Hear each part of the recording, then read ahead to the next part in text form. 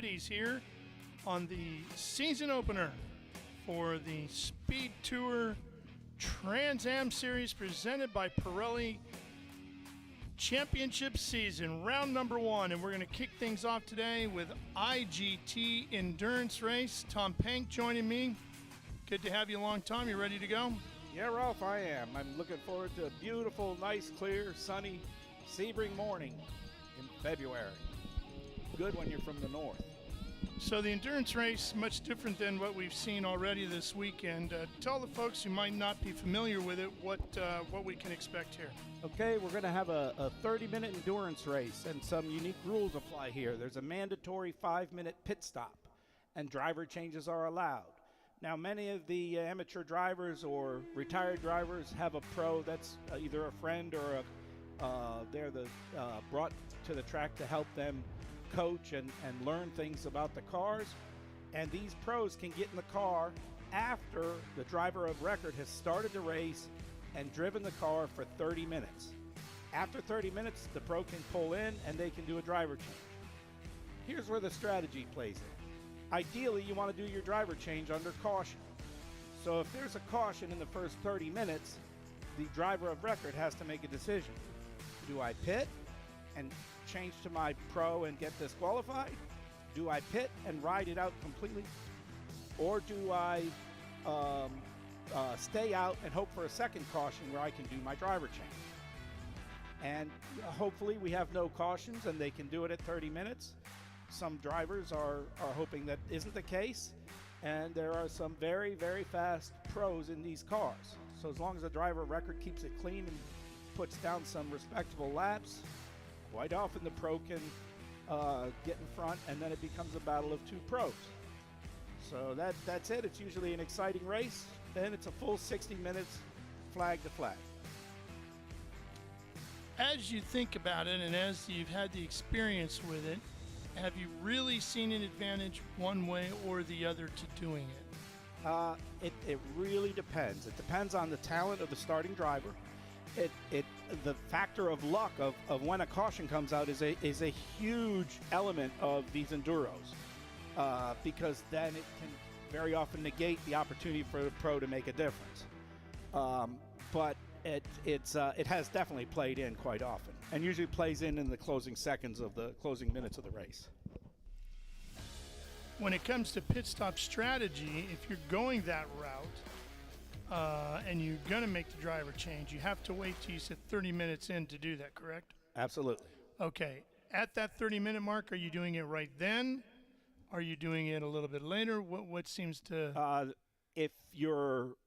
That's again strategy, and I would if I was changing, I would go if depends on where I was in the position, and if a caution came out, let's say at the 20-minute or the 40-minute mark, you still would have 5 minutes to get in because you have to be out of the pits 15 minutes before the end of the race.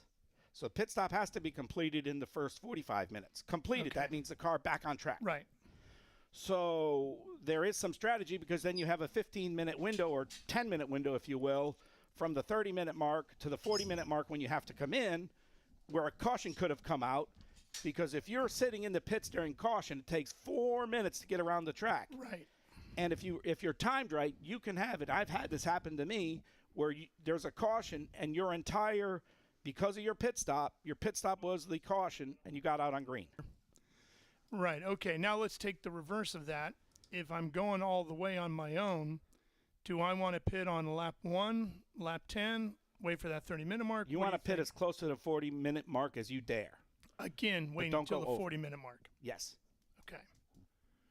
All right. Some of the things to think about here. Is there a particular driver in the field here today that seems to be exceptionally good at the endurance race compared to the sprint races we did earlier in the weekend? Well, you have the amateurs typically aren't as good. You have some seasoned pros who are used to long stints. You know, there's guys that'll do 3-hour stints at Daytona. And here it's grueling. You know, you're bouncing here and you get sore toward the end of even an hour stint. You know, we're sore at 30 minutes. But these guys are very good at staying in the car and concentrating and keeping it up. Like the Lambo that you saw win the second and third race overall, the pro is going to be in the second half. So we're looking to him. If he can start clean, you have Seth starting it, and then if he stays clean and the pro gets in, I'm going to say it's going to be hard because of the gap they had to maintain that. Yeah. Realize that if the Lambo is pitting under caution but hasn't caught the field yet, he essentially is pitting at green and then gets out with the same gap that he had, okay, if the caution ends within 5 minutes. If the field is all bunched up, that gap is neutralized, and that's where the pro advantage gets huge. So if you had a caution after the 30 minutes, you have a tight field, and the last 15 minutes are a tight field, essentially a restart of a full field under green, the pros are going to win it. Yeah. So in other words, we know nothing. We just got to wait and see how it plays out. Oh, it gets exciting. It's going to be a good race. You have a lot of fast cars. You have the young guns. You have the old guys, and again, multi-class racing. So some cars, like a Cayman, is very fast through the corners, where the Porsches are very fast down the straights. And it looks like we're getting ready to go to Ben here shortly. Oh, sorry. So we're getting teed up here, and give them a few minutes to get everything lined up, and we're going to be going green. One to go. One to go coming out of the pits. There's Chelsea, if you see her on the camera. Chelsea is the grid marshal, and she's a bundle of energy watching her pop around there all happy, and the drivers get a nice smile on their faces before they go out. The lights are on the safety car, and safety car is pulling out. So we're getting ready to go for our pace lap. All right, our Janetta pace car is pulling out from the false grid, getting ready to go.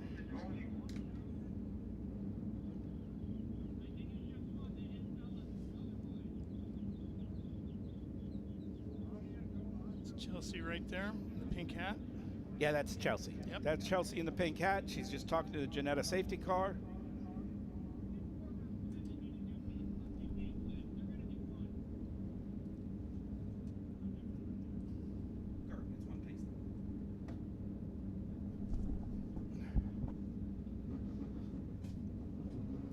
And pace car is pulling away, so the field will be tucking in behind it soon, and we'll be ready to go. All right. Starting in P1 is Lucas Pank, followed by David Twatty, followed by Farhang, followed by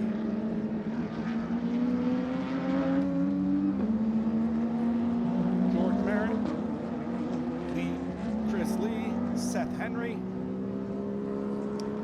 Tillman Schmidt, John DeAngelis. Oh no, John is not here. Mark Calzaretta, Bill Oliver, Nicholas Groombridge, Nicholas Carangelin, Luca Mars, Bob Wisen, Mark Sandridge, Peter Cage, Stephen Thomas, Cliff Kayer, Mark Julian, Thomas Kirk, Mark Cook, Richard Walker, Spencer Proper, and Ari Strauss.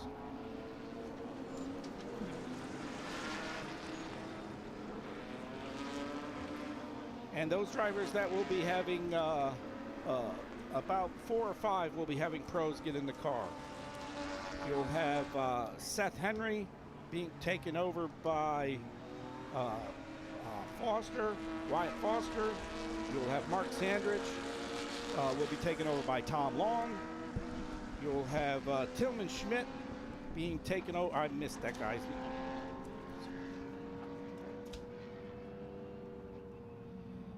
And in the Mike Merritt's car will be a driver named Evan Slater out of Portsmouth, New Hampshire, with Charles Wick Racing. In the 992 Matrix car, number 992 will be Bruno Carneiro out of Salt Lake City, Utah, originally Sao Paulo, Brazil.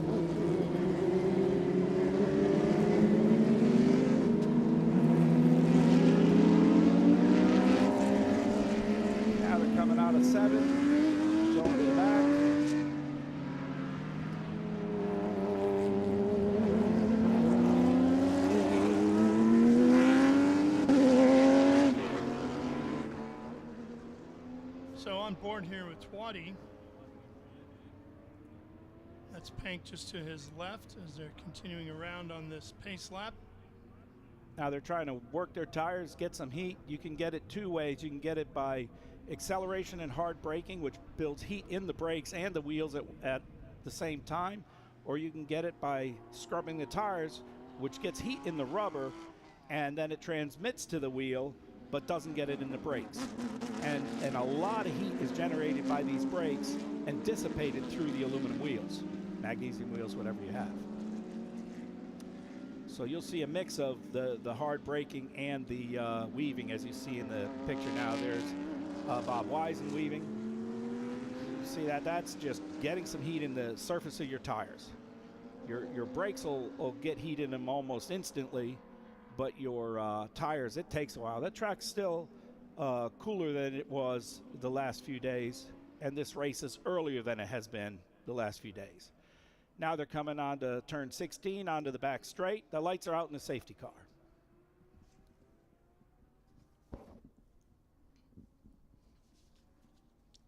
Settling in for our first race of the day here on this beautiful Sunday at Sebring International Raceway, making our way down the Ullman straightaway behind the safety car. Getting ready for a 1-hour endurance race here. International GT.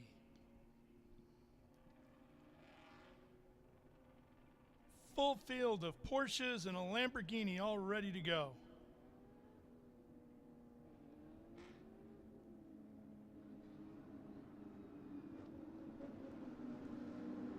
And now they're coming through 17 for the start.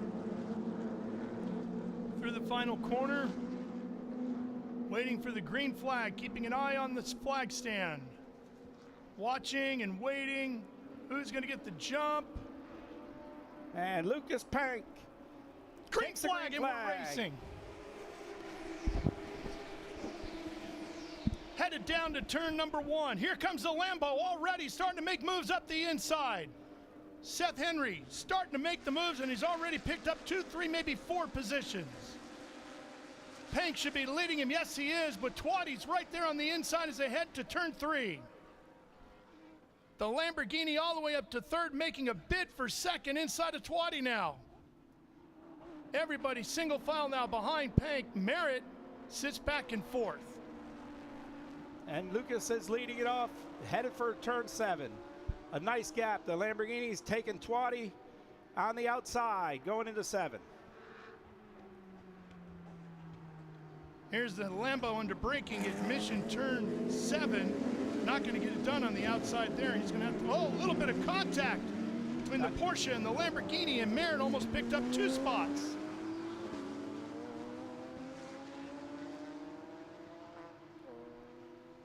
Lamborghini's coming into the next corner. And here's a look Lucas at the 28, the tail end of the field back here. That's Luca Mars. Meanwhile, here's Pank at the very front in that number 40 Baysaber machine. And Henry has now put the Lambo up solidly into 2nd place and is going hunting for Pank.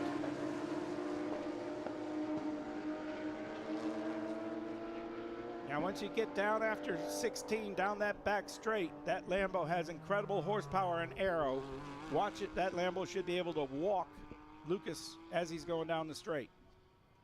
Here we go, onto that Ullman straightaway. Pank moving to the inside.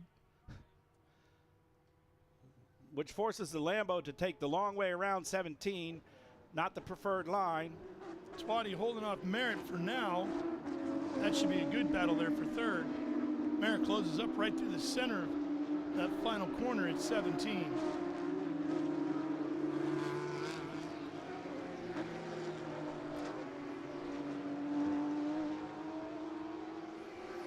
Everybody takes basically the same entrance into turn 1 this lap. Nice clean start to this race. Oh, Merritt way off at the exit of turn 1, all 4 wheels off in the dirt. He keeps it into the gas and gets it back onto the track without losing a position. When when something like that happens to you, it causes you to pucker up and rethink things a little bit, take a breather, and it could easily be that Farhang takes Merritt into the next corner.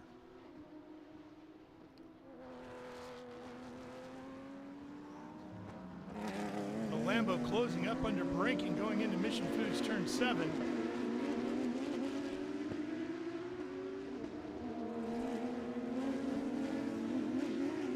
Oh, here's the Lambo making a move on Pank. Pank doing everything he can to defend, but you can see the Lambo just a little deeper into the corner, but Pank on the inside, brilliant move. That gives the inside at the next turn to the Lambo, and that's just too much as they sweep through the bend. That's how it's done. Good, clean racing, and now they're Boy, Lucas isn't done though. Look, he's right on him. The Porsche right up underneath that massive wing on the backside of the Huracan. And on the outside goes Twatty around Pank. Lucas has to find his rhythm again. Looks like because of the Lambo, Twatty got a run on Lucas, and there's nothing Lucas could do.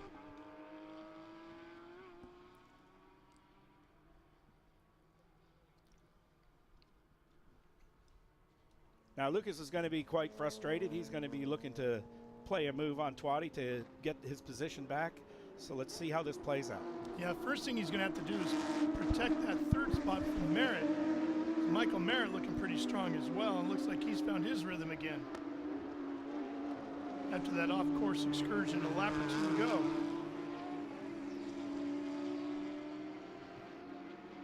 So the thing now for Henry is to stretch it out as far as he can. If I was Henry, I'd get as far ahead as I can. Lucas just lost a piece off his rear of his car, the diffuser plate. I don't think it's any big deal.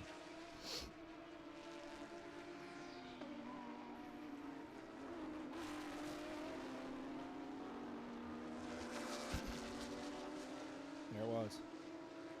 That's what the bumps of Sebring will do to a car. Seth Henry isn't stretching it out as far as we would think, but he's starting to walk the field. Henry's best lap at 209.097 right now,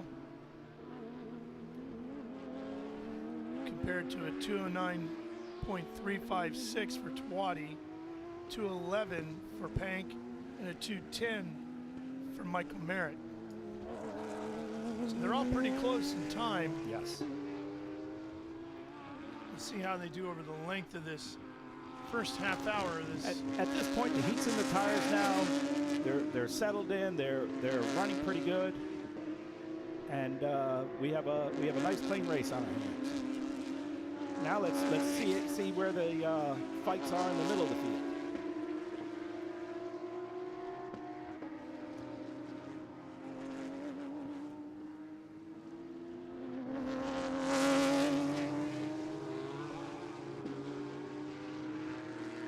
Now, if I was Twatty, I wouldn't want Lucas in my mirror, and it's a long race. So let's see how this plays out. Now, the first 5-6 cars, and then we come into the middle of the field. Here we have, I can't get the number. Let's go look at the 24 car. Is it the 124? That was Nicholas Coombridge. Lap times are coming down. Twatty just turned a 2:08.11. Lucas Pank a 2:08.7. Henry just Michael dipped Merritt, to a 2:08.1. Picked up about a full second each of them on that last lap.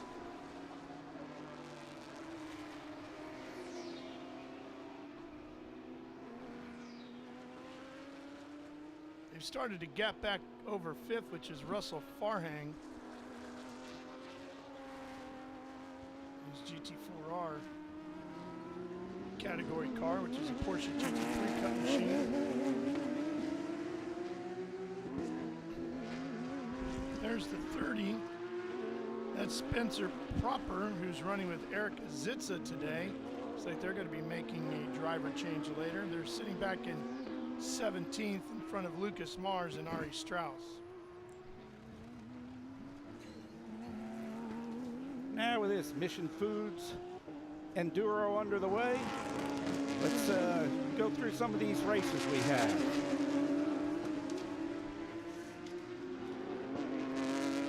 So in the 17 car, we have Mark Calzaretta out of a prior champion, Satellite Beach, Florida. And then we have Robert Wisen out of Mentor, Ohio, Total Machine. He has a total calibration company and a machine tool business that he has retired from.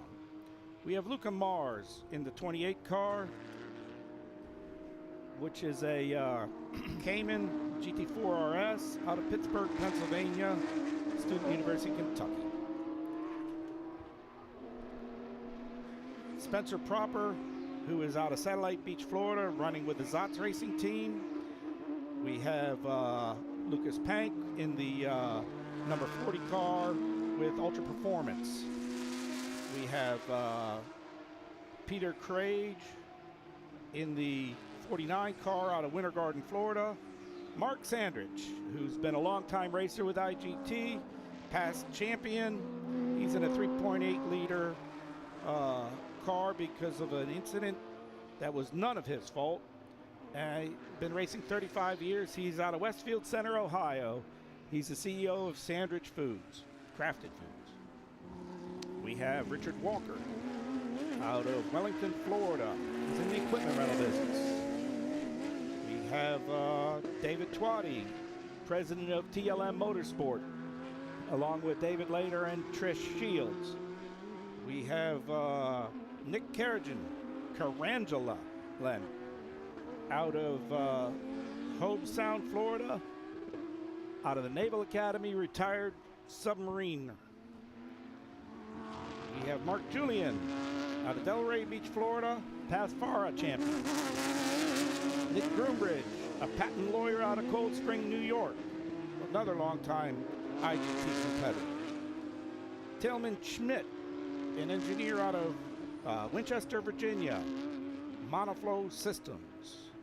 Russell Farhang, this is an interesting one. He's a professional violinist, so he definitely has some good muscle memory.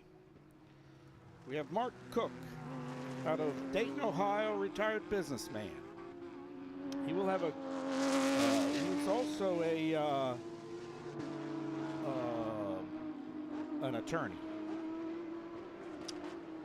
We have, I'm sorry, no, that's Stephen Thomas, who's an attorney out of Mount Charleston, Nevada, driving a Cayman 3.8. We have Michael Merritt, 17 years racing experience, chairman, visionary, and he has a co-driver for the Enduro. William Oliver, Charlotte, North Carolina, a wealth manager, and it's his first year with IGT. I believe I've run through the field. Cliff Kayer, out of Vass, North Carolina, retired military, and he's an IT guy. And we just saw Robert Wisen coming through, followed by the Matrix car of Cliff Kayer, who we just spoke about. There's Lucas still being chased by Michael Merritt.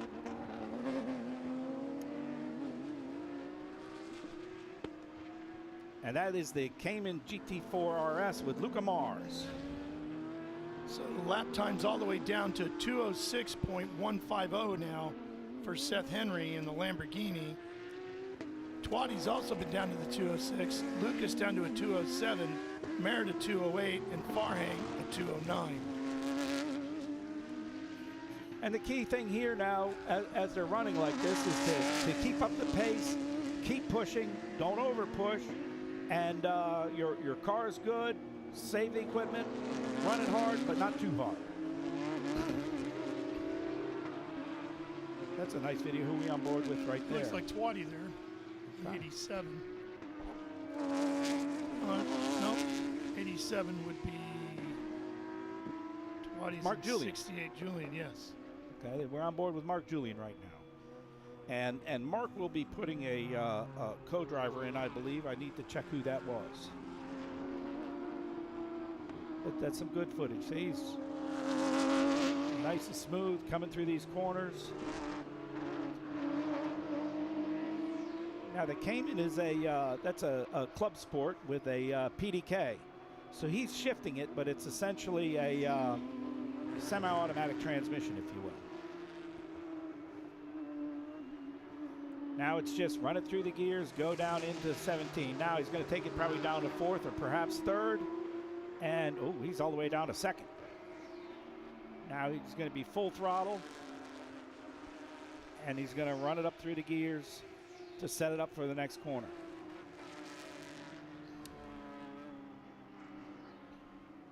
And down the end of the wall and turn. Here we come to Mission Foods turn 7, and our leaders working through traffic now, back into the field. The gap holding at 1.6 between Foster and Twatty. I think Twatty's got to be pretty happy with that. Yes. He's been able to keep that gap down to inside of 2 seconds. Yes, and realize that Wyatt will take over, and once Wyatt takes over, then it changes.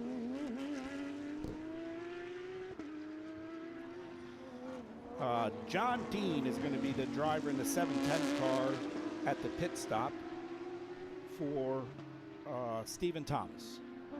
Just got word.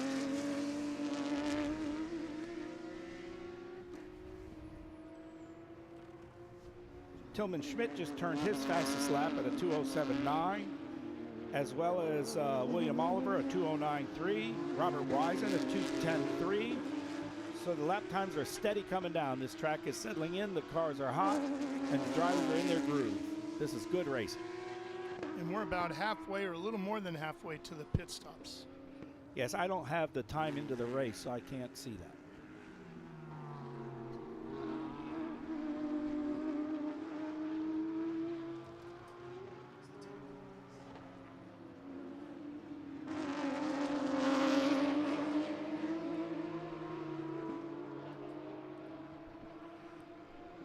All right, now we're on board with David Twatty, the second place overall, first in GT4R, coming around turn 1, headed for turn 2 with a Lambo in front. Lambo's just entering turn 2, and Twatty's right behind.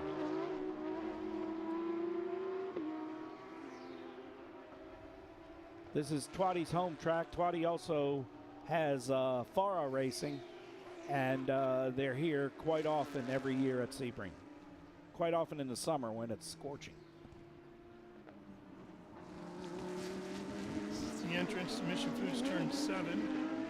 You can see how it can really suck you in there, can it? Yes, turn 7 is probably the second most critical corner to 17 to get in, and the outside of that turn, you'll see some drivers take the middle of the track because the outside is unusually slippery on that corner. It's been for a long time and a little bumpy, so the braking gets a little tricky. You can see the arrow of that Lambo, and look at the wing that Lambo carries compared to the wing of the Porsche. That's Robert Wisen in the Porsche there. I've seen credenzas in offices not as big as that rear wing. Yeah, that wing and the angle of that wing is incredible. Which tells you a lot about the horsepower that is pulling out, that if they can angle that wing like that and still get the straightaway speed that thing has. That car has about 650 horsepower. It's moving a lot of air over that wing. Yes. Compared to the Twatty car, which probably has about 510. Yeah, and you can see the wing on the Porsche the Twatty's driving laid pretty much flat. Yep. And look at the aerodynamics of that Huracan. Crazy good. Yeah, everything about it is airflow, right? Yes. Wedge and air. So now we have, let's see where Luca Mars is turning for lap times. And in some of the categories of the Porsches with the 911s, you can actually mess around with the aerodynamics a little bit, correct? Yes, oh yes. Yeah.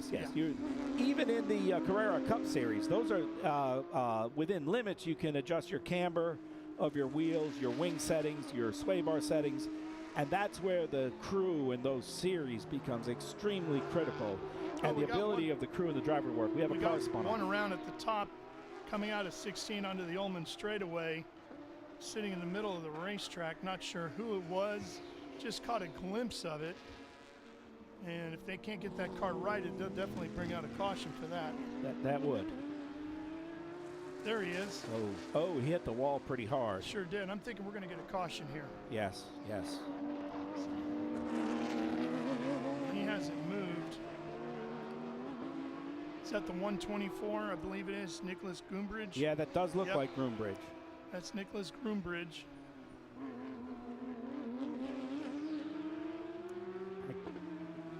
So let's see what the race control decides on this caution. And we are not quite at the halfway point yet. So that caution, you wouldn't be able to pit just yet.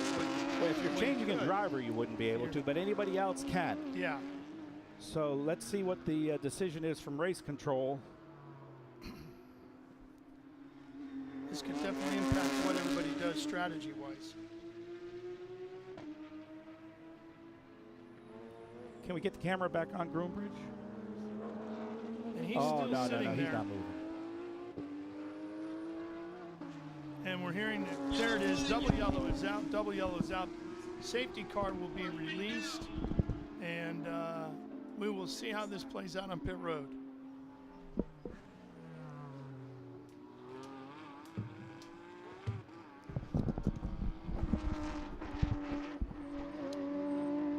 Okay, now you're going to have cars coming into the pits. Double yellow, and we're not at the 30-minute mark, so racers have to make a decision. Stay out a lap under caution for them to clear this, or come in the pits. Let's see who comes in.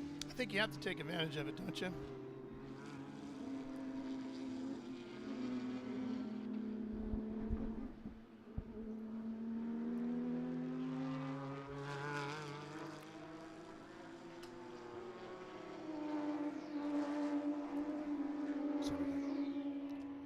We have the safety crew now attending to Groombridge.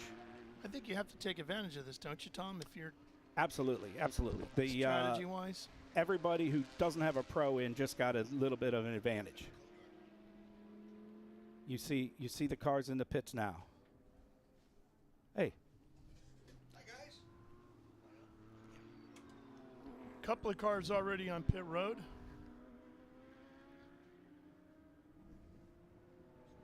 You can talk. And we have Ken Fengler here in the booth with us. And welcome in, Ken. Thank you. I just figured I'd stop by while we had a quote-unquote lull in the action as we go double yellow. And this is where the strategy comes in, Tom. And I heard you guys talking about the pit stop strategy earlier on and the rules requirement. And this is where it plays out. Double yellow coming in. Anybody who doesn't have a co-driver and is single driving it has a slight advantage. Done for a reason, because many times the co-driver is a pro, as Tom mentioned. But anybody who doesn't have a co-driver is in under this double yellow, and will do their 5-minute stop under double yellow. Those that are planning to change to co-drivers, many of them pros getting in, have to wait to the 30-minute mark. So that's to, let's say, even the playing field, so to speak, from driver talents and ability. Sometimes there's not that much difference, but this one, no doubt, if you are not changing drivers, you are in the pits right now to do your mandatory 5-minute stop. Mandatory 5-minute stop has to be done, as Tom mentioned earlier, as in the 40-minute mark. You can stay for 5 minutes, or you can stay for 10 minutes if you want, but you have to be in at the 40-minute mark to get your 5-minute stop in and continue on with the balance of the 15 minutes of the race. Now, anybody who had any issues with a car, their crew is looking at it. You can see the hood up on, I believe that might be the Sandridge car. I'm not certain. Oh, no, that car is getting fueled. See, the driver is out, and the driver is holding the fire bottle. So I do not believe that's the Sandridge car. And now this is a long 5 minutes for the drivers. The time is, your adrenaline is at full tilt, and you're sitting there, and you think the 5 minutes is up, and they tell you 3 more to go. It's just how it is. Your mind is 1,000 miles an hour at this point. As you see, the safety cars are cleaning it up. This will go green quite quickly. So let's see what happens. The Huracan is behind the safety car, so they're waiting for their pit stop.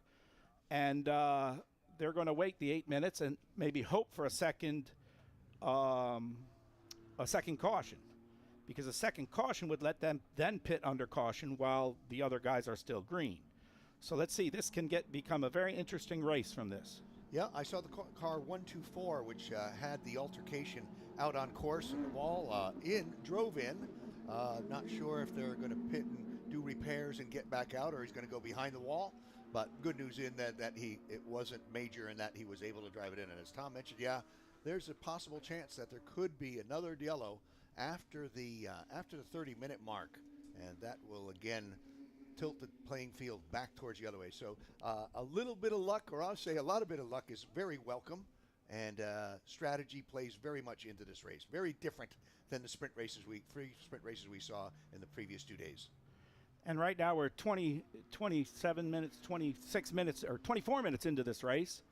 And so there's still another 6 minutes for them before the pros can go in, before the other driver changes occur. Now, the only cars that didn't change drivers or didn't come into the pits are probably those that want to change to a pro. Yeah, or driver. Doesn't have to be a pro, Tom. Correct. Yeah, it doesn't have to be. Correct. Matter of fact, the question I bring up is I see George, Michael, Merritt out of the car and another driver in. Now, if they did a driver change, they're outside the rules here. Yes.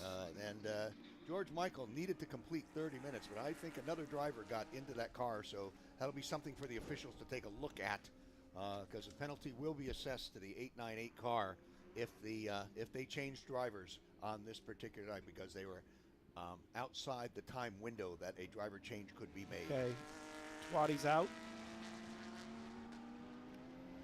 And now the cars that just left the pit can go out on track at full race speed and until they catch the field.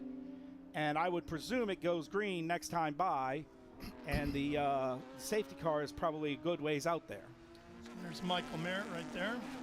Yeah, I see Michael in pit lane, and so that's a co-driver who, let's see if I see on my sheet. I don't see a co-driver listed. Okay, we have Lucas back out. We have Twatty back out. So that'll be something to be determined. So right now, P1, P2, counting the pit stop, post-pit stop, it's Twatty in the lead and Lucas in second. However, that is if the Lambo has to pit under green. And then Wyatt Foster will have his work cut out for him. Sorry, Mark Julian pitted in the 87 and Robert Weisen pitted in the 27. Now, I believe Mark Julian was going to do a driver change. I got to check on that. I may be wrong, though. Robert Weisen was not doing a driver change. This is the, I believe, the Matrix car. And they did a driver change, I believe. They were intending to. That's Cliff Kayer. Yes, and Cliff Kayer was doing a driver change, so that may be, if he did the driver change, that could be a problem.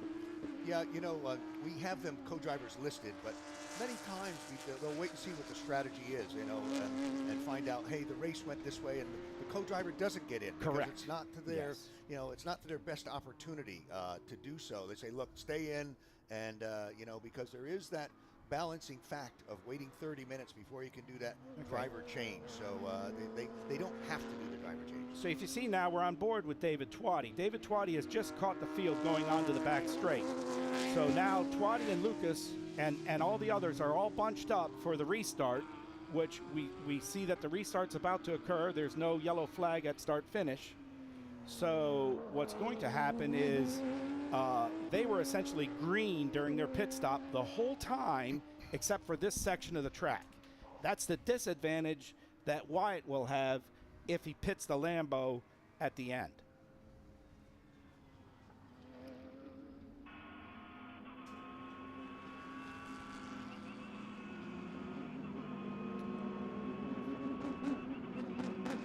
It's going to be interesting to see how this all plays out for sure. Okay, looks like they're going to go green. Looking for the green flag as we come off the final corner. Green it is. Revs pick up, green flag is out, and we're racing once again. Okay, it's Lucas on the inside of Twatty. Let's see how this plays out. Pank way down on the bottom, trying to get to the inside of Twatty. Can't get there by the time they get to one. The Merritt car right on his rear bumper, swinging wide. Might get around Pank. Yeah, it looks like he's gonna as they head down to turn number 2. door to door as they sweep through two. That battle's still not over. Pink trying to fight back, but it looks like finally Merritt's going to get just far enough in front. Yep, he cleared him.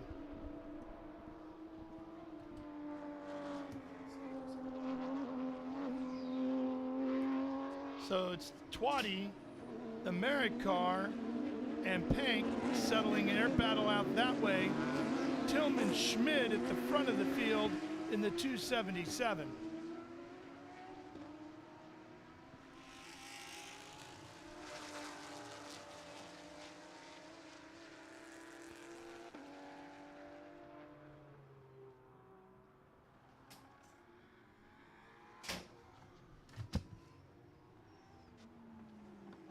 There's the 277 right there, that white and blue car. That's your overall race leader. Right behind him, William Oliver and Bruno Carniero sharing that number 992 machine. There's Henry in the Lamborghini. And now we're in the full pit window of driver change because we're at the 31 to go, so within 1 minute. And the Lamborghini is showing Foster behind the wheel, so they must have pitted and made a driver change. No. Oh, yeah, could be. Because it should have been Henry listed there, but it's showing Foster. I'm not sure about that. There's Wisen who pitted.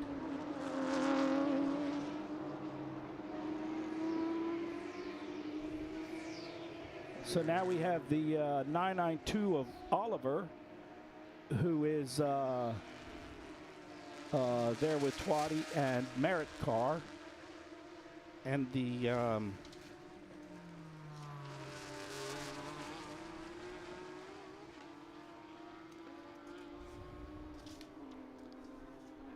timing and scoring now showing the Henry Bruno Foster Lamborghini Carneiro, back in originally from 10th. Sao Paulo, Brazil, is in the Merritt cars.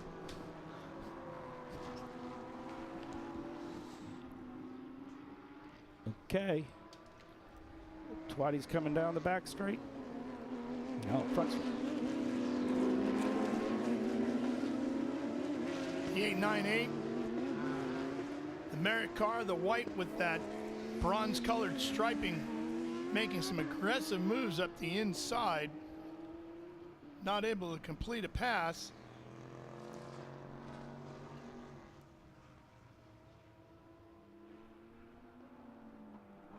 Now we have the on board with David Twatty with a car in front of him. He's working through the field. And that's Tillman Schmidt up there. Okay, coming into Bishop's Bend. Here's the Lambo, which, depending on which timing and scoring you want to believe, now lists itself in 12th.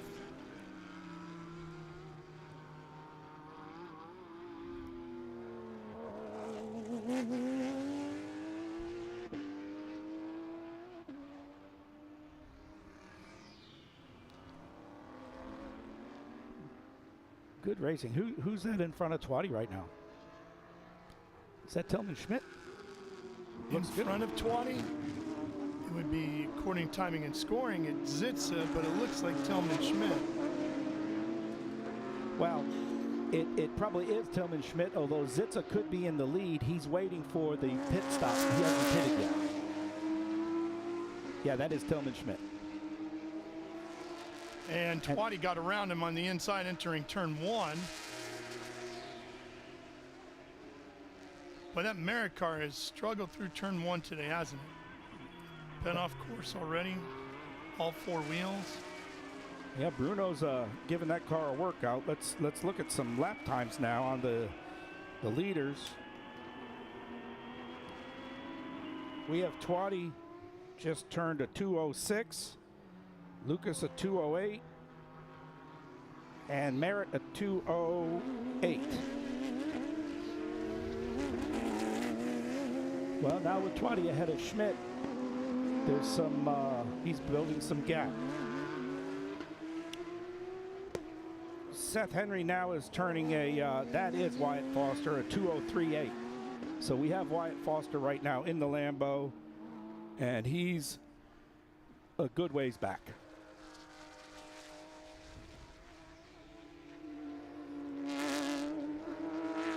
Well, there will still be some pit stops left. Some of these leaders to right cycle now. some of that around. Yes, some of the leaders have not pitted yet. So Foster, even though he's further back right now in that Lambo, running an incredibly quick pace, and everything cycles, he's going to still find himself in a good position for a final fight to the flag. Yes. And it's possible that Schmidt hasn't pitted. I didn't see him in the pit. I don't think he has.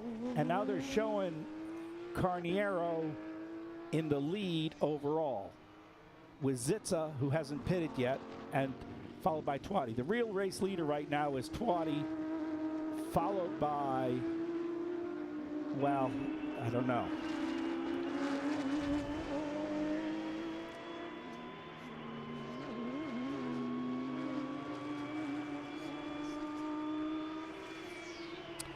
I'm sure that they're going to be looking at timing and scoring and these driver changes very carefully in this, as there is a bit of chaos going on as to who has changed, who hasn't changed, and the time of the change.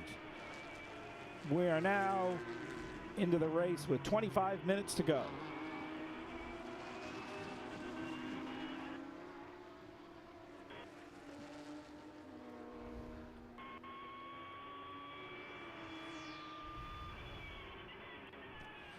Michael Merritt's co-driver is a gentleman named Evan Slater.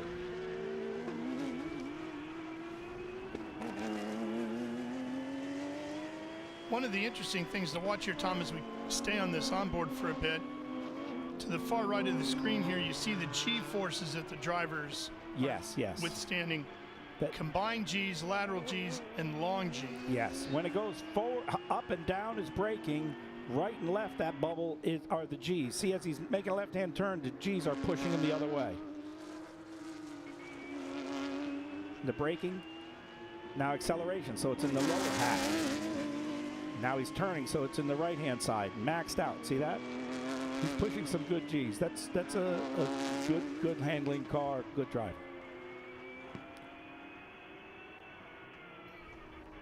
And now through Bishop's Bend, you'll see that bubble go all the way to the right. And now all the way to the left through the next corner. Now he's under braking, all the way to the left. Very good driving.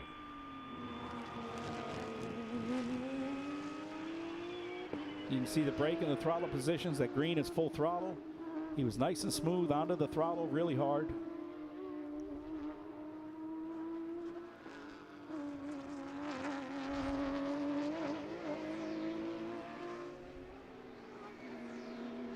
I believe that's Farhang. There's Twatty, followed by the Merritt car.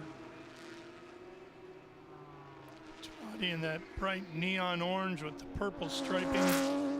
There's the Merritt car, the white with the bronze. Here's the Lambo. The Lambo with that cosmic purple paint scheme to it. Lambo just turned a 2027.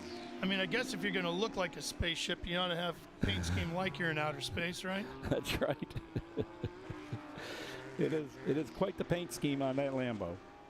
I can't get over the aggressive wing on that car. He is running a ton of wing. There's Twatty. Look at how flat his wing is. And then when you see the Lambo next, you'll see it's a huge difference. But now we have 23 minutes to go. The Lambo's going about 4 seconds a lap faster than Twatty. So 20 times 4 is 45 seconds. And the lead Twatty has on the Lambo is about 34 seconds. So Twatty's got his work cut out for him. And he sure does. But Wyatt Foster has to keep that pace up too. Yeah. In traffic. Through traffic. That's the key, right? Yes, but realize also, in fairness, Twatty has traffic too. Yeah. So technically, it's the difference in the brakes in the traffic that you get because you're both going through the same traffic. And by break in traffic, I mean you get slowed down coming onto the back straight, for example. That kills you for a lot of seconds. Or onto the front straight. Or in the middle somewhere. Then it can be very difficult. Or you can get by somebody under braking and have zero impact on your lap. Here comes Twatty into 17. Now we stay on this onboard. Watch him Something that bounce. always gets me here at Sebring is Yes. you come off the corner here, you come way out to the wall, and there's Yes. this little bit right there before the Yes. bridge that juts out. As you look at the shot from the long way down the front straightaway, it sure looks like the driver's going to go head on into the wall. Well, even from the car, that comes in. But at that point where you're that close to the wall, you're really pushing it. And you're going to be pushing it. You've gone through that corner 100 times. So to be at this level, you know what it is. You're not intimidated by it. The first few times, it's like not a good moment. Yeah. Twatty's doing good. He's hanging in there. He's holding his lead. He just turned a 2:06.6. He's got some nice clean air right now. Yes. You can see Merritt in the rearview mirrors, the Merritt car. Yes.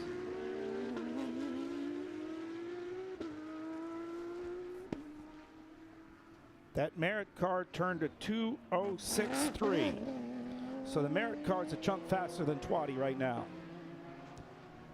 And that's a 4-liter Cup car. So that car is flying for a 4-liter Cup car. Lucas is at a 2:08.9, and Russell Farhang is a 2:09.8. Russell's in 4th place overall.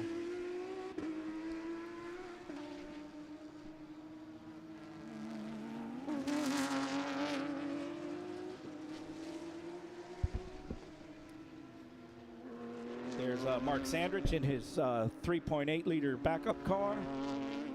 And Mark is settled in. He's doing, his best time was a 2:12.2, which is a good time in a 3.8-liter Cup car. And that could be Tom Long in the car right now. Oh, we got another one. Is that Twatty? Twatty spun out, and here comes Lucas. Oh, man, what a tough break for Now we have a leader change. And he's got the hazards on. I'm thinking he's headed to pit lane. So Oh, wow. I wonder, Oh, look at Twatty just banged his head. He's looking around in his car. could something have broken in the car? At Sebring, yes. Yeah, because, I mean, he just seemed to, it's an odd spot to have an incident, although it's the second one we've seen there. Twatty's weekend. going to bring it in. Yeah, he's Twatty's bringing it headed in to the the pits. pits. No, he's not. Well, that's shocking. I thought for sure he would. So he did not. And look at Lucas. Lucas is way out there He now. didn't seem to get up to speed at all. Okay. Maybe it was just driver Twatty error. turned a 2:24 that lap. Here's a look at it. Oh, he went way outside, tip to wheel. Oh, he almost hit the wall. How he kept it off. Oh. Oh, man, he got lucky. Yes, he did.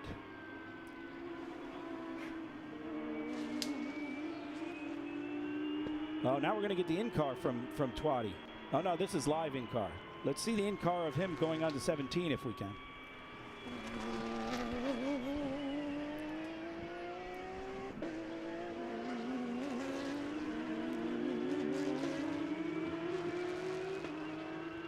All right. Now, as these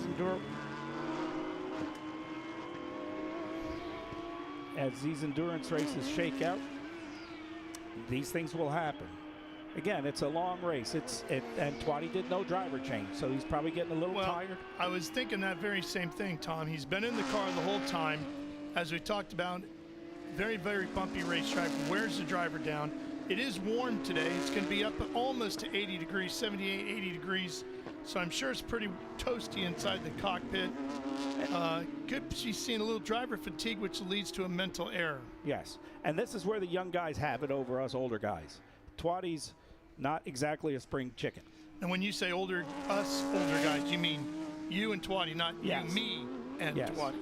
I'm 61 and Twatty's right there with me. So it's a big difference of you know, Twatty was joking on the podium that you know the combined age of the two winners was not his age.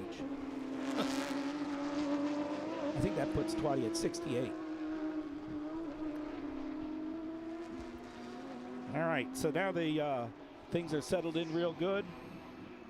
And So, looking at the timing and scoring, one that I think is right, has the Merritt car in the lead, Lucas into second, Twatty only slipped back to third, yes. Farhang, and then the Lambo sitting in 5th. Yes. Lambo is 23 seconds from the lead, and looks like Twatty's only 4 seconds behind Lucas at this point. And the Lambo is running 4 seconds quicker than our race leader. We'll see if Twatty is puckered up or he's going to go get Lucas again. I can't believe he kept it off the wall like that. Oh, he got lucky. That thing came back onto the racetrack, and he's very lucky he didn't get hit by somebody else. Yes. Merritt was not that far back, the Merritt car. Yes. And what happens is that's one of these things in racing that is luck. Had that spin occurred on the first lap of the race, there would have been several cars involved, because the other cars coming around there can't avoid that quick enough if they're bunched up. So we have a good race going. Russell Farhang just turned his fastest lap at a 2:08.2. Lucas came through there at a 2:08.8. Twatty at a 2:08 flat. And here's the Merritt car. Look at the gap it's got over second place right now. Pank just coming onto the Ullman straight as the Merritt car tips into Sunset. Yep.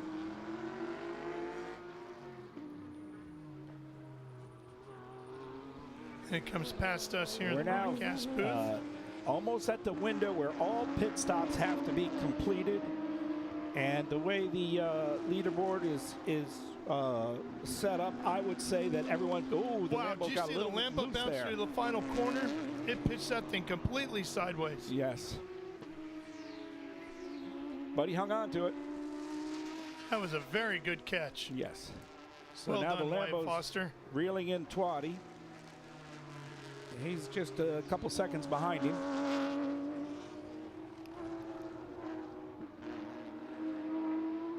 Now, did Foster change before the 30 minutes? I believe so. I thought so. Yeah. They were So right that at may it. be an issue for the Lambo to look at. Lucas and Twatty did not do driver changes. I do not believe Russell Farhang did a driver change. So without driver change issues, that's where it is. We have Mark Julian, who I believe did do a driver change, but timely. And Wisen, no driver change. I don't know on Kayer. And although it looks like Kayer could have done a driver change timely. And Sandridge, I believe, did put Tom Long in the car. And they're doing 2:11.5 right now. And they are in 10th place overall. So the Now the Lambo's Lambo's got right behind Twatty. Twatty. He's right on him. This is a battle for 3rd overall. We'll see if Twatty relinquishes anything. Looking inside, looking inside. Twatty gave it up. Oh, no, Oh, he not did yet. not.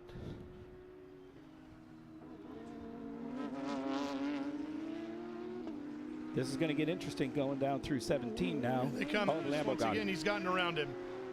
Yes. Now watch the closing speed on this Lambo on this back straight. So Lucas is who he's after now. You see Lucas in the green and purple Bay Saver machine. Here's Twatty watching the Lambo disappear.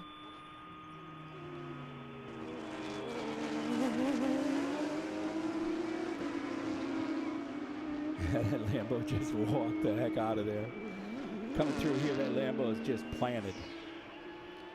Yeah, Lucas two is still long up there a little bit. straightaways and a corner that it's stuck to the ground in. Lucas still has a 2-second lead on the Lambo, and Twatty's already 2 seconds behind the Lambo, and then we have Farhang 4 seconds back.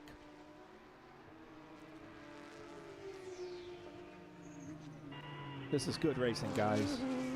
Nice, clean, one little incident. This is good racing. And shout out to our electronics video production company for doing an excellent job. We have drone footage, we have cameras everywhere. They're working the in-car. This is how it's supposed to be done. And here we have the Lambo coming into the braking zone of 7, right behind Lucas. He's doing everything he can, but I don't think he can hold him off.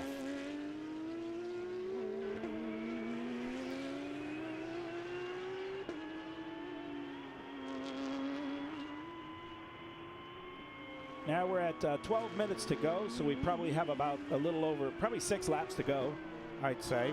We're on lap 19, or we're on lap 20 right now. And the Lambo's gotten around Lucas. Yep. That puts him in second overall. And we'll see if he can reel in the Merit Porsche now.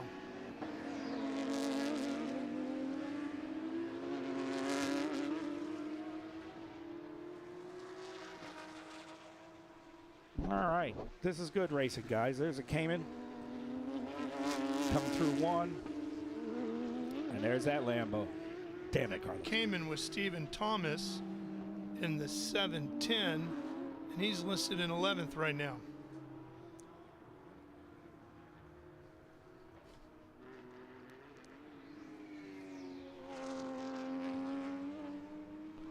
Now we have the Lambo. Now we'll be able to get a gap.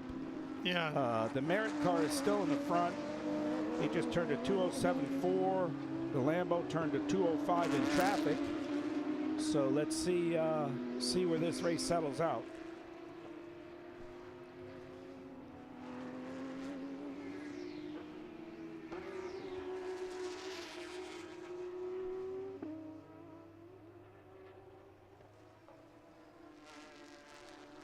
That's 412. That was That's Russell Farhang, and Russell right now is showing in 5th. 5th overall, a professional violinist. Quite a contrasting hobby, if you ask me. Well, my guess is he's got a soft touch on the steering wheel. Oh my gosh, he's probably smooth, yeah. And has crazy good muscle memory. You see the Lambo just pitch it in going into Mission Foods turn 7. Full 4-wheel drift. Here's Luca Mars in the Cayman GT4 RS. Last year's IMSA pilot champion. Here's the Merit car. Seth Henry just did a 203.5. We got Robert Wisen in 7th place overall in a 3.8, chasing Mark Julian, and they are only a little bit apart. Cayman coming around that corner. Guess that's 13-14. And here comes the Merit car.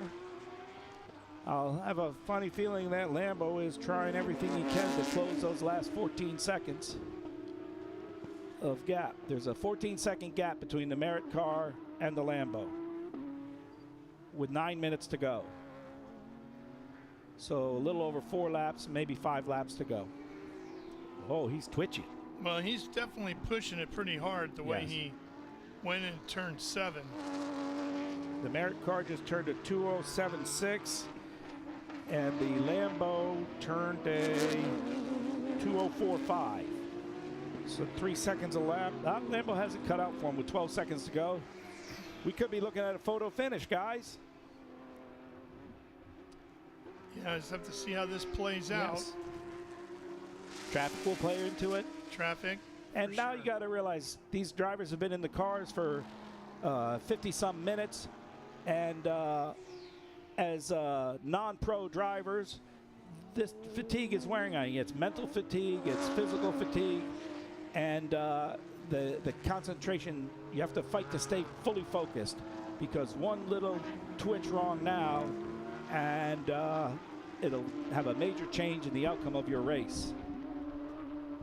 You can see the gap as the Merit Porsche just went by. Here comes the Lambo sweeping around the outside in that bend to get through the traffic, keep the pressure on. It looks like Twatty has fallen back a little bit. I don't know what's going on. Twatty has Lucas has a gap on Twatty of 21 seconds, according to my timing. Oh, Twatty's in the pits. Uh-oh. Maybe when he went off course. Yeah, he might have hit something and overheated. He might have done some damage to the lower front section of the car. Yes. Oh, wow. Yeah, it looks like they're pulling the splitter off. The splitter's off. Well, Twatty's race is over now, unfortunately. That's really sad for Twatty. He was doing so good. One little bumble, and then it changes the result. Okay, Lucas is running P3, Seth Henry P2, and Michael Merritt's co-driver in P1.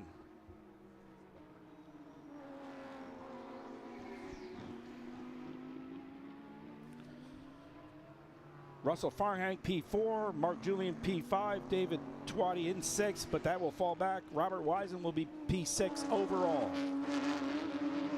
And there's the Lambo, just came through at a 2:04.6, and he's got 9 seconds to catch up to a 2:07. It is still possible that the Lambo takes the overall win. Well, they're 2 out of 3 already this weekend, right? Yes, They yes. won both races Overall, yesterday. the second and third race they won overall. Oh, we had a first race on Friday. Right. Yes, sorry.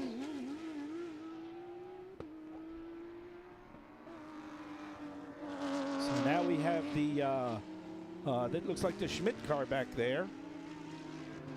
Yeah, that's That's one the- right there, the 992. Oh, 992 is Oliver. Oh, yeah, Oliver, that's right. That's Oliver. The Schmidt car is, it's an interesting story. Those two drivers are doing Carrera Cup or Michelin Challenge, and they are sharing the car for the season. They're out of TPC is the team that's running them out of Jessup, Maryland. Longtime racer Mike Levitas and his son is here handling the car for them. The 992 machine shown in 13th. Okay. We got 5:42 to go, and that'll put us at probably 3 laps. Let's see when the Lambo comes through, what it will be, or Merritt comes through. He'll set the time at the end of the race. That is if our timing is correct, because I'm not sure we're linked to timing this morning officially. Here's the Lambo. Merritt car should be coming through start-finish right now. You can see that nice wide entry into the corner there at Sunset that Lambo takes. Here's the Merritt car. And the Lambo's definitely made up ground. Let's see how big that gap is this time by. So we have 5 minutes, so we will have 3 more laps. It was at 6.5 seconds previous lap. Or that lap. So he's got 6.5 seconds to make up in, would you say, 2 laps? Yeah, he'll do that. The Merritt car is about to get lapped. But then we got to see what happens post-race if the driver change was within the window or not. Yes, correct.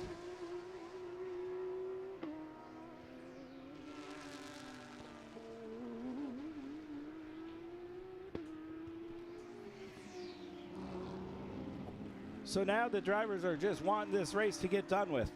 They've pushed for 55 minutes, and they have their position. Some are still defending a position or trying to gain a position, like the Lambo's trying to close in on the Merritt car, and hope that checkered flag comes out at the right time for them. But they're all exhausted. Let me tell you, it's not just sitting there on your simulator. It's tight concentration. It's hot in that car. You're getting bounced around here at Sebring like no other track, and for a full hour in this shaking unit, and it's still fun as heck.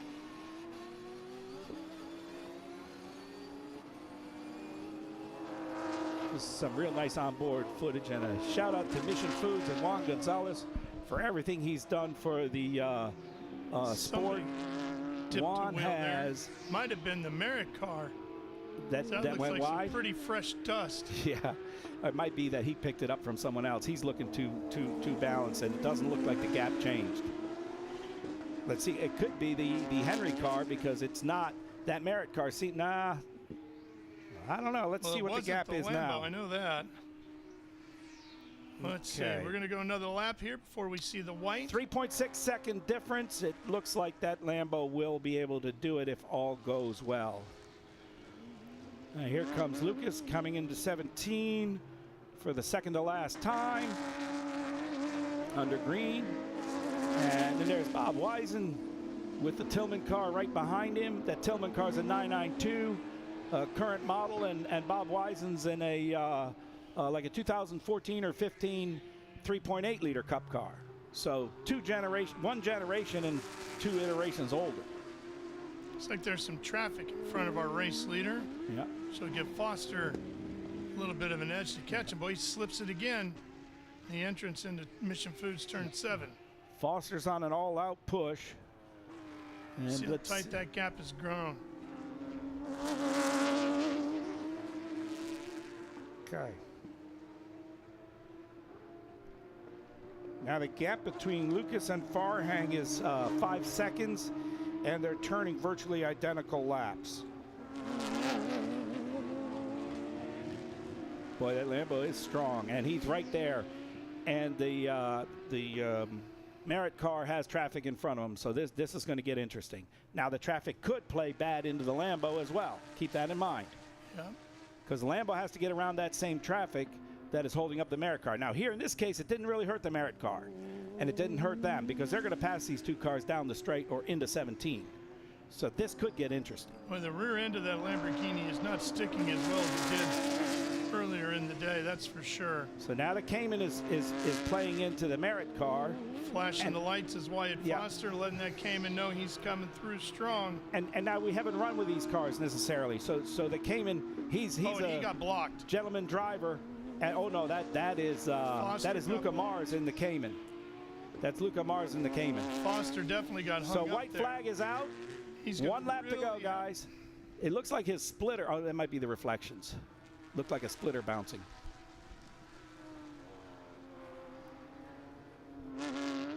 So now we have 1 more Cayman, which is likely a lap car because Luca Mars is definitely leading the Caymans. So now that lap car could play into a serious problem for the Merit car and the Lambo in the ending of this race. Lucas is just past start-finish with 1 to go with Farhang behind him. Here comes Foster diving to the inside, going into 7, gets around the slower car. Now he is right glued to the back of the race leader as they work half a lap to go to get to the checkers.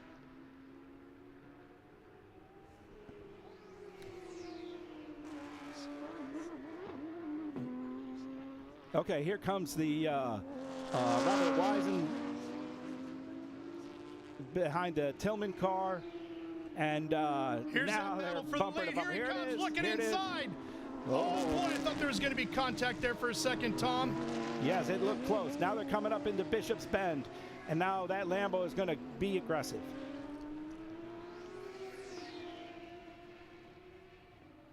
Okay. There they are coming at us, headed towards the final turn 16 up onto the Ullman straightaway. The Lambo's got the inside line. That's going to be the edge. Now he should be able to pull away, and Foster has done it. He is caught and passed the race leader. Wow. After the Ullman straightaway through Sunset Bend and out of 17, he'll be seeing the checkered flag. But then the question is going to become, Tom, when and where did they make that driver change? Yes, the driver change is going to become a very important thing, and I'm sure the race control and Ken Fengler are looking at this. They did everything right on the racetrack. Checkered flag is coming out. Here's Wyatt Foster taking the overall win in the Lamborghini Huracan as they go 3 for 4 out of the weekend, winning 2 of the sprint races and the endurance race. What a weekend for Wyatt Foster and Seth Henry.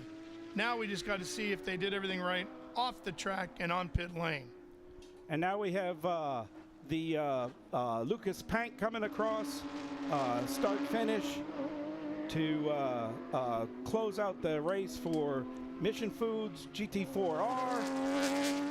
And there it is. Lucas Pank followed by Russell Farhang. Followed by, that was a lap car. And then we will have Mark Julian and Robert Wisen.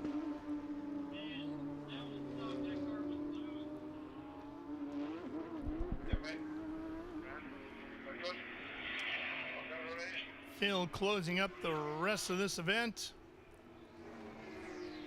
Here's the 277 of Tillman Schmidt, who at one point in time led this race. And there's the Lambo and the Merit car. There goes Schmidt.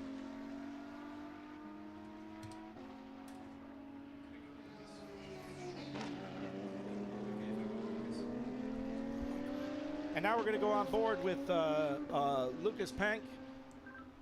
Lucas, good job. It looks like you got the GT4R win for certain, and depending on pit stop issues, you might have had the overall. Oh, really? Well, that could be cool. But yeah, no, very happy with the R win. Man, I got lucky though. So while he didn't spin, I don't know if I'd be able to catch him. Yeah, but remember, that's the youthful luck factor. You had a good push from Farhang right behind you. You only beat him by 5 seconds. I don't know if he had a co-driver. Yeah, he was catching up, but I knew. All right, good job, good weekend. Bring it home safe. There you have it, folks.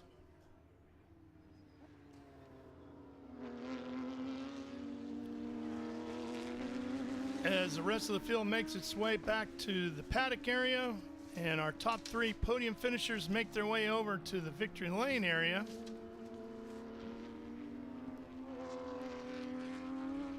And ladies and gentlemen, I'd like to sign out, go to the podium. Thank you all. Have a great week. All right, Tom, thanks for coming by. Appreciate it. Congratulations on a great weekend for you and Lucas.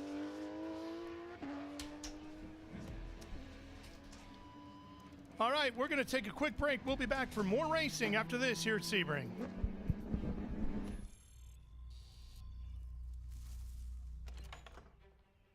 Yes. Hon, the WeatherTech's here. WeatherTech is the ultimate protection for your vehicle. Laser measured floor liners, no drill mud flaps, cargo liner, bump step, seat protector, and cup phone. What about my car? WeatherTech.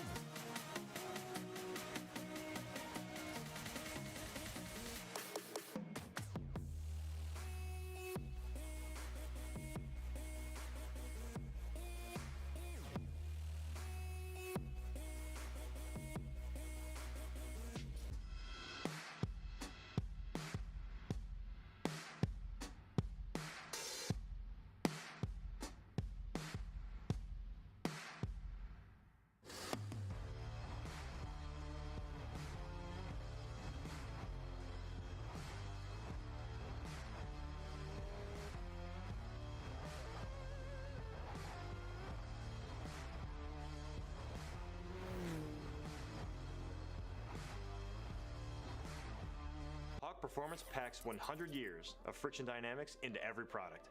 Backed by Carlisle Brake and Friction, the world's premier innovator of industrial brake and friction components, Hawk leverages R&D tools and motorsports experience to deliver uncompromising performance on the street. There's no reason to settle for less. Choose pads that are race proven and street legal. Find the Hawk Performance brake dealer near you at hawkperformance.com.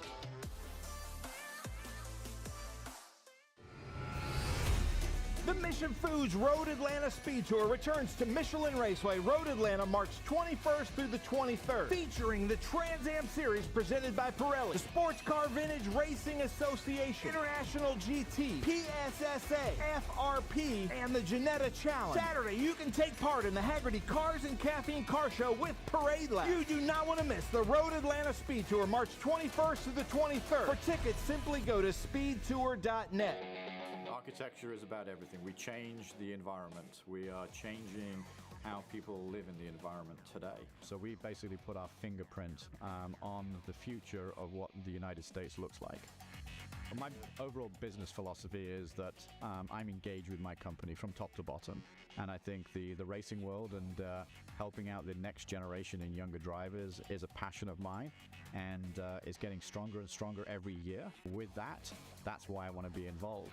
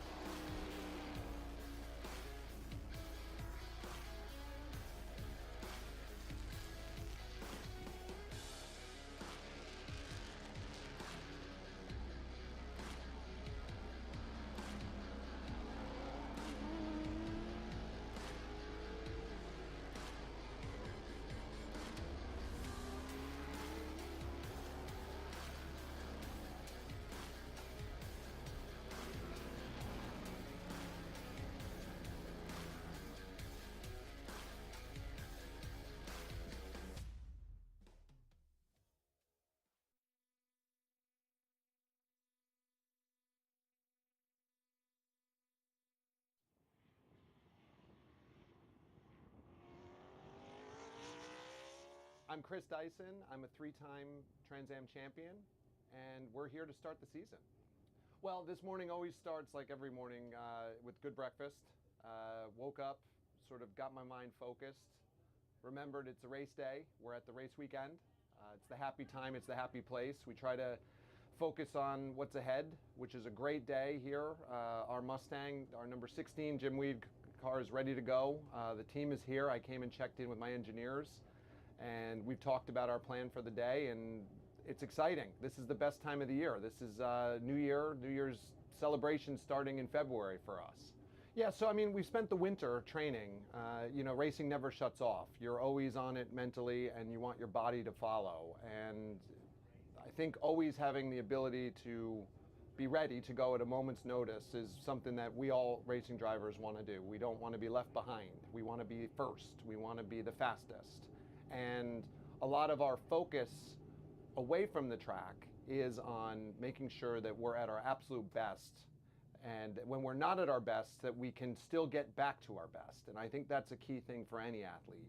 One of the big things in the off season is focusing on stamina and focus. And having a couple months off is a great time for the mind to decompress, getting in the gym, putting in that little extra, pushing to try to build up and create those reserves you're going to need when it matters, whether it's in the race or whether it's over a course of a long season.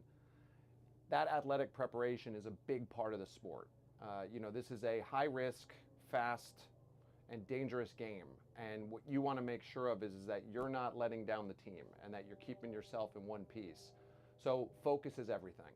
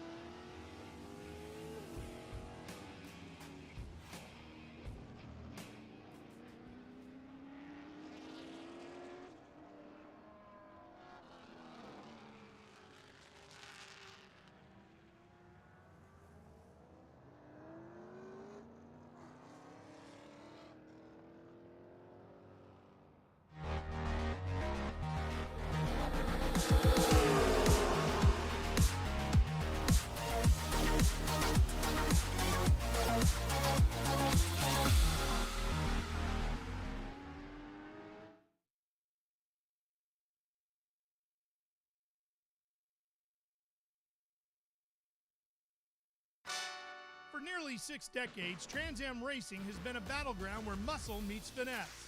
where speed and precision come together to make legends. And today the roar returns to where it all began in Sebring, Florida, as the 2025 Trans Am season takes off. The asphalt is rough, the corners are brutal, and the Florida sun turns this track into a furnace. But for these teams, these drivers, and these elite machines, this is home. From the fire-breathing TA1 monsters to the ultra-precise TA2 class, every car on this grid is dialed to the razor's edge, tuned to perfection, and ready to put on a show. We honor the past with every green flag, but make no mistake, this is a new era of Trans Am, and it's faster, louder, and more competitive than ever. The engines are primed in the Sunshine State, and the chase for the Trans Am Series Championship starts now.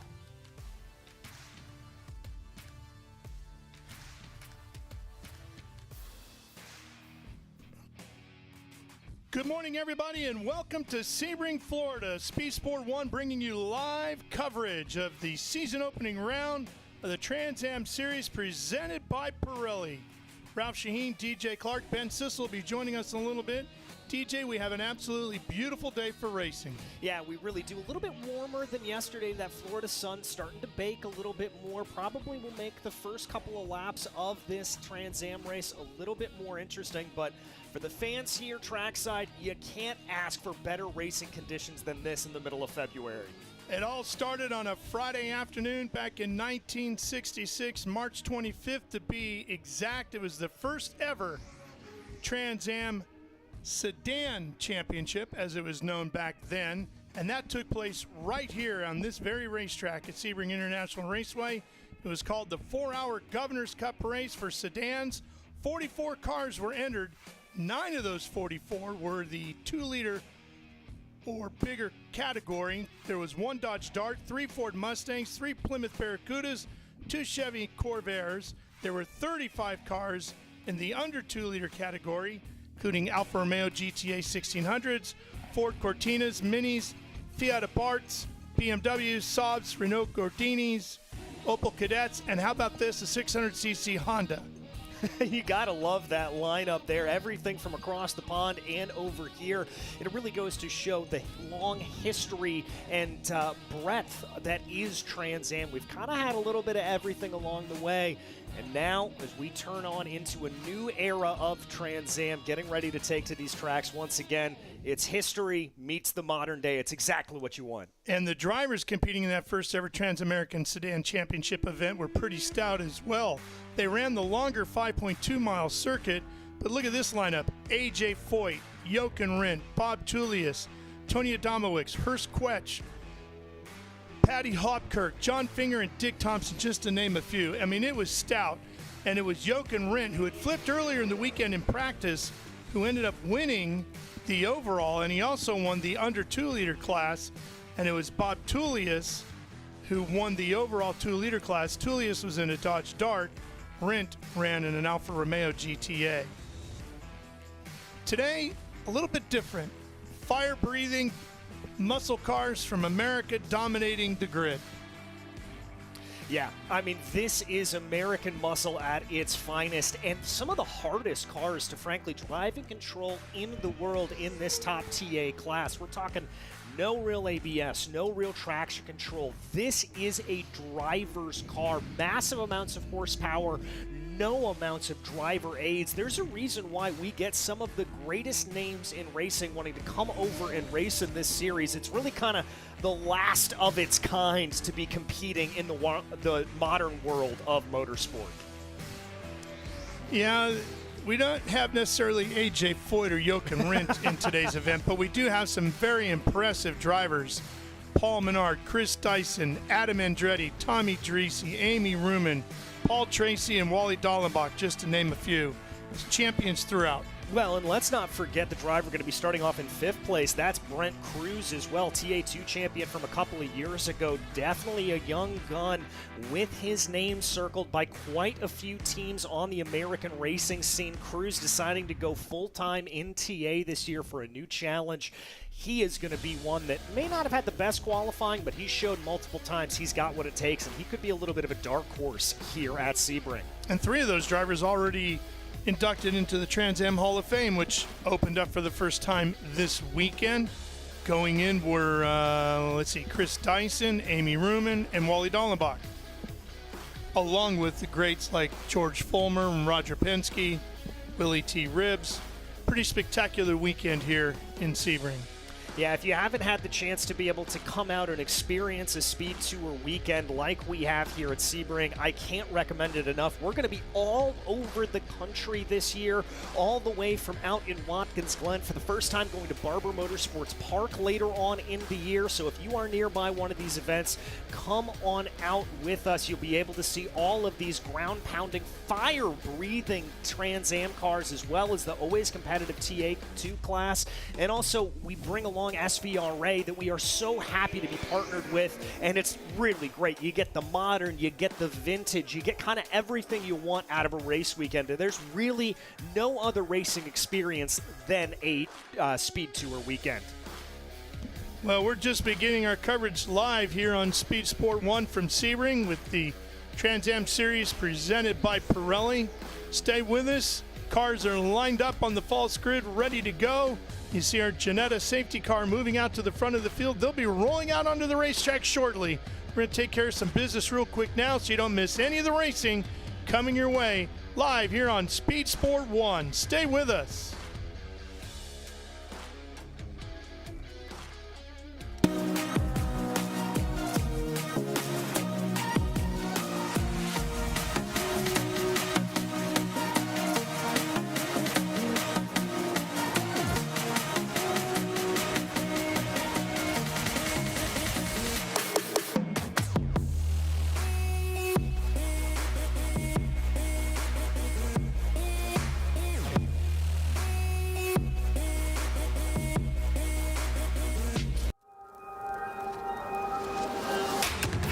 Is this? Look at this view from Losowski.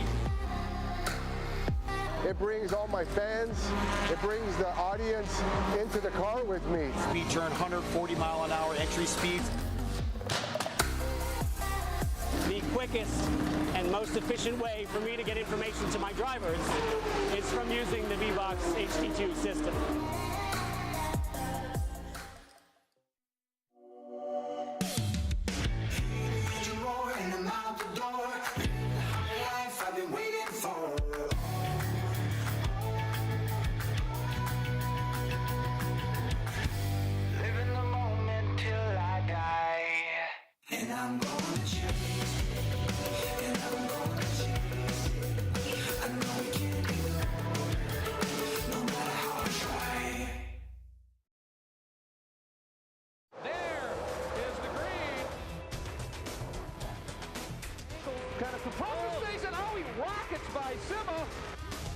There's Boris said. One of the ways you overtake here at Sebring is really good in the braking zone, like this one right here. Both go around. There's the green. We are back and at it. Watch this. Oh, look out, Miller, look out.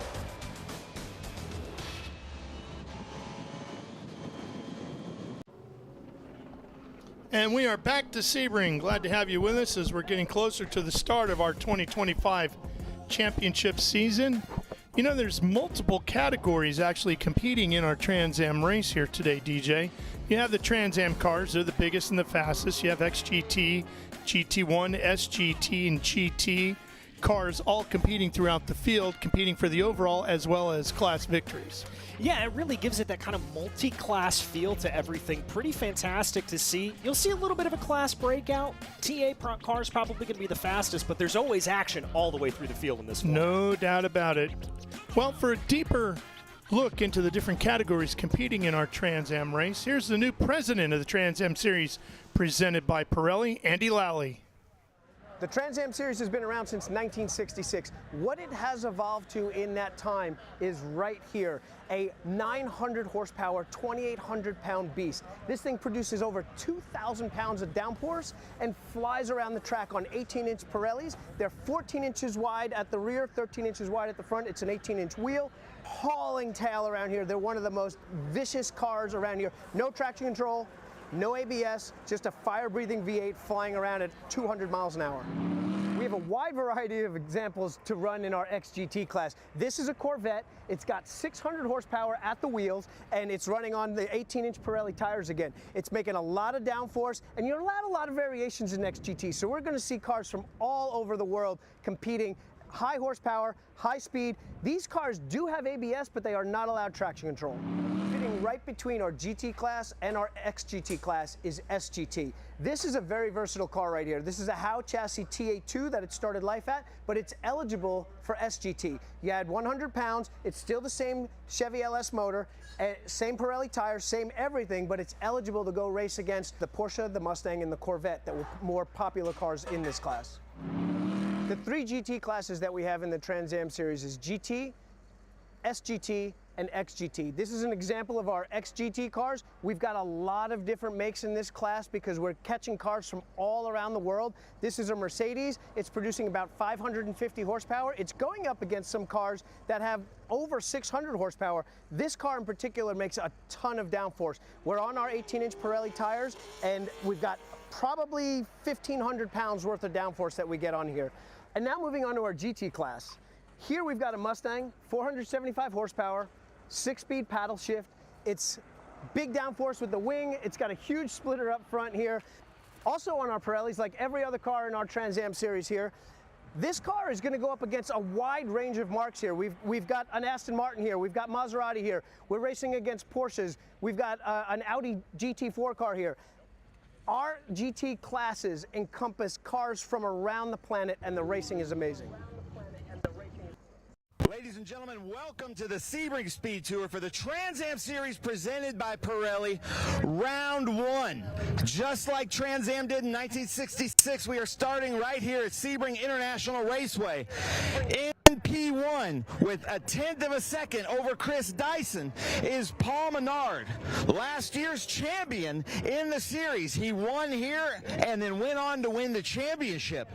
Chris Dyson, who has won the championship before that, as he's buckling in this Jim Weed car, the nice green. I see that he's buckling in, so I'm not going to be able to answer any questions. P2.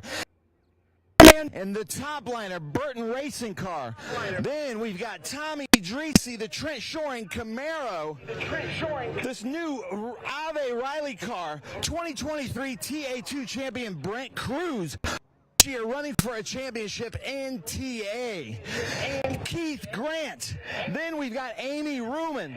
But I want to point out, he's been with us in the series before, but not in this car. Unbelievable IRC. You'll see that he's an XGT. But I got to run back up to the front of the grid. We've got a bunch of legends here. I saw Willie T. Ribbs walking around. Wayne Estes with Sebring is out here. Some great cars. We've got TA, XGT, SGT, and great start the series. Jones, my new friend. From the Make-A-Wish Foundation, Kevin is looking to have a career in motorsports. He's brought to you by 3 Architecture TA2 Series driver Bob Accardo.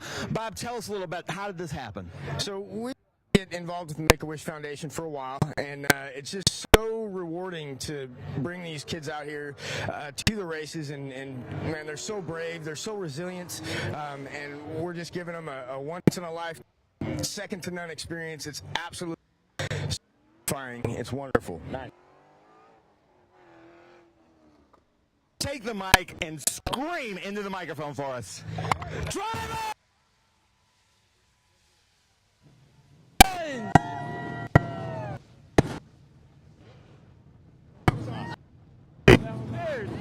That was epic. Good job. Yeah, that was the best one. I know. Yeah. Thank you, Kevin. The engines have come to life, and everything around Sebring is now vibrating because those big 900 horsepower V8s will really rumble things up pretty big. Yeah, if you haven't had your coffee this morning, that'll certainly wake you up a little bit just hearing that nearly 900 horsepower come on through the racetrack here at Sebring. Qualifying was a pretty exciting session as well yesterday. Let's take a look at that, DJ. Yeah, we had Paul Menard leading the field out there, setting down the early times. Dyson and Andretti and Dreese trying to follow him in. Amy Ruman there coming on through. That's the 04 right there as they work their way on through. That's Wally Dallenbach, another one of the drivers that we talked about. Adam Andretti here had a nasty lick in TA2. Good to see him back on the track. Excuse me, that's Dallenbach. Yeah, that was Wally. That's Adam. That's Adam Andretti right there. Exactly, he did. He had a really big hit. And here's Dreese and his teammate right here. Those trench shoring entries. Good looking race cars. And then here was Menard coming out late in the session, taking one more run at it. And it was a good move to make on his part as he went to the top of the board. Yeah, he was able to do that. Amy Ruman able to come home in 7th place after. A little surprising that we saw Menard come in and out of pit lane, but he certainly did it. And then the rest of the field also powering their way on through. Paul Tracy in the second half of qualifying making a statement. Cars have rolled out onto the racetrack. Here's a look at the track map of this legendary circuit. No elevation changes to think about or talk about here. No, it's as flat as a board, but rest assured the bumps around this circuit will make things plenty challenging for these drivers, especially through Cube 3, 1, 2, and 3. That's our Cube 3 turns 1, 2, and 3. Then you start working your way through 4 and 5. Big bend here at 6. And then it's down the straightaway to the Mission Foods turn 7. That is a very tricky, very important corner. Can really suck you in there. Get that wrong, and you're going to lose a ton of time. But there's runoff room, as you can see, to get back on the track by turns 8 and 9. Through 10, 11, 12, Bishop's Bend. Over here to Cube 3, Bennett Transport Logistics, turn 15. Bridge Hall at turn 16. And you're on to the Ullman straightaway.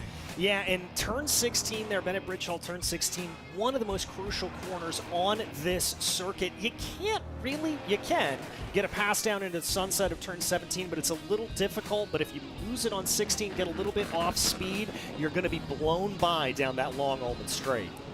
Yeah, and then if you goof up, like you said, Sunset Bend and out of 17, then you've ruined the front straightaway and your entrance into turn 1, and it just starts to compound from there.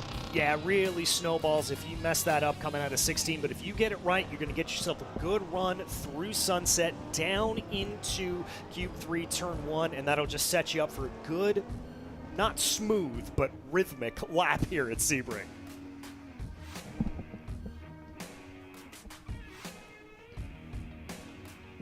Folks making their way around, scrambling to get to the place they want to be for the start and watch the opening laps here of our season opener for Trans Am. Let's go through the grid. Here you go with row 1, the reigning champion, Paul Menard, and another former champion in Chris Dyson making up row number 1. Adam Andretti on the inside of row 2, former champ Tommy Dreese on the outside in that number 8. Then Brent Cruz, a champion in his own right, coming up from TA2, sits inside there in row 3 in the 70 with Keith Grant. Alongside of him, that's Dreese's teammate. Amy Ruman, a former champion, sits here in 7th with the legendary Paul Tracy in 10th. And another champ, this one a two-time champion, Wally Dallenbach, in the 4 car inside position number 9. And on the outside, Danny Lowry in the 42. Yeah, moving back to that second half of the field, we get into the primary XGT, SGT, GT categories. That's going to be a close battle, I think, between Lowry and 11th place of Billy Griffin. Some other good battles to keep an eye on through the field. One driver that's going to be working her way forward, Kaylee Bryson, starts down in 23rd position following a multiple tire change. She's got the speed in the XGT class to move her way forward, so keep an eye on that yellow Chevrolet Corvette. She could really have some momentum. All right, here we come down behind the Janetta safety car. Down the Ullman straightaway. The lights are off on the safety car. We should be looking at the green flag as we come up onto the front straightaway.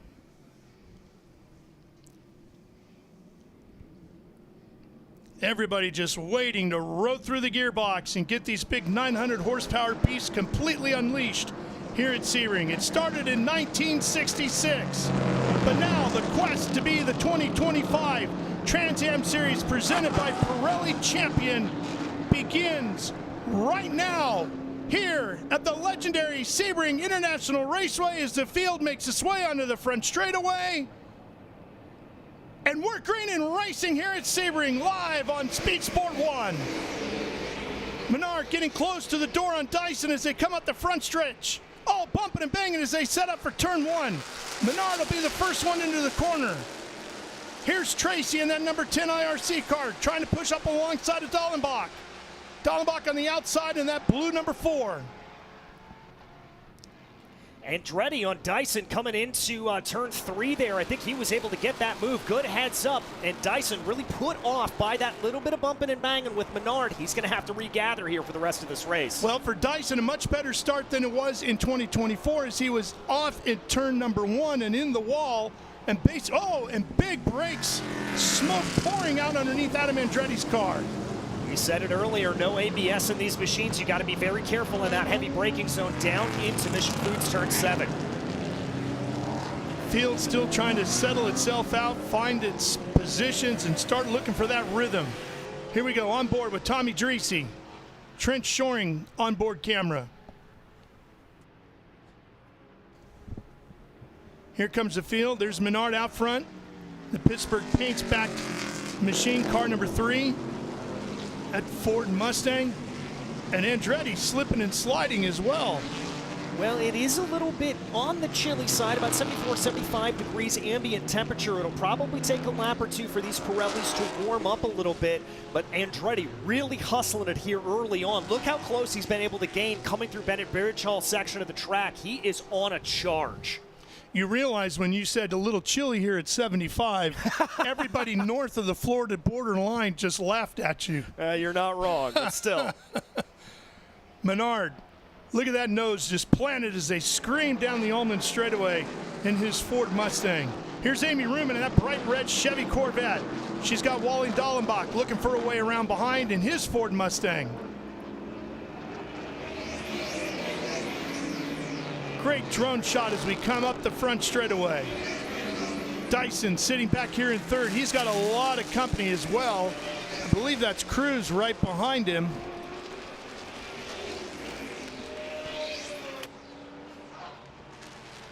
Believe it is as well, yep. And Brent Cruz going to try to pick his way through the field a little bit. That is P4 of Brent Cruz trying to put that pressure onto Dyson.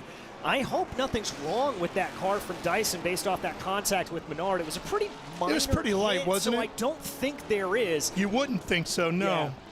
I'm more concerned about Adam Andretti's car, the way it was looking pretty loose. Here's a move up the inside. Cruz gets inside of Dyson going into Mission Foods, turn number 7. Strong move there, and there's Dreesy in number 8 coming up behind him, and I believe that's 5th position.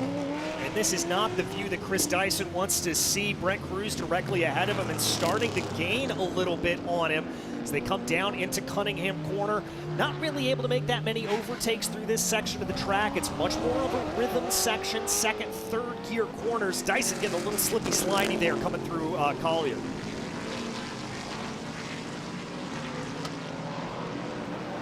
These later corners here are so important to get through right because they set you up for 16, which dumps you out onto that very long Ullman straightaway all through here.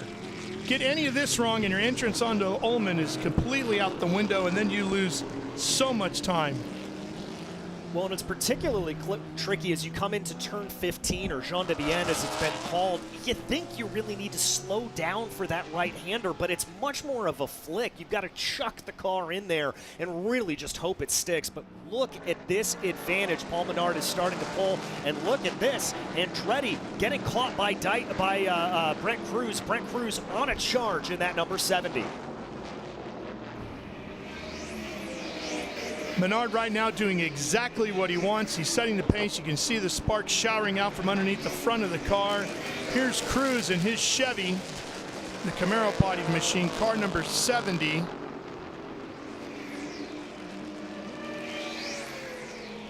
Cruz dealing with Andretti, gets to the inside. Do we have a change for second? Yes, we do. Cruz is now in second. Andretti slipping back in his Camaro. As Adam Andretti now finds himself in third. Dyson right behind him in fourth. Dyson in a Mustang as well. and then it's Dreesy after that in his Camaro. Right there, that's Tommy Dreesy, the former champ. Dreesy falling back here a little bit in that number 8 machine. Now, there is some strategy here that's involved, and he may be in a position that he's wanting to save those Pirelli tires to be able to attack a little bit later on in the race. There is that strategic thinking about it. 100%. I had a long conversation with Wally Dallenbach about that, and he said, you know what? He goes, qualifying is not my best here. He qualified 8th. But he said, what I try to do is I try to save those tires for late in the race. I set my car up for late in the race, use those tires late in the race. He said, at that point in time, I can be as quick as anybody out there, and that's when he goes for the win. Well, and that's exactly what he did last year. He was able to stand on the podium a year ago by employing that exact strategy. So keep an eye on Dallenbach. He may be back in about 7th position right now, but that surge definitely coming later in the race. Yeah. Here comes Amy Ruman. You see the red Corvette coming up onto the straight. Dallenbach right behind her. Here's the onboard with Wally. 160 plus miles an hour, 170 miles an hour as he sets up. Almost 175 as he sets up for Sunset. And that's the point. You've got to get out onto that straightaway just right so you can get terminal velocity like that at the far end. Exactly, and notice what he was doing down into the braking zone for Sunset. A little bit of a lift and coast phase, very light on the brakes comparatively, and then very smooth on throttle application. Now that is all what we just talked about. Keeping an eye on those tires. Didn't get fully on the throttle there into Cube 3 turn 1 until he had cleared around the apex, just making sure not to spin those rears. Exactly. One thing Wally told me about driving one of these Trans Am cars was 900 horsepower, and that is a legit number. In fact, Wally told me there's probably a few cars throughout the field that are over 900. He said his car has been on the dyno, and it was 900 horsepower at the rear wheel, so it's a very legit number. But he said driving one of these cars at the edge is like dancing with the devil. He said you just pray you get one more lap out of it. They're scary to drive. They are a little bit frightening. I mean, this is... They're frightening to watch. They are. I mean, this is relatively unrestricted engineering. Try to get the fastest car that you can out of this, as opposed to the TA2 cars that are very sort of cut and dry and adhere to a very specific principle. There's a lot more freedom in these cars, and as we mentioned, no real driver aids. They are beasts. But look at this. Brent Cruz closing that gap on Paul Menard. What do you think Cruz did so well in TA2 that's going to make him a good TA driver?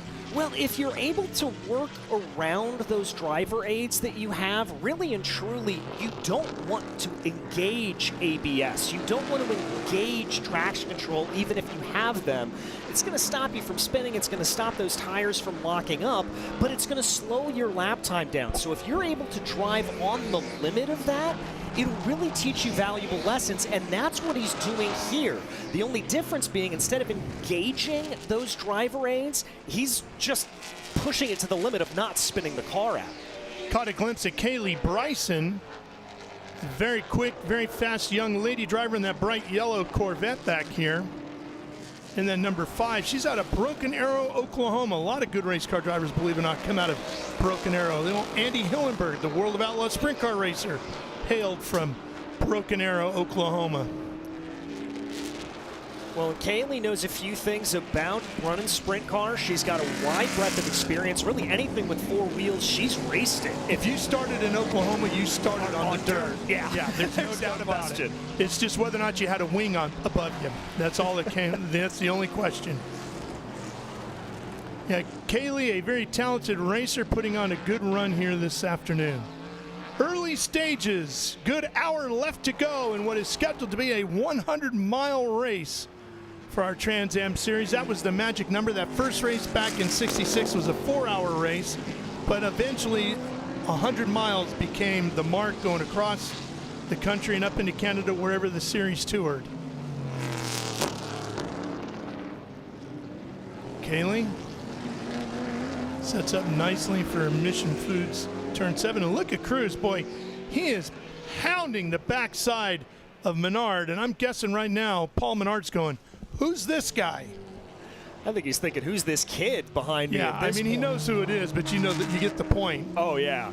Everybody was talking about Brent coming into the season, fully expecting him to be competitive, but I don't think everybody was expecting this necessarily in the first race. Well, let's remember, I mean, he started back in 5th position, and look at the litany of drivers he's had to pass to get up to this point. Treacy, Andretti, Dyson. This is an impressive run from Brent Cruz, and he's really proving what we all knew he had. What's particularly impressive to me about this run, he's losing a little bit of time through the first sector, but on that last sector, the technical part coming through Cunningham and Collier, Jean Debienne, those really tricky corners to get right, that's where he's gaining the time. There's Paul Tracy in that IRC car, which in talking to those crew guys about that very car, they said basically it's a simplified Australian supercar. Australian V8 supercar is what it is. Designed to come race over here. It has competed that design over in Australia and New Zealand. They've brought it up here to the States, and they're hoping to attract quite a few new purchasers who buy that car and come out and go racing. It's a very cost-effective way to go racing. And here's a change for the lead. Cruz diving. Menard counters. They're door-to-door, sweeping through the bend. Cruz with the advantage right now, and Menard's going to let him have it. Boy, that was an aggressive move early. That's not normally an area where you see a pass coming down into turn 10. Very, very aggressive from Brent Cruz, and I liked exactly what you said there, Ralph. And that was Paul Menard recognizing, give up the ghost, maybe go back to that Dallenbach strategy. Now that you're not in the lead, save some tires a little bit, see if you can fight later. That's the only thing I'm wondering about at this point with Brent Cruz, is he's driven so hard to get to this point. Has he driven too hard? And we don't know until we get to the end. Yeah, and let's be clear, these Pirelli tires are just about as perfect as tires can be. They're going to last this 100 miles. They're going to have good grip all the way throughout. But no matter how perfect a tire is, you're going to have a little bit of that wear rate. And so that's what you're going to have to manage over the course of this 100-mile run. And for Cruz, I think his strategy here is just push as hard as you can. As you can see, the gap already growing over Menard, and hope by the time that those tires start to fall off, your gap's big enough that you're not going to be you can hang on. I've been told that 2 laps is what you need to really get those tires up to temp. We are on lap 4, working lap 5, I guess, right now. So here's a look at the replay of the pass. Diving inside, Menard gave him room, let him carry it all the way across, and then tucked back after him to the outside through the bend there. And then Paul figured, okay, let's let the kid have his day in the sun. Yeah, it's a wily move from the veteran, getting that crossover down through Collier, and it's really hard to hold it around the outside of that corner. As is the majority of this circuit, it is very, very flat. So you're not going to be able to carry that momentum easily, and good idea to give up the ghost is now we're starting to encounter some of the lap traffic. That's going to be those storyline throughout the race. This might be one of our better battles right here. Amy Ruman in the red Corvette, just in front of the Ford Mustang of Wally Dallenbach. And then here's Cruz catching up to the backside of some traffic. David Pintarek in his Ford Mustang gets passed by our race leader Cruz, and then Menard will be looking at him. Here's that Mercedes, the AMG that our new president was talking about. You caught a glimpse of that briefly. That was Danny Lowry out of Beach Island, South Carolina, and that Bennett Bridge Hall pit box's Mercedes AMG GT4. There's the Maserati, one of them, and the Aston Martin. The Aston Martin is the 89. That's a GT category car. Mike Fitzpatrick out of Ellicott City, Maryland. 89X Motorsports Aston Martin GT4. And here's Ruman and Dallenbach onto the Ullman straightaway. And this is where it's going to be crucial for Dallenbach. Just tuck up behind, get as much of that slipstream as possible. Try to be able to close on in. But Ruman looks like she's got a little bit more horsepower, maybe a little bit more straight line speed to pull away there. And that's going to give her some breathing room coming down into Sunset. Yeah, that C7 bodied Corvette of Amy Ruman's, boy, that thing will thunder by you. I was watching her screaming through the bends underneath the Corvette bridge the other day, and that thing is just, it flies. Obviously, they've moved on to the C8 Corvette and many other forms of racing. Amy's still running that C7, which I think is a gorgeous-looking body on a Corvette anyway. Mine was white with black and loved it. Hated to see that car go. Here's Dallenbach in the Ford Mustang. This is a little bit surprising to me here, Ralph. He's lost a lot of time to Ruman, frankly, over the course of a half a lap. Yeah, you know, it has gone from, okay, Wally's just saving the car to, I'm not sure Wally doesn't have a problem. Well, if we just saw on the screen there as he was up to full speed, kind of throwing his hand into the air. Also, if we watch that throttle trace, he lifted off the throttle and pushed it back down again. I don't want to have idle speculation, but I think there may be something a little bit problematic in that blue machine. That would be a shame for the former two-time champion and now Hall of Famer. Wally getting into the Trans Am Series presented by Pirelli Hall of Fame on, was that Friday night we did the induction here? And a shout out to Paul Dallenbach, Wally's younger brother, going into the Pikes Peak Hall of Fame later this year. Well done. Following in the footsteps of their legendary father, who's in just about probably every Hall of Fame, as he should be, Wally Sr. There's Adam Andretti in that 17 top-liner machine. Little slick coming out of there, coming out of 17 with Chris Dyson right on his tail. Andretti in the Camaro, Dyson in the Ford Mustang. Well, and that's kind of what we've seen Andretti be driving like this whole race. Very, very aggressive, right on the limit of that adhesion. Winner, obviously, last year at Road Atlanta, able to take advantage of some misfortune of others. But this is, frankly, how Adam drives. He likes to drive on the limit, let that car hang out over the edge a little bit. It's just how he likes the car to be. That's how he thinks he can get the most out of it.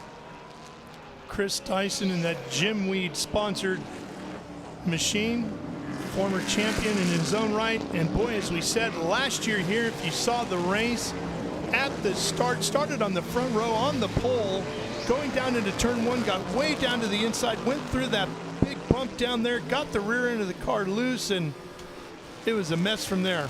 Yeah, it really was. Heavy impact into the wall for Ernie Francis Jr. at that point. Thankfully, everybody able to walk away okay, but it really set up for what was an unpredictable season until midway through when Paul Menard started to dominate. I mean, the next couple of rounds as we went to NOLA Motorsports Park and Road Atlanta, we saw multiple winners. Yeah, but Dyson was really just digging out of that hole ever since that moment all the way to the end of the year. End of the year this season will take place at Circuit of the Americas in November, so we got a long way to go. Hope you'll be with us throughout the season. We're going to visit basically every legendary road circuit around the country. Road Atlanta is coming up next in March, and then it's on from there. We're going to go to Barber for the first time this year in Alabama. We'll be at Road America, Mid-Ohio. We're going to Laguna Seca, WeatherTech Raceway, Sonoma Raceway. It's going to be a stunning season. Canadian Motorsports Park, Mosport up outside of Toronto. It's going to be great. Yeah, it's going to be very, very good to see. As this battle continues on. Very excited to see these cars at Barber Motorsports Park. Hadn't been there before last year. Becoming one of my favorite venues to see a race in North America. We're hearing the 7 car has retired. That was Keith Grant from Germantown, Tennessee, the trench shoring Motul-backed Chevy Camaro, teammate to Tommy Dreese, and that's suspension problems for him. And then also hearing that Wally Dallenbach has retired in the 4 car, transmission issues. That's why he was raising the hand. And that would explain it. That's why he's got a little bit of going on and forward right now as they go. So very, very unfortunate for Dallenbach to have that problem. You hate to see it there, but that would explain lifting off the throttle a little bit, trying to get that transmission to engage, kind of confirming our suspicions from earlier on in the race. Yep. Watching from our drone, you saw Dyson sweeping through, and Chris has lost some ground now to Adam Andretti. Yeah, and I'm not sure if this is Andretti starting to pull away a little bit or if Dyson maybe has a little bit of an issue. Again, kind of similar to what we saw with Rumen and Dallenbach, that gap growing more than I would expect from one errant mistake.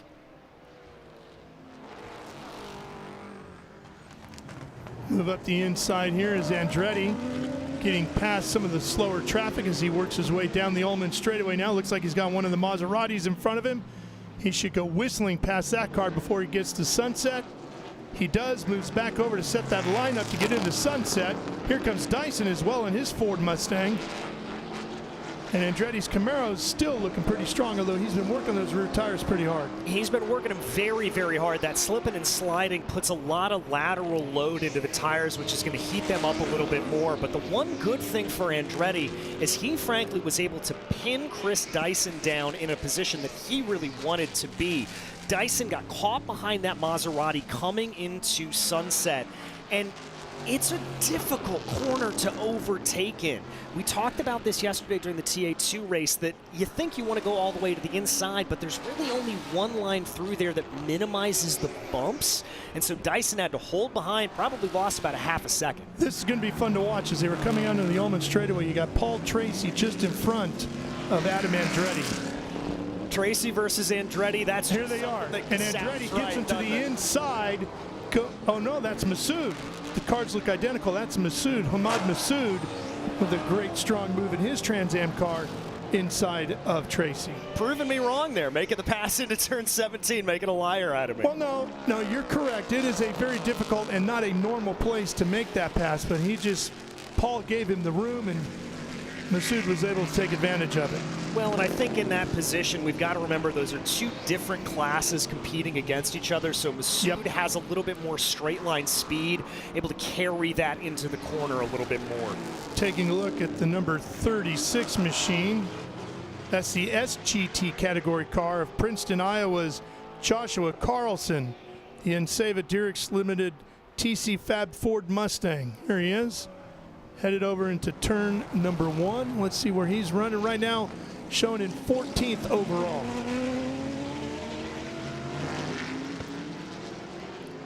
There's the Viper.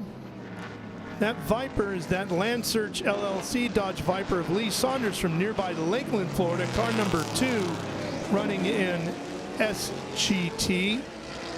Car 84, I should say. And right now, Lee is behind Carlson in 15th. And that is not normally the car that he would be in. Normally it's that black car, but he ran that at an SCCA event and crashed it.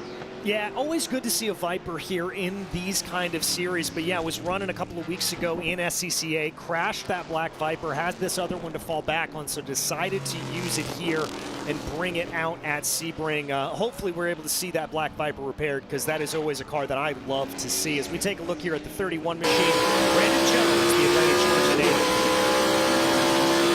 Chris Dyson, the machine.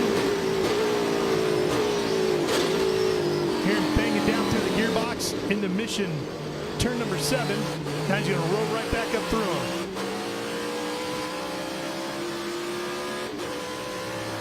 The acceleration of 900 horsepower, all going right down to their pavement here, and Sebring just trying to rotate the earth with that thing. Yeah, and just a little bit off the ways here of Adam Andretti. I wonder if Dyson maybe made the conscious decision to back off a little bit, save the tires, and not run as close behind Adam. And that could be for twofold reasons. One, wanting to do that. Two, if you are running a little bit closer to that car in front of you, now this isn't like an open wheel category where we've got massive amounts of downforce, but there is still some significant aerodynamic effect on these cars. And if you run too close behind in that aero wake that we like to call, you're going to be slipping and sliding a lot more and use up those tires. So I wonder if Dyson's just holding back a little bit, calming the car down, and he's going to make a charge here in about 10 laps time. Chris is a very smart race car driver. He's got a lot of laps and a lot of different forms of machinery. He's real good on race strategy, so I would bet as well that that's probably what Chris is doing. He's still running decent times with a 1:59.42 as his best. Our race leader, Brent Cruz's best time, just a second quicker. So Chris hasn't lost a ton of speed at all. He's just saving those rears a little bit. Well, and that's the thing as a driver. If you're able to be quick-ish, quick enough to compete with the drivers in front of you and be saving tires, oh, that's a golden ticket to success right there. The gap back to Menard from Cruz, 5.643. Andretti another 2 seconds back behind that. Here's Menard. There's Andretti and his top liner number 17. And there goes Dyson. Again, that last lap, just a second difference between Dyson and cars in front of him. So he's right there. Another one of the Mercedes AMG machines, an SGT.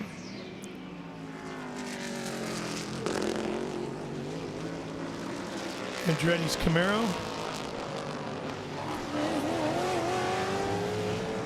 And Andretti looks like he's starting to close in a little bit here on Paul Menard. This could be a battle for P2. They're only about 2 seconds away from each other. So while Cruz sets the pace at the front of this field up by about 5.5 seconds. Oh, but we've got a yellow, double wave yellows. Yes, we do. That's going to shake things up a little bit, isn't it?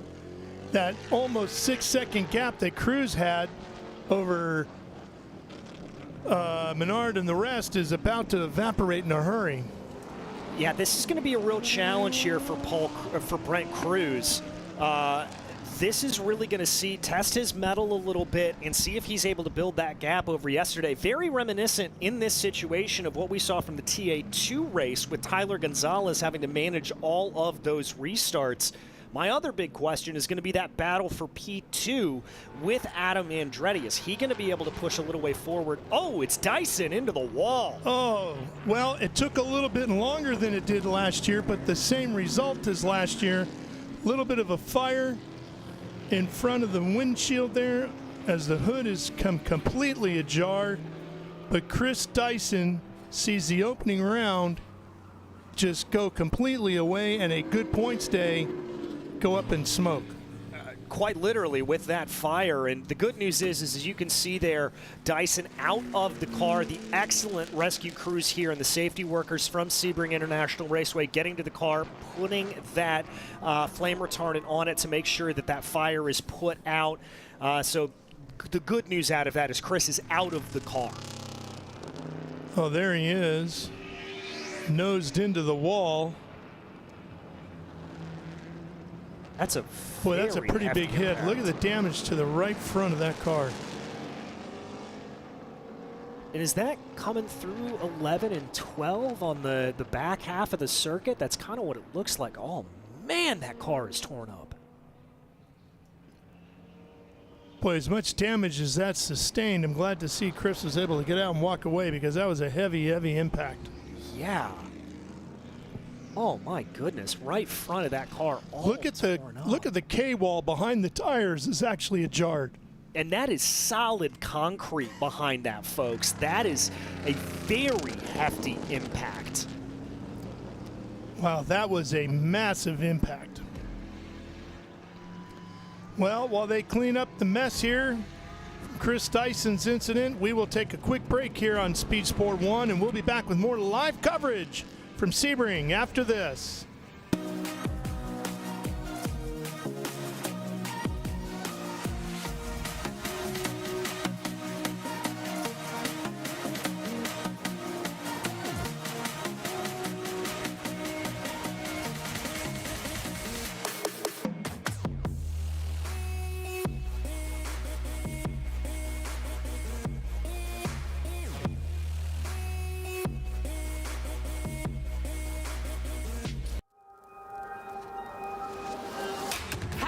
Is this? Look at this view from Losowski. It brings all my fans, it brings the audience into the car with me. Speed turn 140 mile an hour entry speeds. The quickest and most efficient way for me to get information to my drivers is from using the VBox HD2 system.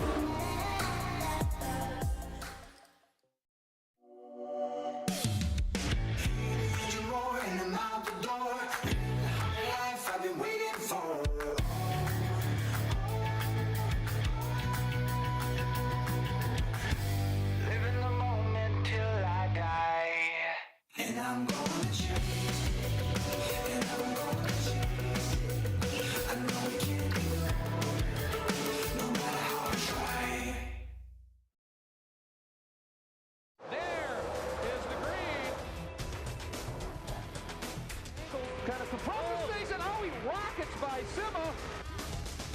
Forrest said. One of the ways you overtake here at Sebring is really good in the braking zones, like this one right here. Both go around. There's the green. We are back and at it. Watch this. Oh, look out, Miller, look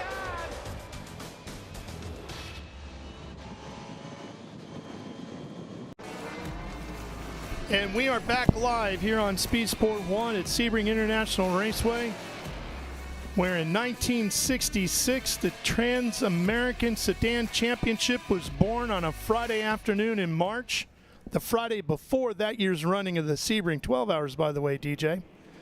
Yeah, I mean, lots of it there, but oh man, I keep looking at that car from Dyson. My now that they pulled it back out of the tire barrier there, you can really see the damage to the right front, especially on that car, right down on the ground.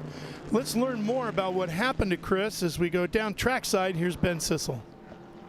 All right, I'm here with Stevie Dix with Jim Weed, and unfortunately, Stevie, this is 2 years in a row for just bad luck for Dyson here at the start of the season. What happened? Yeah, the Jim Weed Ford Mustang. We were going really fast all the way to this point this weekend. Chris was out there. Everything was going to plan, and then we had a mechanical failure. Chris had to pull out and get out of the car real quick there. But driver's okay. Driver's fine. Driver's fine. That's good news. Stevie Dix, legendary mechanic here in the Trans Am Series with the Jim Weed team. But then right down here, Paul Menard, last year's champion. Let's see if we can get some comments from the 3GT team. Looks like they're looking at the cars as David Pinteric comes by. I'm going to try to talk to Tony. Tony, sorry to interrupt with 3GT, but what is your driver Paul Menard saying? He said it's hot and fast out there. It's going to be a long race, so far so good. He won here last year at our season opener. Is he gonna? What's his strategy? To let the race come to him? It's a long race. It's rough on these cars. Very long race. Our intent is to save the tires, be there at the end. All right, be there at the end. Gentlemen, back up to you in the booth. All right, Ben, so glad to hear that Chris is definitely okay. Man, look at that hit. There's still a lot of fluids down over there, too. Off track, of course, but the biggest thing is making sure that that tire barrier is back in position and the wall as well. And the Sebring safety crews there, you can see not even having to kind of hassle with a rollback here, literally just picking that up on a forklift. That car is all kinds of torn up, but as you said, the best news we've heard all day is Dyson is okay. But very interesting what we heard there out of Paul Menard's crew, kind of reiterating what we had been talking about earlier, saving the tires, letting that race come to them a little bit. Definitely some things to think about for Brent Cruz. That's pretty good driving right there by our forklift driver. I wasn't so sure that was going to get through there, was he? I think the angle was a little bit deceptive as they had that lifted above the tires, but still, I mean, to balance it like that, credit where credit's due. That's impressive. That was some stout wheeling of the heavy machinery there for sure.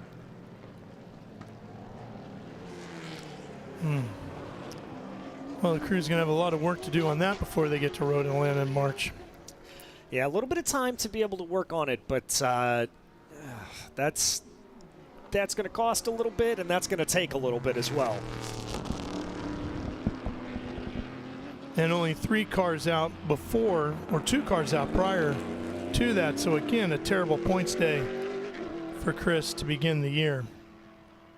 Yeah, I mean, coming into this year, I spoke to him a little bit, and he really just wanted a points finish here this weekend. He kind of joked to me about it a little bit, but really and truly, you don't want to be starting the season digging yourself out of a hole. You want to just start with points as they are.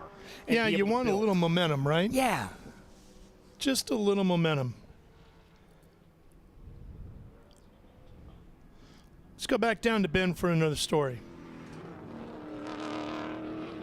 Time Trans Am champion of Amy Ruman, who was inducted into the Hall of Fame just Friday night. Dave, what is she saying on the radio to you? Well, the car's a little loose. The track is really tough on all the equipment, and there's lots of sand that blows onto the track, so cars are really loose in the back end. But she's soldiering on, and she's actually running in 4th place now, and we're hoping it'll continue that way. So just keep creeping forward. Nice. I love it. Well, stay with me real quick, because right down here is Nitro Motorsports with Brent Cruz, and I see Jimmy live on the scene. So we're going to come to Jimmy live on the scene. Jimmy live, we're on the scene, we're live. What's Brent Cruz saying in the radio? Brent Cruz is saying nothing because his mic's not working, but he doesn't have to. He can hear us, so it's all good. We're just trying to keep up the Nitro Motorsports tradition here. Dominated TA2 race yesterday with Tyler Gonzalez, and Thomas Nunziata won, and Brent, he's just cruising. I love it. Brent just cruising. Gentlemen, back to you. And I missed you.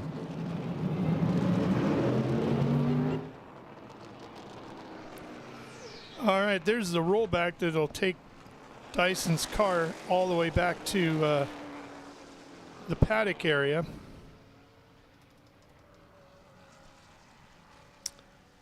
As we continue to clear up this mess and get ready to get back to racing. Again, scheduled for 100 miles. We've completed 4 laps, it looks like, at speed. Still a lot of racing yet to go.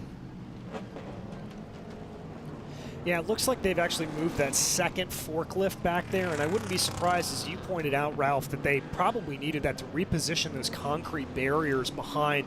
The biggest thing, once you make sure that the driver is safe and that there's not any immediate danger from the car, the other thing you've got to do here for these safety crews is make sure that the barriers around the track haven't been deformed, so if, God forbid, there is another incident at the same place, there is not a weak link in that safety equipment around the track.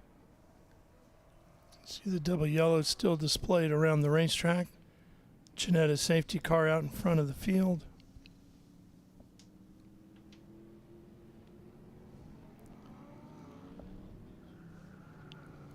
Well, you've heard us mention it a few times. On Friday evening, they had the inaugural induction class for the new Trans Am Hall of Fame. Some of our Hall of Famers competing with us here today, including Wally Dallenbach and Amy Ruman and Amy Ruman and Dyson. Dyson, yes. Chris Dyson went in. There you go. Here's a look back at it. Roger Penske went in, George Fulmer went in, Dan Gurney went in, absolutely Greg Pickett, absolutely spectacular. Willie T. Ribbs, of course, Justin Bell was the MC. There's a look at everybody. John Claggett went in, Tommy Kendall, there's Paul Gentilozzi, the great George Fulmer, Willie T. and Chris Dyson, Tony Pirella, Amy Ruman, and Ernie Francis went in as well. Yeah, Francis obviously able to take a couple of those victories. Also, Lynn St. James inducted in as well. She served as our Grand Marshal yesterday. A really wonderful ceremony to be a part of. It's one of those events that you just kind of walked in the door and you recognize the history and the legends that were in that room. I want to make sure we mention Parnelli Jones, too. I don't know if we got Parnelli's name mentioned there. PJ went in as well. All right, back to Ben. I'm with my good friend Xavier Willis here, a jack of all trades. He's like crewman extraordinaire for those 2 Maseratis, Chris Coffey, Colin Cohen. But he's got a great battle out there with Fitzpatrick in that Aston Martin. What's he saying on the radio, Xavier? Absolutely. But overall, he's being pretty calm overall, not really panicking, just, keeping his cool and running, trying to stay ahead of the game. Now, last year's GT champion, does he like having this stiff competition like he has today? Absolutely. He thrives on it, For the most part, that's what he's looking for, stiff competition. All right, well, gentlemen, back up to you. All right, Ben. You see the black and the white of Paul Tracy's machine. Got to congratulate him and his new wife, Lisa. They got married this past week. Had a brief honeymoon and finishing up that honeymoon here at Sebring. That sounds like a pretty good honeymoon to me to end things with a little bit of racing. But very, very happy nuptials to Paul. It's wonderful to see him getting married, and we wish him and his new wife all the best. Absolutely.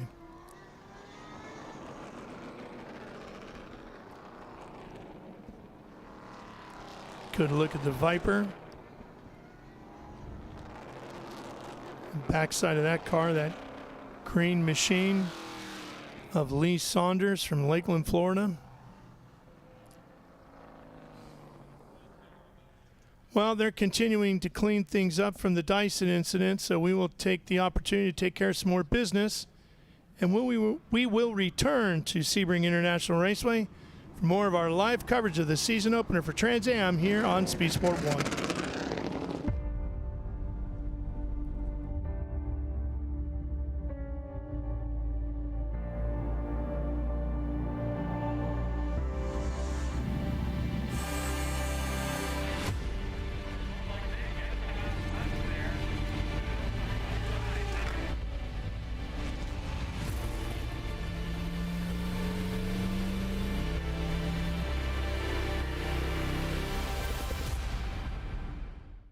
You've got a business to run, big and heavy products to ship, and customers who need them now.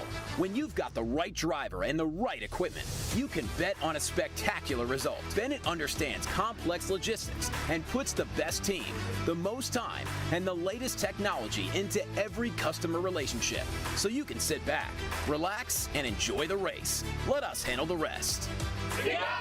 Together, we can move anything.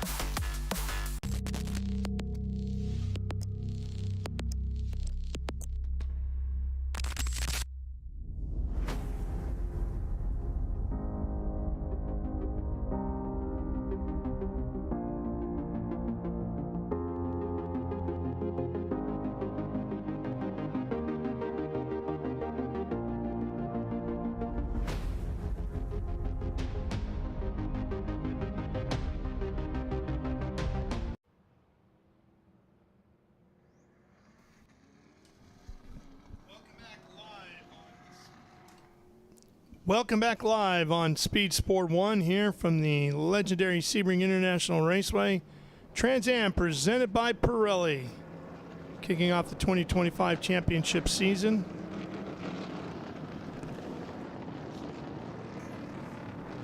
Field making their way down into Sunset. Looks like our emergency response vehicles are making their way back to their position. Looks like maybe one more lap and we hopefully will be green. And there wow.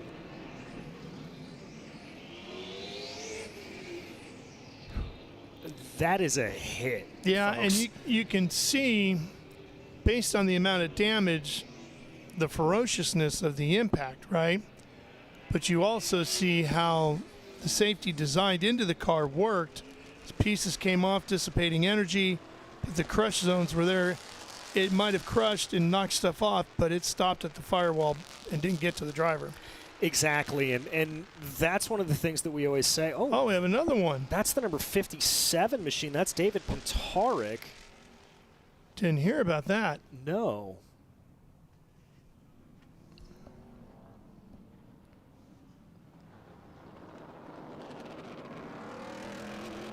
It's a little bit unfortunate there for David, obviously.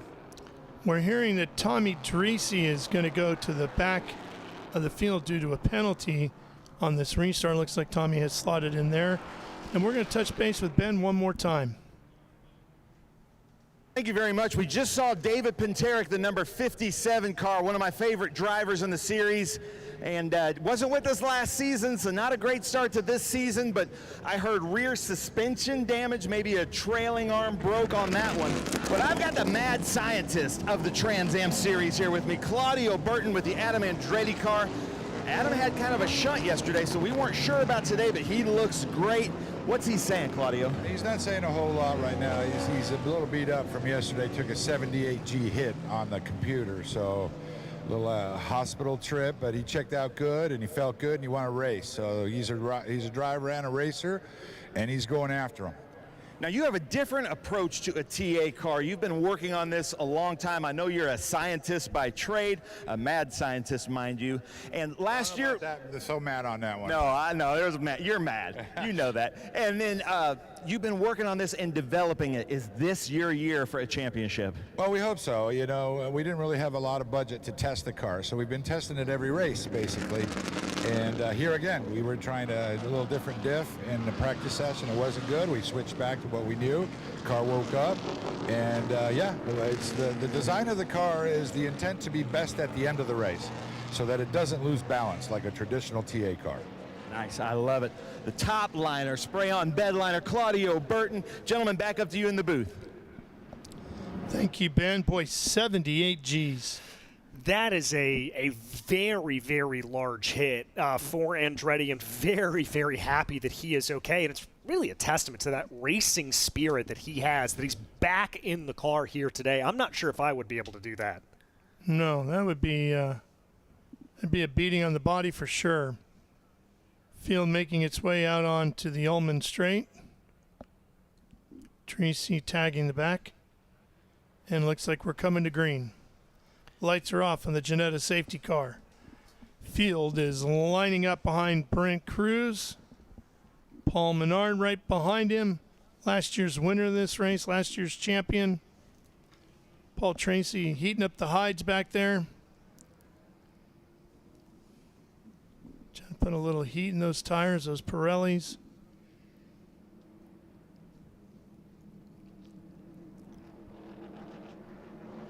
See how good Cruz is on the restart here. See if he can get himself a little ground.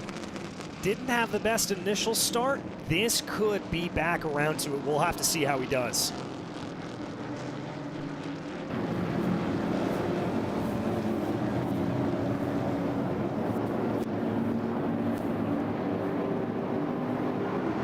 Waiting and waiting on that green. It comes out a little late just before they get to the start-finish line. And we are racing, and look at this. Menard swinging to the outside. Cruz trying to fend him off at the line to the inside, coming down into turn number one. Tracy cuts over just in front of Kaylee Bryson as she pulls the Corvette up the inside, gets around the Maserati. That was a strong move by Kaylee. That was a very strong move by Kaylee. She tries to get it to go. Menard trying to fight his way through right now. Looks like Cruz was able to fend him off, and now Bryson moving her way forward onto the back of the next car. Oh, that's a little bit wide there from the 31 of Brandon Jones. She is giving Paul Tracy everything he can handle right now. And Cruz cannot shake Menard yet as we get to Mission Foods turn number 7. And Andretti right there and Ruben right there. So Amy got through some of the slower. Oh, contact between Bryson and Tracy. Just a little bit of a side bonk there between the two of them. Looks like Bryson's going to lose that opportunity, but Tracy knows she's there now and that she is on the attack. She wants this top position in XGT. Here comes Menard filling up the mirrors of Cruz's Camaro. That Pittsburgh paints back Ford Mustang. Paul Menard and Adam Andretti, Amy Ruman. So we have Chevy, Ford, Chevy, and Chevy up front here. A couple of Camaros, a Mustang, and a Corvette. Sounds like Trans Am, doesn't it? It certainly does. Watch Adam Andretti here on the back straightaway. He may be one to keep an eye for, as Paul Tracy's gotten back around Kaylee Bryson there. And if you're just tuning in here live on Speed Sport 1, trying to figure out exactly what that car is that Paul Tracy is driving, the International Race Cars IRC entry. From the front, it looks like a Camaro. From the side, it looks like a Ford Mustang. So no surprise if you weren't able to figure out exactly what PT is driving here today.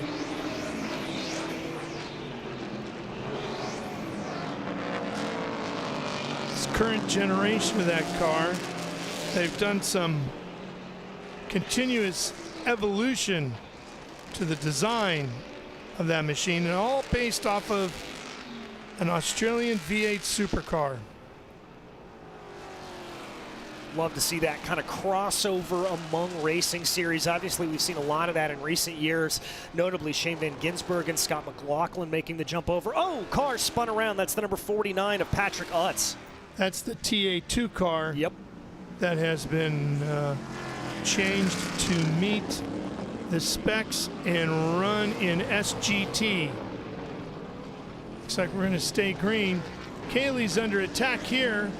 Coming up the inside, that Ford Mustang number 31. That car belonging to Brandon Jones out of Atlanta, Georgia. And that's not a battle for position. Jones running in the TA class, Kaylee running in the XGT category, but she's going to want to try to hold on to the back of him, maybe get a little bit of that draft, try to get up behind Paul Tracy as much as possible. Well, and Jones, he's a great story here today. Let's see, where do they have him listed right now? They have Brandon battling with Kaylee over 7th position. But Jones, of course, is also running in the NASCAR Xfinity Series. He was busy yesterday over at Atlanta Motor Speedway. Finished up his racing there where he crossed the finish line in 13th. Flew down here immediately. He started from the back of the field, of course, because of being late and missing qualifying and all that sort of stuff. But he is having a great run here so far this afternoon. We're expecting more out of him before the day is done. Well, and I love seeing that out of Cup drivers as well as Xfinity and Truck Series drivers coming over to the TA2 and the Trans Am Series presented by Pirelli to really get more of that road racing experience, get a little bit of the feel of what it's like to be racing on some of America's great road racing circuits. We're seeing more and more, obviously Connor Zillage kind of being the poster child of all of that. Yeah, and it's that younger generation that grew up sim racing and karting and that sort of thing, as opposed to a couple of generations back where guys like Jimmy Spencer or Rick Mast, people like that, just did not grow up road racing. They grew up driving Novels. Menard. Oh, there's a problem for strong, Cruz. and we have definitely got a problem for Cruz as he slows way down at the entrance to Mission Foods Turn 7, and he is off course. Wonder if he overdid it.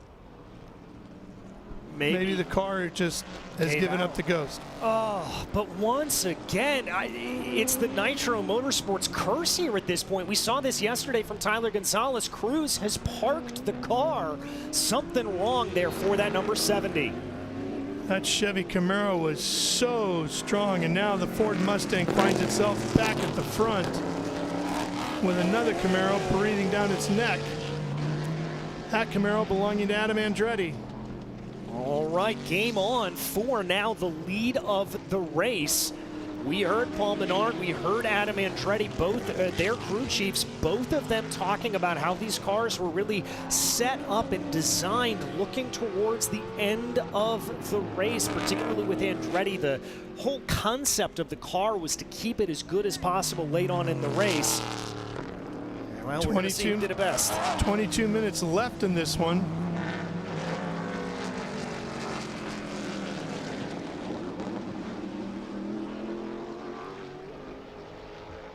Andretti sure doesn't seem to be losing any time either, does he? No, they scream across the start-finish line here. The gap is just 0.4 of a second between the two. Menard running a 1:59.2, and Adam Andretti a 1:59.7. It's a pretty close pace. We'll have to see just if Adam's going to be able to close this on in. He's pushing, kicking up some dirt there on the exit of turn 4. See that.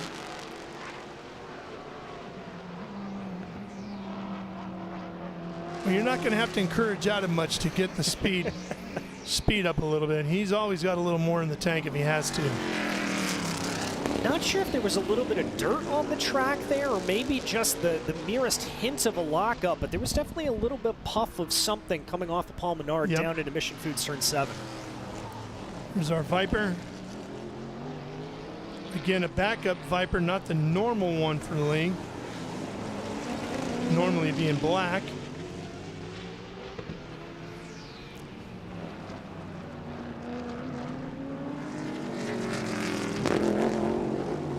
It's a new paint scheme, a new look for Paul Menard. Takes a bit of a second to get used to seeing it, doesn't it? Yeah, it does. He obviously ran in that pretty iconic now 31 livery, the Menards Master Force, but Pittsburgh Paint, the new primary sponsor, that of course being the Menards in-house brand of paint.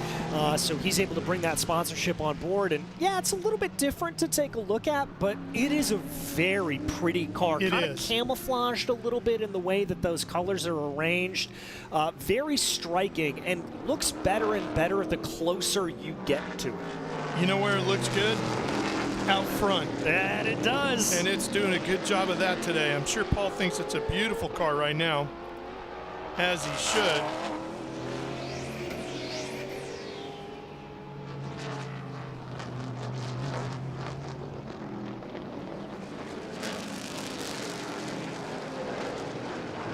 And if it keeps running like it is today, it's going to quickly become a very iconic color scheme. Yes, it is. And Menard here, credit where he's doing, that they are, he is growing that gap. It was about 0.4 of a second a lap ago. It's grown up to 0.8 of a second. I don't know if he's pushing full out, but we'll see. Here's a pretty good fight developing back here. We have Paul Tracy. PT's got Brandon Jones right on his tail.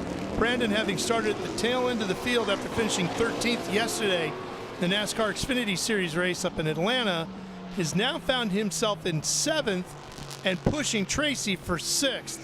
That's an impressive run. It's a very, very impressive run for him. And here's Tracy. Tracy, remember, got shuffled all the way to the back due to a penalty. And Tommy now, where they showed Tommy. Tommy's up to 5th. Wow. I think Tommy Dreesy's got a little bit of speed, got a little bit of something to prove underneath that black machine. Former champion of the series, Tommy Dreesy, and if you've ever been to the movie theaters, you see those giant cutouts around the theater promoting movies. That's Tommy Dreesy's business. That's what he does. I got to see if he's got one of those for the new Led Zeppelin movie. Oh, that would be the one I would want. He can keep the one for Mission Impossible or whatever else is coming out this summer. I want the one from the new Led Zeppelin movie. I could make my fiance very happy and get her the Wicked one, maybe. That'd make her over the moon. There you go. Tommy Dreesy having fun. He'll be back out in historic Trans Am coming up a little later in the Chaparral Camaro, legendary car. There's Tommy on the backside of Masood. As they're on to the Ullman straightaway, and then you see that battle between PT and Jones back there right behind him.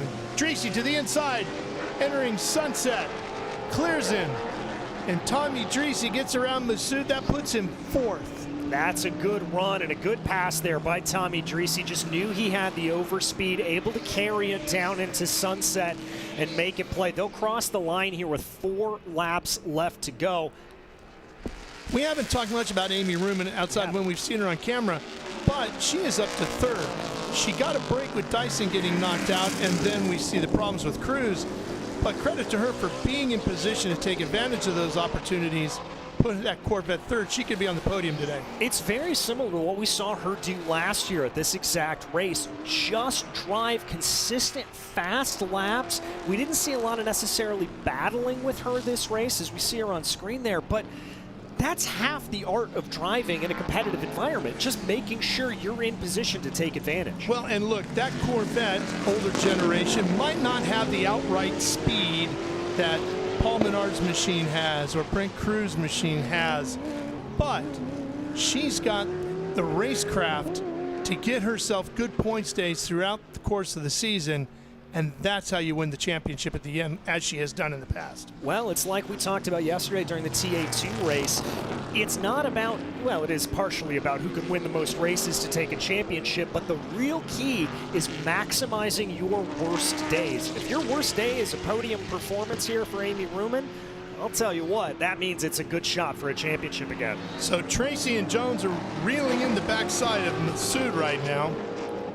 Masood in that Ford Mustang, the Allgram back entry, number 21. There's one of the Maseratis you caught a glimpse of. And this is a fight for 5th. 3 cars going for 5th. Can you imagine if Jones comes here, starts tail end of the field after finishing 13th yesterday in the Xfinity race in Atlanta and gets a top 5? Wow. I'd say that's a pretty darn good weekend I'd for say Brandon we'll see it Jones. at Road Atlanta is what I'd say, right? I would too. Yes, you can come back and play again. That would be pretty strong.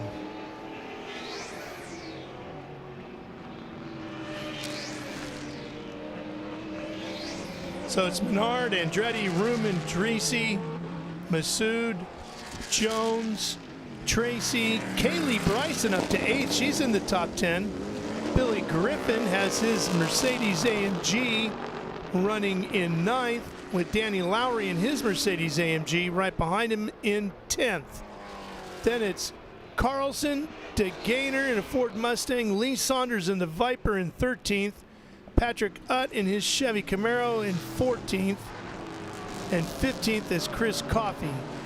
Then Fitzpatrick, Cohen, I believe they're still running. Cruz, Dyson, Pinteric, Dallenbach, Bakur, Grant, and Lindstrom all out of the event.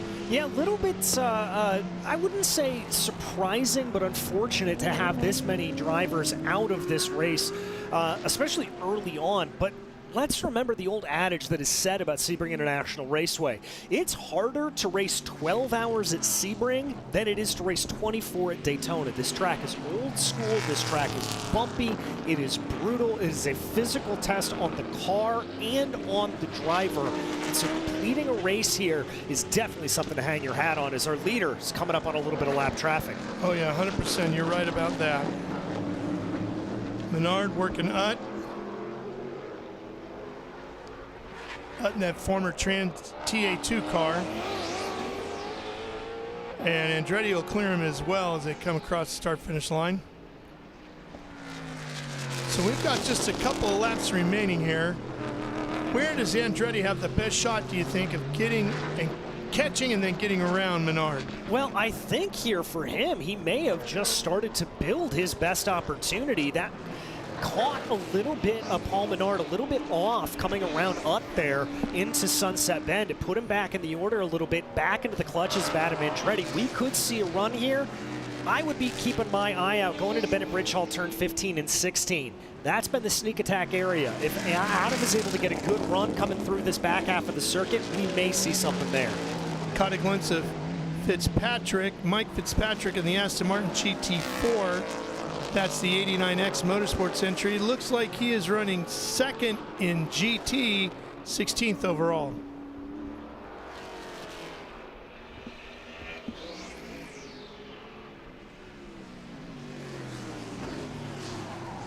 Clear racetrack in front of these two for now. Let's see if it stays that way all the way to the finish as they come out. They're over on the backside of the racetrack here. There's our Viper. And a lime green.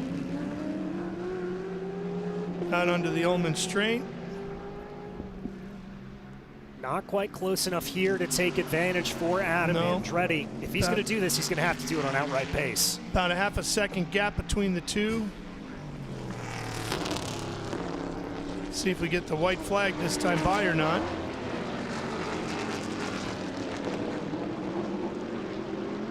Menard's Ford Mustang skipping through the final corner. And there's the white flag. 1 to go here at Sebring. All right, game on, race on for this lead. The gap as they cross over the line, 7.5 tenths of a second. Can Adam Andretti close it in? Now, as we wind this one down, don't touch the dial on Speed Sport 1 as soon as this is over. We're going to have historic Trans Am coming up live from here as well, which was a thrilling finish yesterday. All right, what can Adam Andretti do here as they make their way towards Mission Foods turn number 7? Tracy has caught Amy Ruman. That's going to be a good battle to the line. Here we go, Mission Foods turn number 7, hard on the brakes. Menard first one there, easy through. Andretti slips the rear a little bit, fighting for traction. I think what Paul Menard has to do here to close this race down is just keep a good line. There's Kaylee Bryson working her way through a little bit of traffic. Kaylee having a good run. She's in the top 10. She's got a pair of Mercedes AMGs pushing her. Here come our race leaders. heading over towards the Ullman straightaway. Menard still out in front. Doesn't look like the gap has changed too much just yet. Couple more corners. The long straightaway down into Sunset. Maserati and the Aston, they're going to have one more tour around the Sebring circuit to go. Here's Menard. Andretti fighting to catch him. Wants one shot coming off of 17. Not sure car 17 has it. They ran a 2:04.5 to a 2:04.6 on that last lap, just a tenth of a second between the two, but about a half a second gap as they enter Sunset Bend. Last year, Paul Menard won this race and went on to win the 2024 Trans Am Series by Pirelli Championship. In 2025, he checks the first box as he comes to line to win here today at the season opener at Sebring. Adam Andretti with a tremendous performance.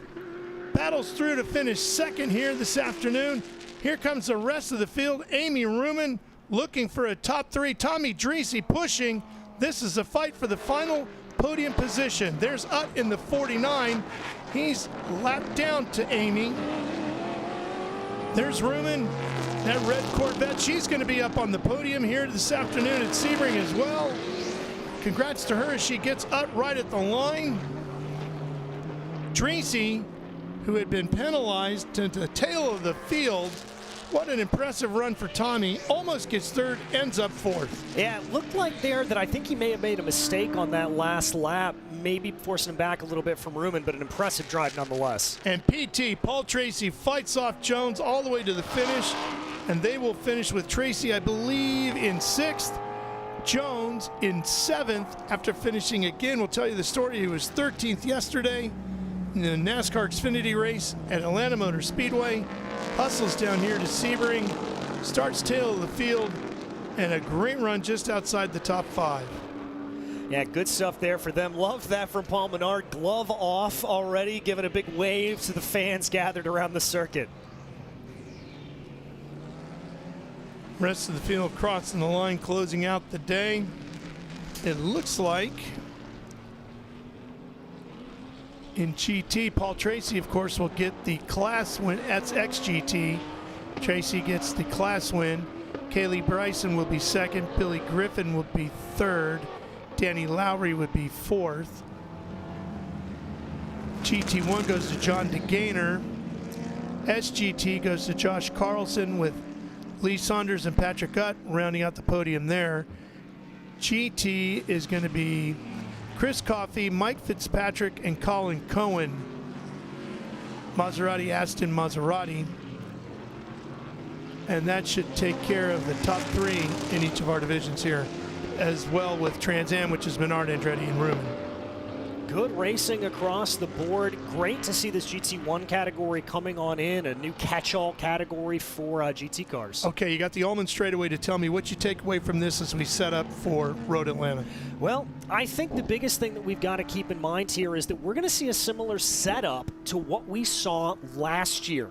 Menard's got the advantage. Everybody's going to be chasing him. But I think the likes of Dyson and Cruz are going to be the real challengers this year. They've got to be careful.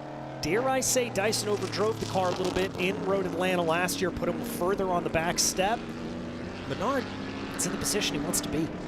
Don't count out Tommy Dreese. No. It's very early. He's got a brand new car, brand new sponsors, teammate ready to go.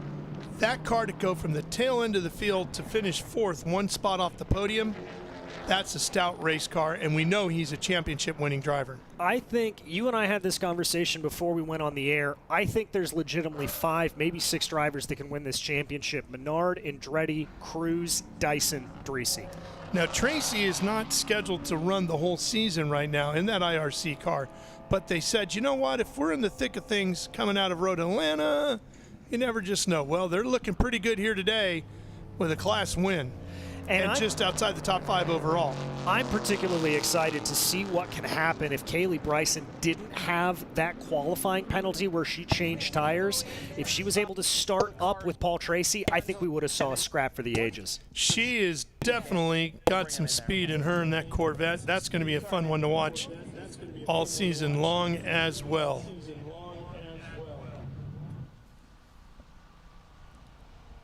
All right, we're going to be making our way over to the Jim Weed Winner's Circle, where we're going to have Ben Sissel waiting. Looks like our drone is flying over there now. As the last few cars make their way to the Jim Weed Winner's Circle.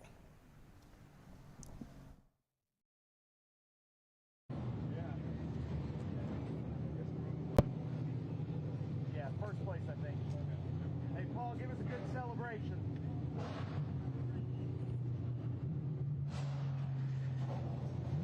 Nice. Behind you, Trippy. Nice. My voice doesn't go that high.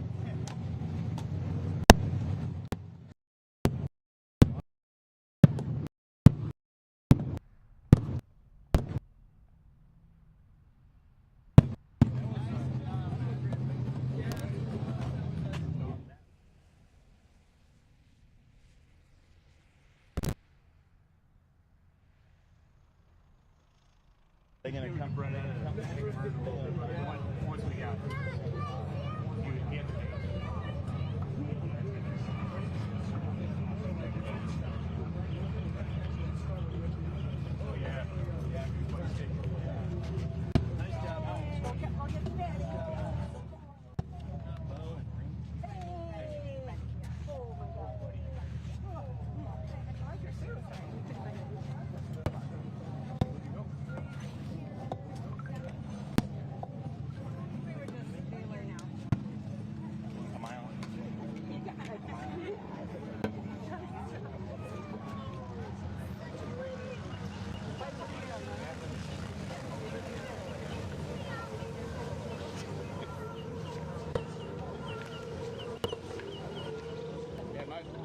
just doesn't get that high to do the good one. No, that's all right.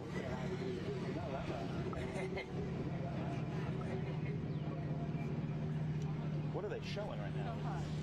No, we just need to go to JR. Whenever you're ready. Oh. All right, ladies and gentlemen, we're here at Winner's Circle. Hold on. Let's get all the Menards together because that was quite a cool moment there. Paul Menard won here last year and then won the championship. And now wins here again. Different livery, the Pittsburgh Paints and Stains. And I believe that's exclusive to Menards. That's right. Yeah, really proud to have Pittsburgh Paints and Stains on the car this year. They've been a supporter of mine throughout the years, off and on, and to have them back, feels like home. So, battle out there. That was a dogfight. Brent definitely had the pace on us.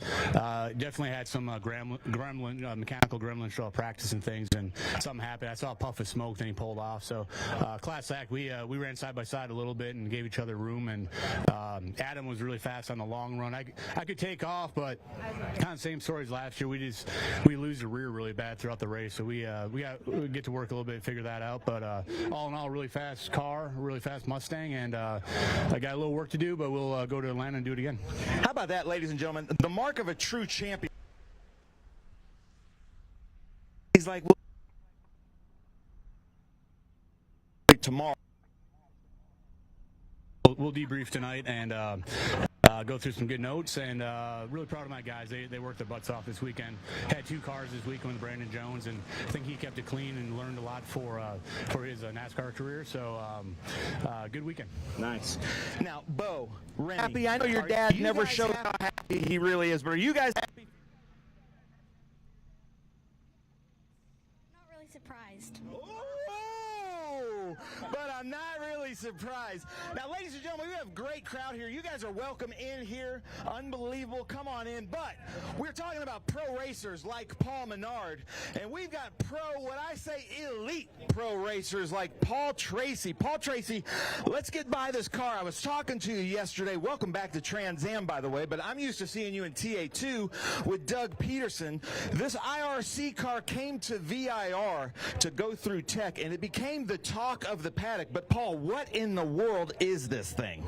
Well, this is basically a hybrid of an Australian supercar. So the Australian supercars are very similar now to the Cup cars, but insanely expensive to run that series. It's like running Cup in Australia. So a group of guys built this car based around that, but made it a lot cheaper to run. It's got a production LS3 motor in it. You can buy from the dealership, a good sequential gearbox, and it's just a low maintenance, really fast car for a beginner guy to learn how to race with. Nice. So first place, Extreme GT. First time in Extreme GT for Paul Tracy. How does it feel? Feels great. I mean, it's there's some great gentleman drivers here with really nice GT3 cars, Mercedes AMGs, and those cars they're super high dollar, and this car's in the $200,000 range. So we came out here to show what this car could do, and it performs phenomenal.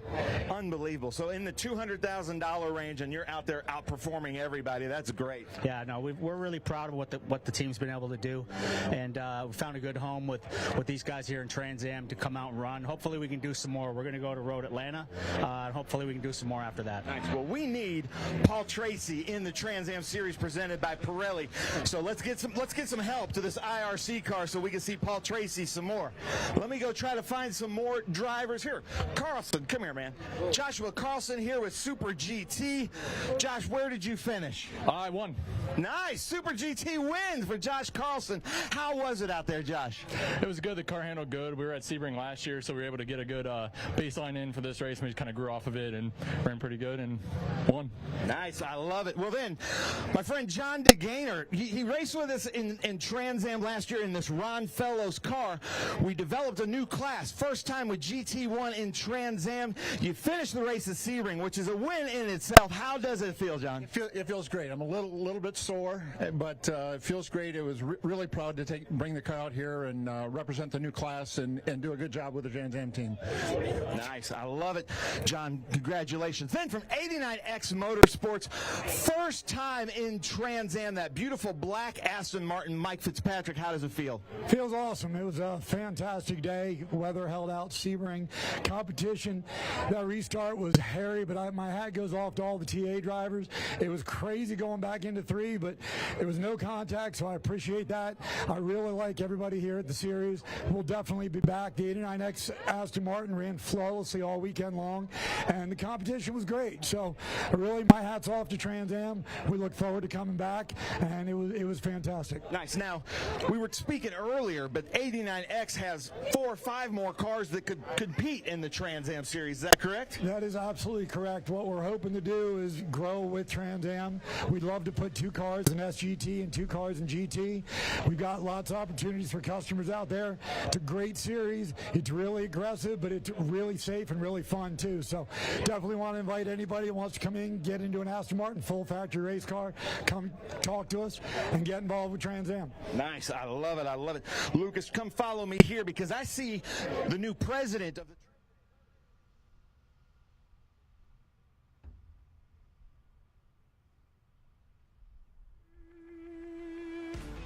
The next event coming your way in March at Road Atlanta. It's going to be a great one. We hope to see you there as we close out our season opener here in Sebring. It will be March 20th and the 23rd at Mission Foods Road Atlanta SpeedTour event there at Michelin Road Atlanta Raceway.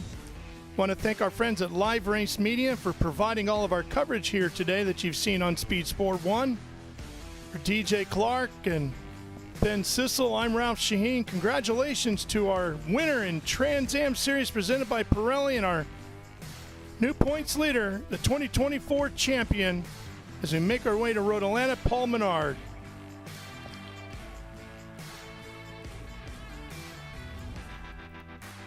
Well, DJ, final thought.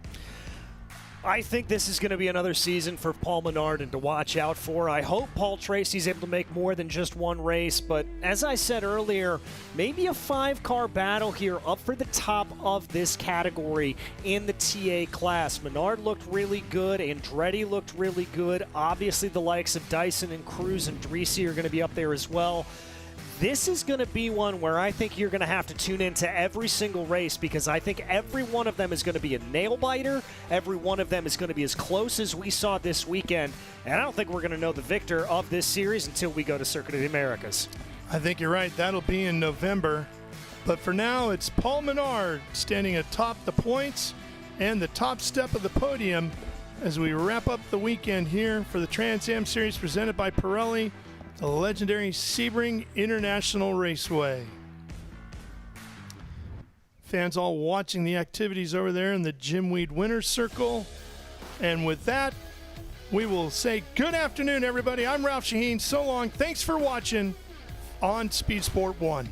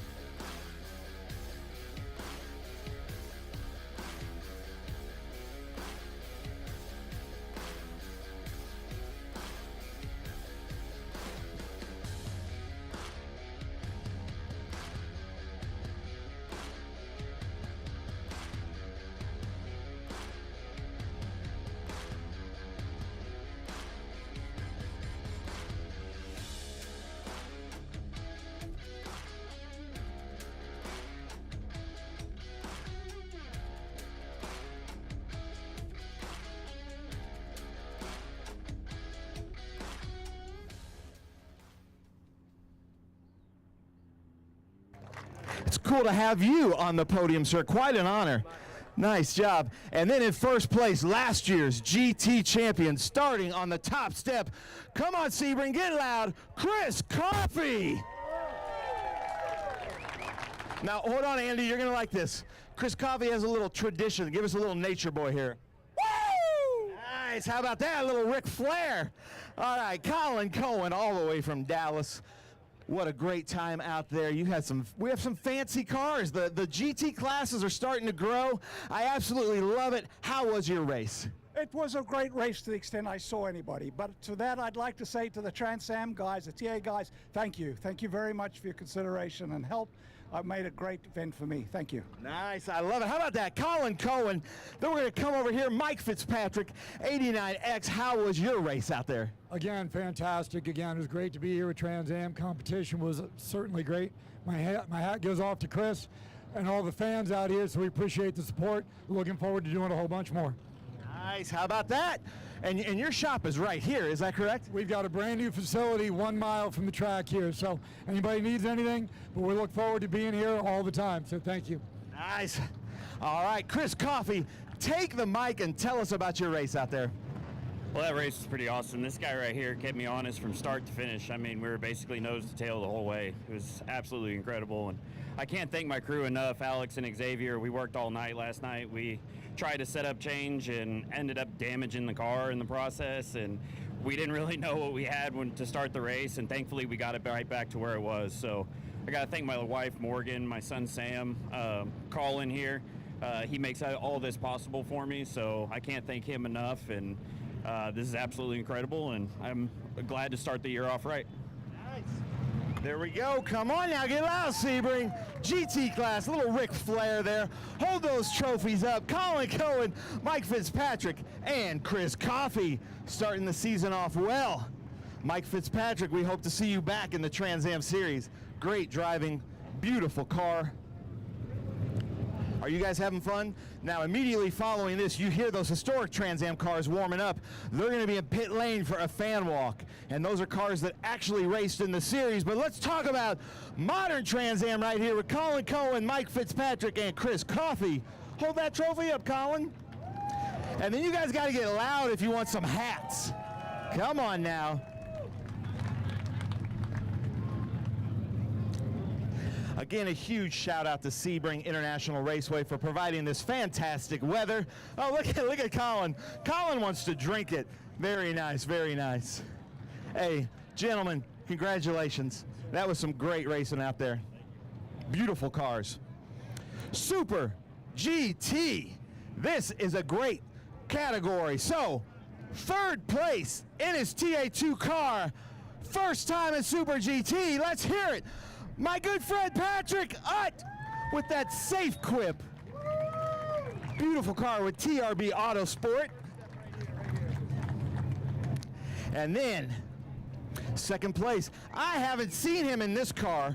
He is a many-time Super GT champion. Let's hear it from the state of Florida, Lee Saunders.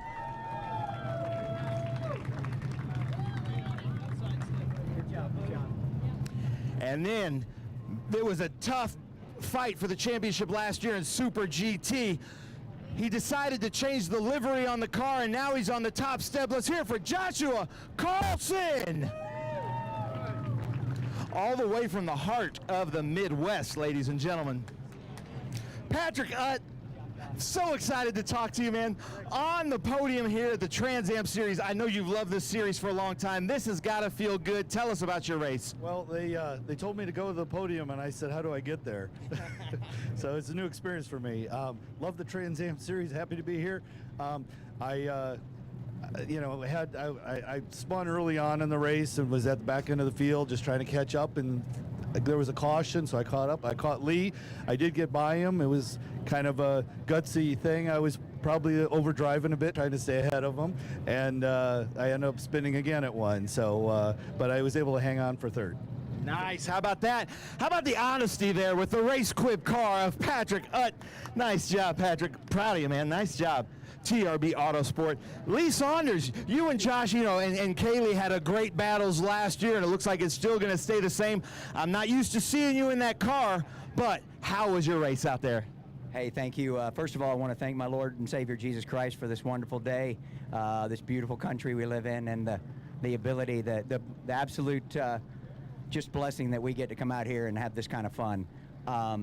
It definitely a continuation of last year. Josh's car is flying. Hats off to him. It's really, really fast.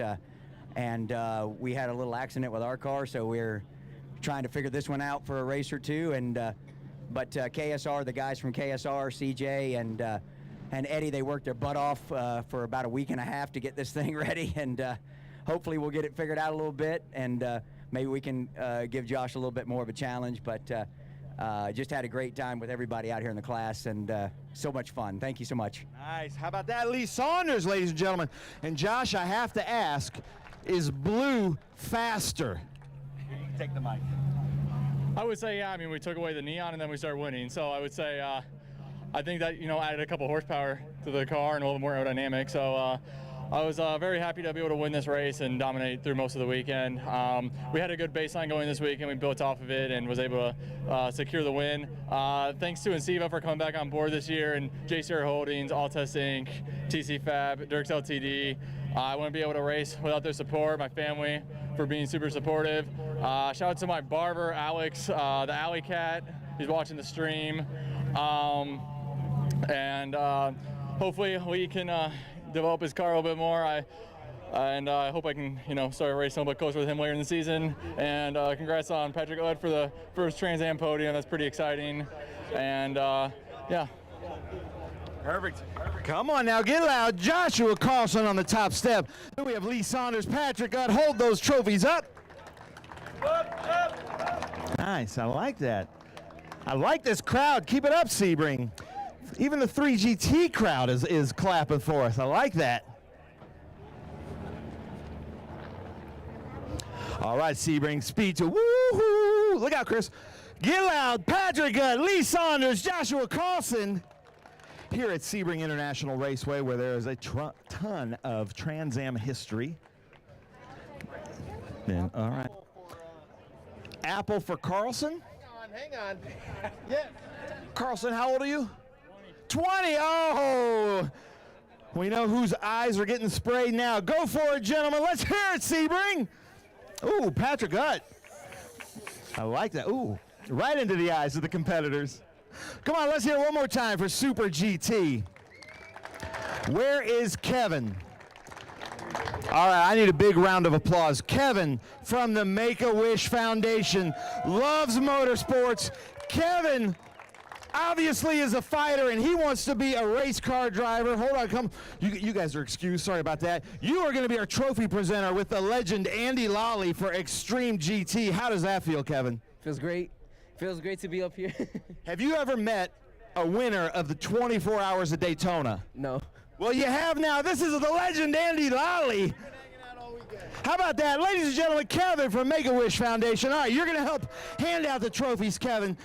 In third place, sorry, I held up 2. It's been a long day. Third place in Extreme GT in that beautiful Mercedes. Where is Billy Griffin? Let's get loud for Billy Griffin. Billy Griffin, I believe, a 2-time GT champion, now in Extreme GT. This lady I've been so impressed with the last couple of seasons. She won the SGT Championship, so now she decided to move to the Extreme GT Championship. Let's hear it for Kaylee Bryson. How about that? Now, the Trans Am Series presented by Pirelli, we have a ton of pro drivers. We've got some great drivers here, but this driver, I would say, is a pro elite driver.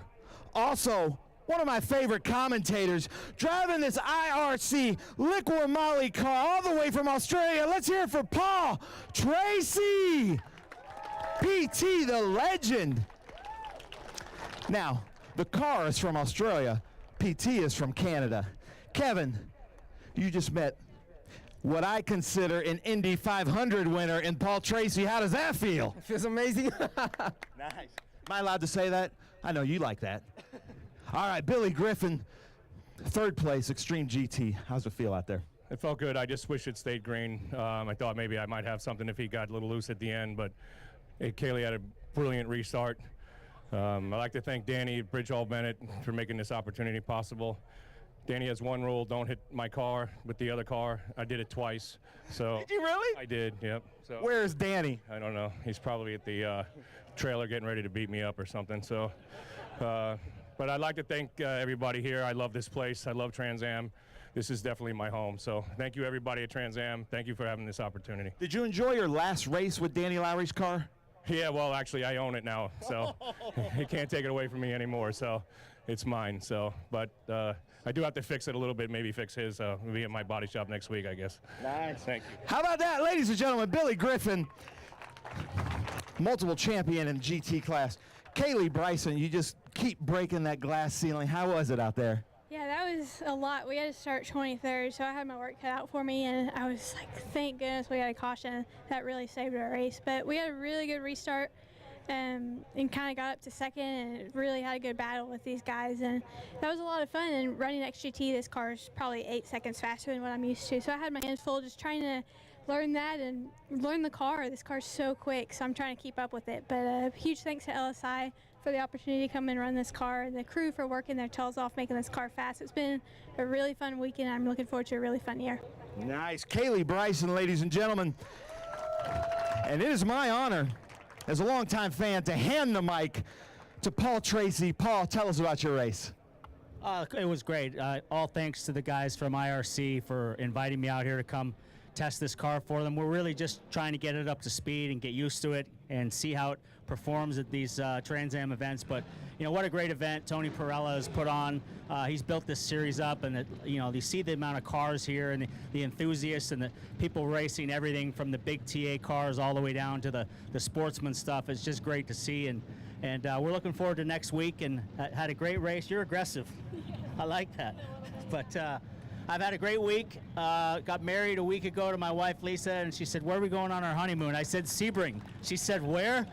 I said, Sebring. She goes, where's that? I said, it's in the middle of Florida. She goes, oh, okay. So congrats to everybody. Nice. Nice. And I'll ask you after Atlanta if you still like her aggressive racing. How about that? Ladies and gentlemen, newly married Paul Tracy, Kaylee Bryson, Billy Griffin. Let's have a big round of applause. Some legends here today.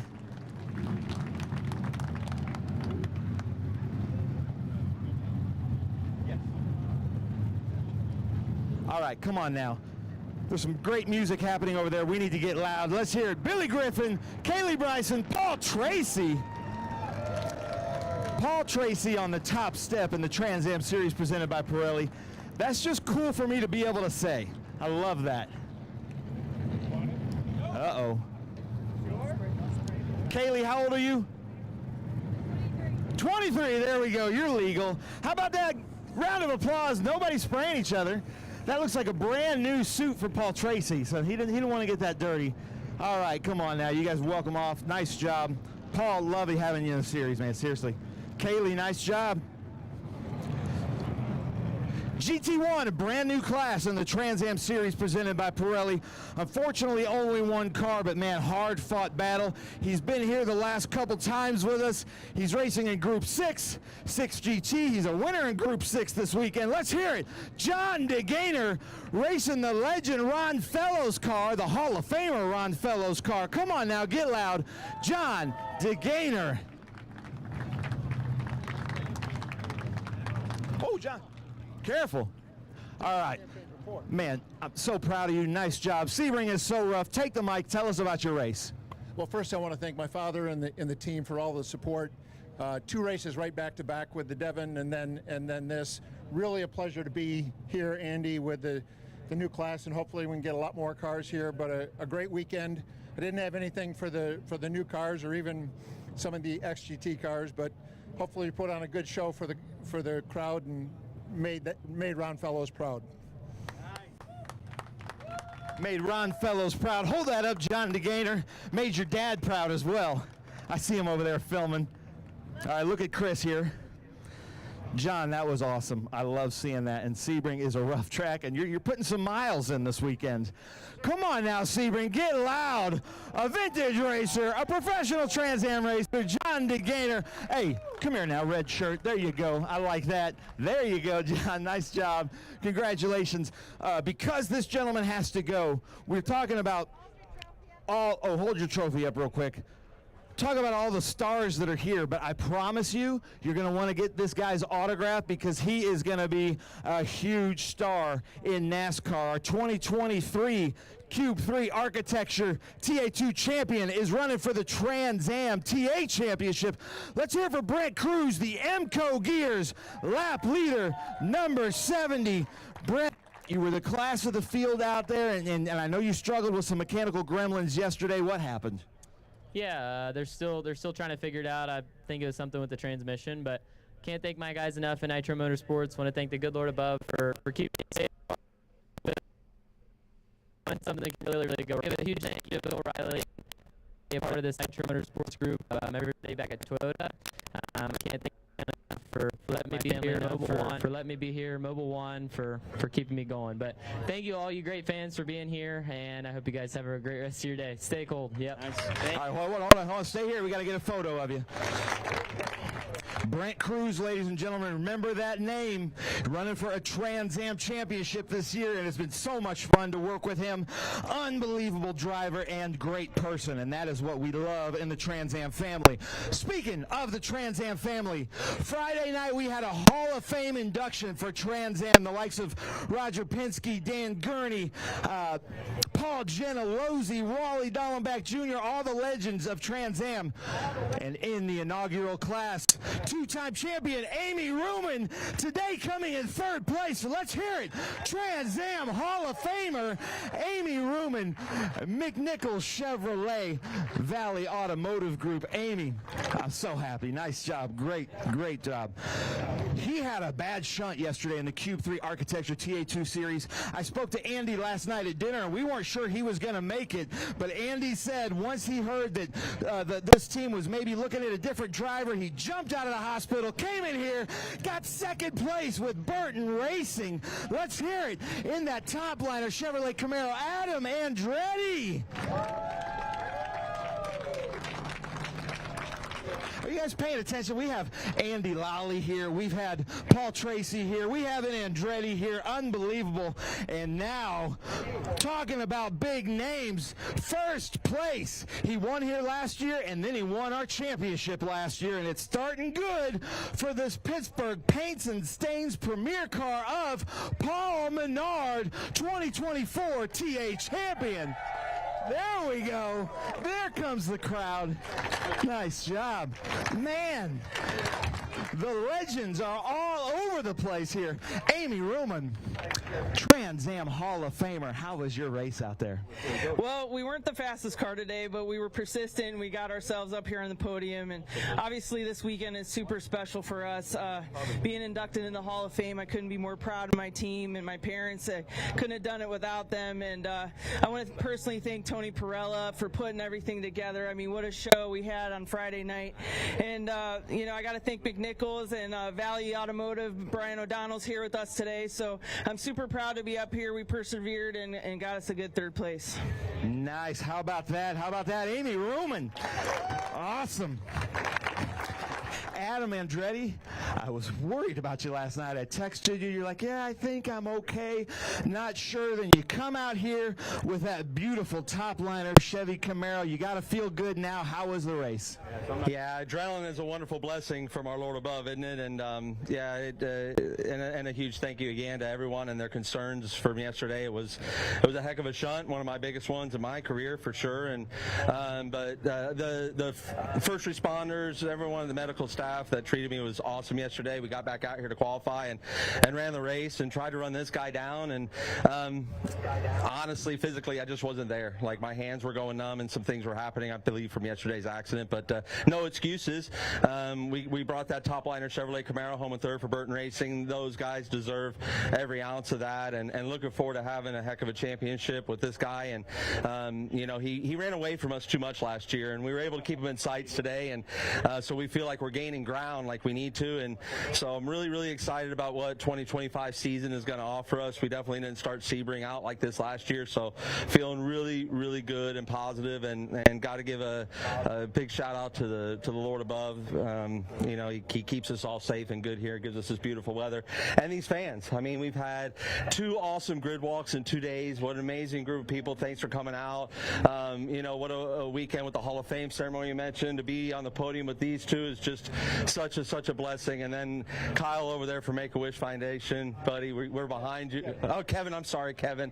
We're behind you, and we love that you were here sharing with us today, Kevin. So thank you for being here. Nice. Adam Andretti, ladies and gentlemen. Well, champ, 2024 champ, take the mic. Great start. How was your race? It was eventful. Had a fast car all weekend. You know, finally put it all together for qualifying, and had the track position to start up front, lead some laps, and you know, just Brent Cruz was just really quick on after 5-10 laps, and he ran us down. Had a little battle, and he got by me clean, and then Adam started running me down. We got that caution, kind of saved me from him. We just have short run speed. We got to work on a little long run speed, but we know what we got to do. We got to get to work a little bit, and really proud of the guys. We had two cars this weekend. The guys busted their tails all weekend long, and bouncing back and forth between with Brandon Jones and myself, and keeping us running strong. So great to be back at Sebring. Hell of a way to start the year. Kevin, honored to meet you, buddy. You're a fighter. Really cool to see you here. On to Atlanta. Nice. How about that? Now, before we do this, Kevin, come up here for a picture. Kevin with the Make-A-Wish Foundation. I know that we're fighting for championships, and this is great. I believe Make-A-Wish Foundation and helping out any way we can is even more important than winning championships. So Kevin, get in here on a picture. How about one more round of applause for Kevin and the Make-A-Wish Foundation, a true fighter. How about that? Hold those up. There you go. You want to hold that? Hold that up, Kevin. Nice. I love it. I love it. Nice job. All right, but you can't keep that. You got to give that back. All right, come on over here, man. Kevin, you're my hero. Seriously, nice job, man. All right, hold those. Wait. We got to hold those up like this. We got to do it official. Sorry, Chris. I know I'm flipping the script on you. Good. Oh, you did it already? Sorry, Michelle. But thanks for hitting me really hard with that hat, whipping me into shape. Come on now, ladies and gentlemen, get loud. We're celebrating here. Who wants Adam's hat? Amy Ruman, Adam Andretti, and Paul Menard. What an honor it is just to be able to say those legendary names, hold those trophies up high. What a beautiful day at the Sebring SpeedTour. Again, Sebring, we love coming here. We love the fans. We love the staff. The track's a little rough, but that's Sebring, right? But we absolutely love it. All right, let's see who we do here. Good start to the championship. Amy Room and Paul Menard in a brand new race suit. The top liner car, Burton Racing. Great start to the season. And now next, we go to Burton Racing's home track for the Mission Foods Road Atlanta Speed Tour. Guys, great race, great start. Did you guys enjoy today's race? Nice, nice. All right. Well, that does it for the Trans Am Series presented by Pirelli here at Sebring. Ooh, Amy. Oh, Jim Weed Winter Circle. We've got a bunch of Jim Weed out here for you guys. If you want some Jim Weed, we're going to have quite a championship here. Next round, Mission Foods. Road Atlanta Speed Tour, and we will be back here next year, same time, for the Sebring Speed Tour. Thank you guys so much for coming out, and I'm going to send it to you in the booth because we're going HTA on pit lane. Hey, can I score one of them hats? Ooh, you have to ask somebody higher up than me. Oh, yeah, see this lady right here, but she's scared.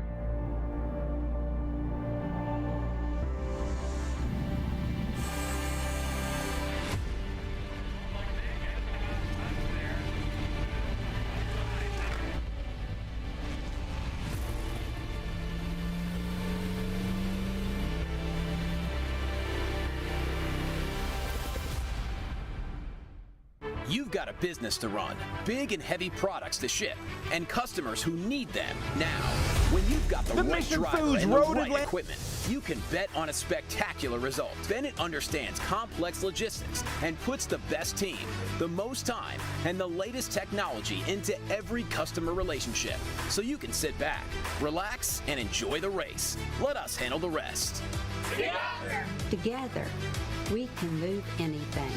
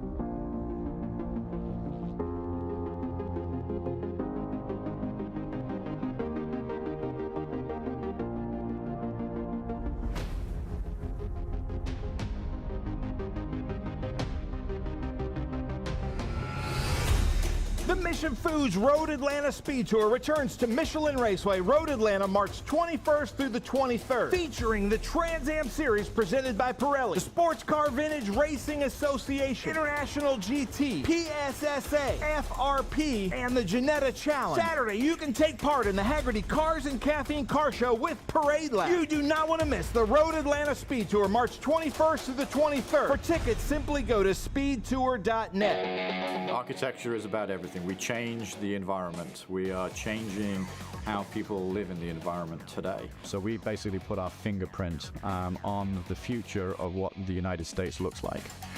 My overall business philosophy is that I'm engaged with my company from top to bottom, and I think the racing world and helping out the next generation and younger drivers is a passion of mine, and is getting stronger and stronger every year. With that, that's why I want to be involved.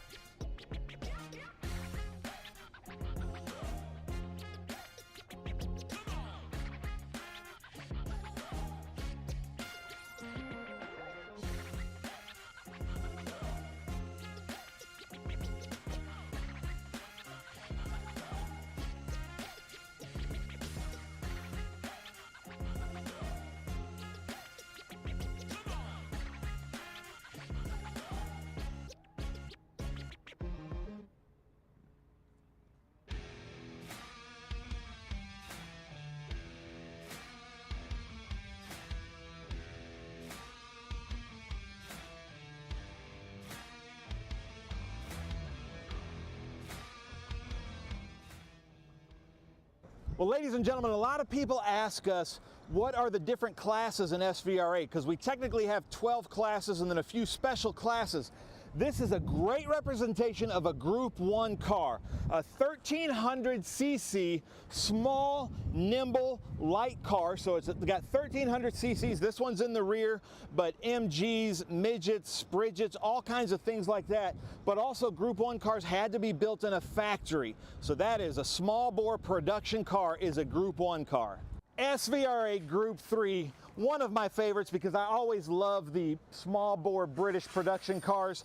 Triumph Spitfire, a great representation. These Triumph Spitfires, very good Group 3 cars, always out there competing against the air-cooled Porsche 356s, the 912s, but I prefer the Spitfires.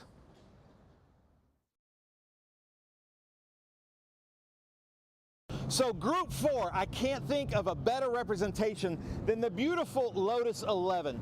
Back in the day in the 50s, Group 4 cars were like the top of the class, the elite cars, like a C-type Jaguar, D-type Jaguar, and then the beautiful Lotus 11s. That is Group 4, a little bit more rare than some of the production cars, technically production cars, but a lot more rare limited run.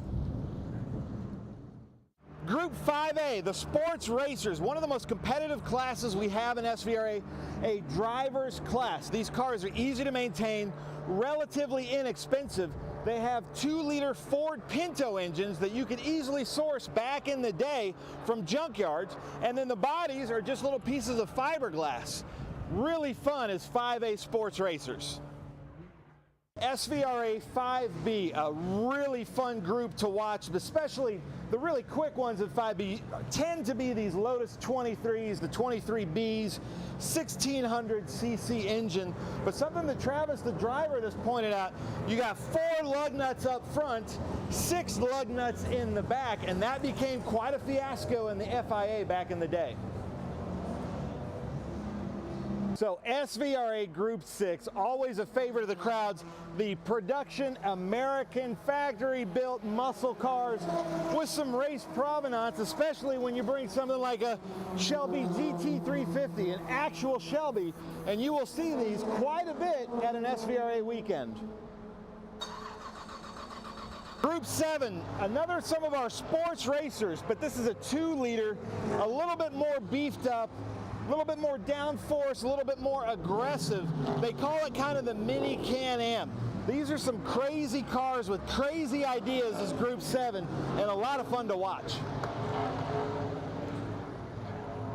So when I think of Group 8, I think of these air-cooled Porsche 911s, just always been absolutely dominant in Group 8, but also representing Group 8 would be like the Datsun 510s, the B sedans, or the Alpha, the BMW 2002s. But I think anybody would say that the Porsche 911 air-cooled would be the best representation of Group 8. You need some help, Bill?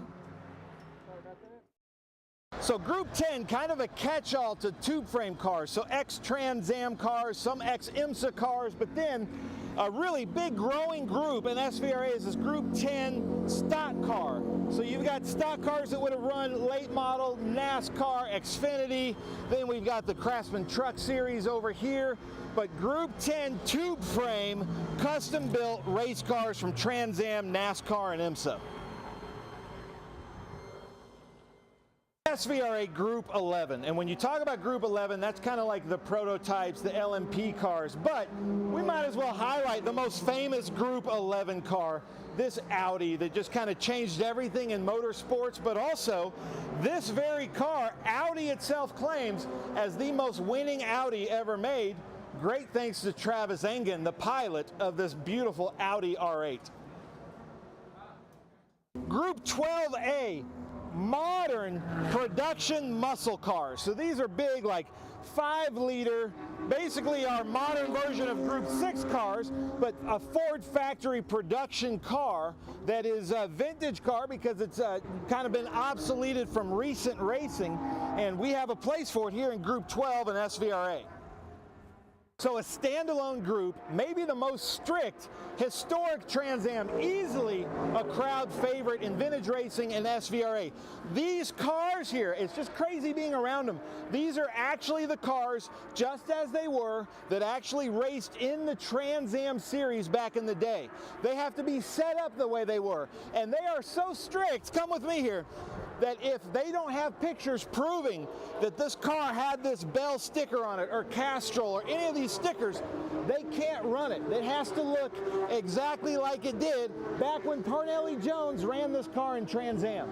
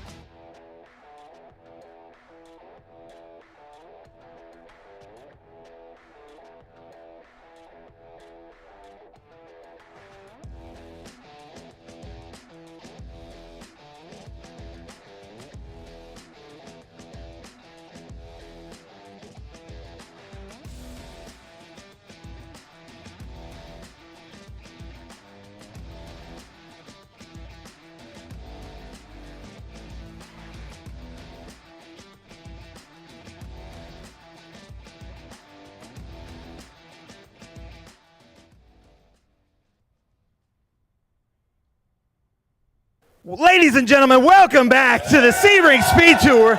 How about this crowd? Come on now, get loud. There we go. We've had Trans Am on track, SVRA on track, but the show of the field is historic Trans Am. The cars that actually raced in the historic Trans Am series. These are not tribute cars. These are not clones. These are the cars that raced in the Trans Am series from 1966 to 1972. So much history here. Wayne, don't go too far away. It's Sebring because we started here in 1966. I'm going to bring my first guest in here, Wayne Estes, the president of Sebring. How about a round of applause for our friend, Wayne Estes. Wayne, I saw you taking pictures on the wall. I know that you love these cars here. We had the Hall of Fame. Thank you so much for bringing us back. What does this mean to Sebring? Oh, it's been an outstanding week. everything about the Hall of Fame. As soon as I saw the Hall of Fame and it was going to be here, I was excited about that. But, you know, Sebring is just such an important part of the history of Trans Am and the cars that are out here, bringing these back. It's just spectacular. The people have come out here, and it's been a terrific week. I love it. Wayne, we always feel so welcome here. Thank you so much. But ladies and gentlemen, it's not about me. It's about these cars. Go talk to these cars and drivers. Well, you might look crazy if you're talking to cars, but that's okay. They're taking away my mic. All right, here we go. I'm going to start right here with this beautiful Penske Sunoco Javelin, the number 6. I believe Roger Penske said this was his favorite car, but I'm looking for the owner, Bill Ockerland. Where is Bill? Bill isn't around. We're looking for him, but that's okay because we come back here. So, Lucas, I'm going to want you to get some shots of this beautiful car here, this number 6 Camaro with these pinstripes, painstaking, and I'm going to then go talk to the owner, Tom McIntyre. Actually, what I would call the custodian, because he has worked so hard to preserve the history of these cars. Every little thing is exactly as it raced, and that's not easy to do, is it, Tom? No, it's never easy to restore a car, but when they built so few of these, you know, there was only one of these cars that was built this way, so to have it exactly as it was is a real feat. Nice. Well, Tom, thank you so much for coming out here. You came out here for our 50th. You came out here about 6 years ago. Thank you so much. It is such an honor to have you guys here. The best show in motorsports right here is historic Trans Am. Here's Bill Ockerland. So look at this, American Motors. There was a little bit of gamesmanship when Roger Penske and American Motors went together because you had to have parts legally to race in the Trans Am Series that were off the shelf. And somehow American Motors was able to get 917 Porsche Girling brakes worked into their catalog. Is that correct? Yeah, it had an AMC part number, and obviously Roger was familiar with Porsche and 917, so they became a American Motors part. So this car does run the 917 brakes. And it's amazing. You were talking about how well balanced the car is. Yeah, it's extremely well balanced, and the suspension is very, very good. And this track is rough, and I also drive the CUDA, and the CUDA bounces around quite a bit. This hardly moves. So it's really a smooth, well-handling, well-balanced car, and it has power brakes on front and manual on rear, which is a balance thing that's kind of tricky, but no, it's a very, very good car. I remember you told me you had dinner with Roger Penske a few years ago, and that was quite an honor for you, but he said he thinks this is his favorite car that he had in the Trans Am Series. Is that right? Well, I was talking to him, and first time I ever met him, and I said I own the 69 Penske Camaro, with the only one that still exists, and he goes, oh, that's neat, and I said, and I own the 71 Javelin, and he just, oh, you own the Javelin? So obviously that one was kind of a high point, I think, in his mind. Nice. I love it. How about a round of applause for Bill Ockerland, ladies and gentlemen. Jim Haig is in the Peter Gregg car. George Fulmer, look at this thing. Beautiful. They call it the school bus yellow car. Bud Moore, George Fulmer was here just the other night, inducted into the Hall of Fame. But I want to try to make it back to my friend Jeff O'Neill as we go by Ike Keeler's beautiful Mercury Cougar. And look, I love the hand-painted, everything as it was when it raced in the Trans Am Series. And speaking of great vintage racing events, the founder, and come over here, Jeff, sorry, we're running out of range. The founder and the guy the Velocity International. This year they're at Sonoma. It's a fantastic race to watch. I always watch the live streams. But you're out here in Parnelli Jones' car at Sebring. How does that feel? Well, it's totally outrageous. I mean, it's just, I pinch myself every time I get in that car. It's just the history, Parnelli Jones history. It's just, and preserving it is really what we're doing, HTA is doing, and then that's what Velocity Invitational is all about. Velocity Invitational, for those that don't know, is just a top-class American celebration of these types of cars, of motorsports. How can we find you and find more information? VelocityInvitational.com, June 6, 7, 8, coming up. We'll have all kinds of entertainment. You can come, you can off-road, you can on-road, you can watch a Ferrari GTO, you can watch HTA, you can watch just about everything under the sun and drive a McLaren if you're inclined.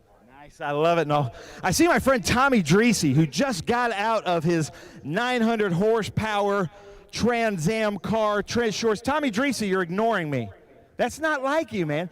He just got out of this Camaro in Trans Am. Tommy, but you're running the Chaparral Jim Hall car, and this is going to be a blast, isn't it? I just want to thank the folks, Ackerlin and Jimmy and all the folks to invite me here. It's a pleasure. This is way more fun than what I just did. Too stressful. This is nice.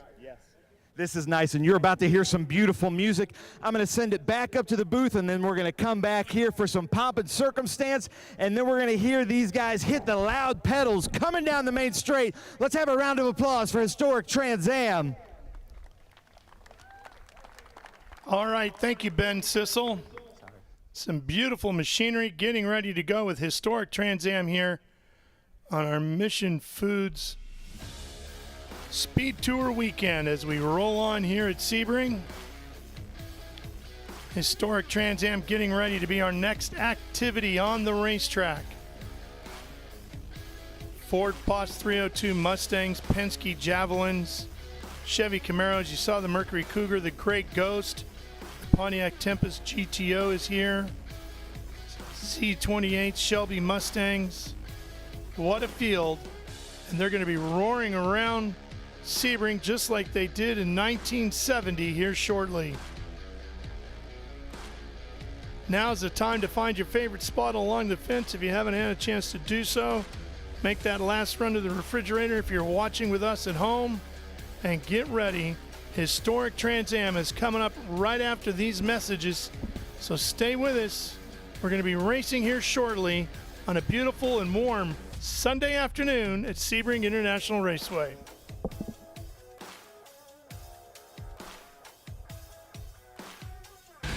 Rev up and get ready for race day with Mission Foods. The world's best racers and tastiest products come together to make every race delicious. Fully loaded tacos, fast wraps, piled high nachos. Whatever you crave, Mission will help you be race ready with easy to make recipes that will take your race day to the finish line. Keep your racing delicious and enjoy all the mouth-watering action. Brought to you by Mission Foods. Too fast, too tasty. You've got a business to run, big and heavy products to ship, and customers who need them now. When you've got the right driver and the right equipment, you can bet on a spectacular result. Bennett understands complex logistics and puts the best team, the most time, and the latest technology into every customer relationship, so you can sit back, relax, and enjoy the race. Let us handle the rest. Together, we can move anything.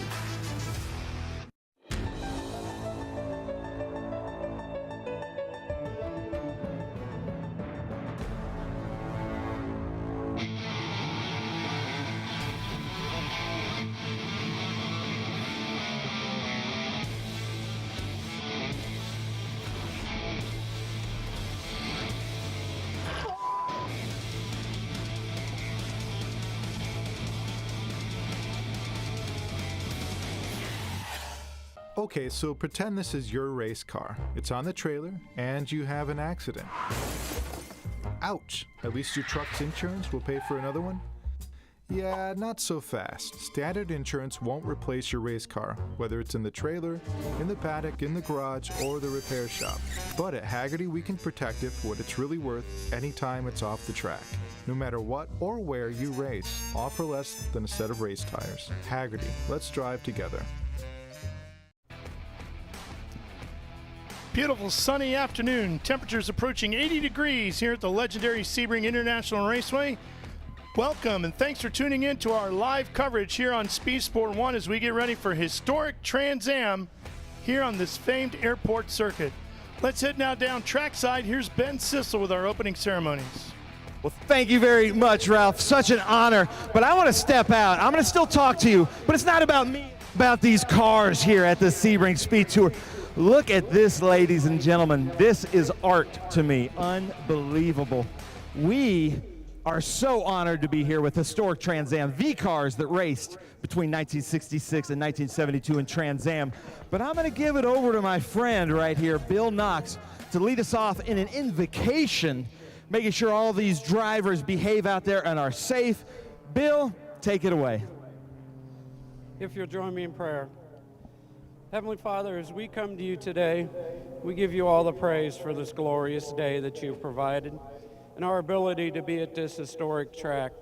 Father, we ask that you ask the facility in your almighty hands. You keep the drivers safe. You keep them all thinking. And Father, we ask that you protect the first responders and our military and our police, that you bring them all home safely to their families. In your Son's most precious name we pray. Amen. Amen. Thank you very much, Bill. We have a special treat for the national anthem. If you will remove your hats, Rebecca Wills, take it away.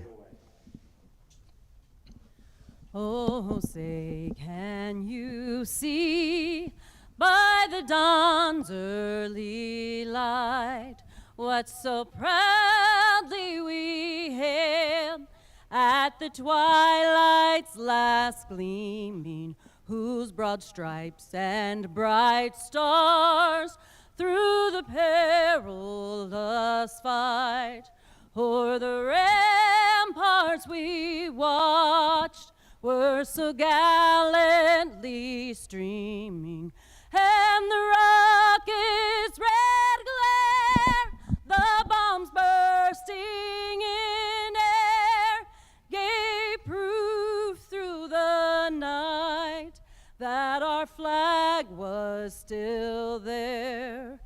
Oh, say does that star-spangled banner yet wave o'er the land of the free and the home of the brave? Oh, come on, Sebring. You can get louder than that. Let's hear it for Rebecca Wills. Absolutely beautiful. Will you come on tour with us? Will you do this at every stop? Thank you so much for doing that. But let's bring in an absolute legend here in the Sebring Hall of Fame Motorsports. Lynn, absolute legend. She was at the Hall of Fame Friday night accepting for her team owner when she ran in Trans Am, Jack Roush, to deliver the most famous words in motorsports. Take both the mics. It's my honor to introduce Lynn St. James for the most famous words in motorsports. Drivers, start your engines!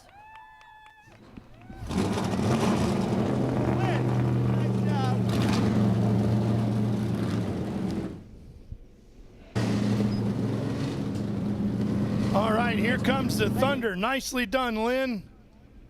Historic Trans Am ready to go. Their second race of the weekend.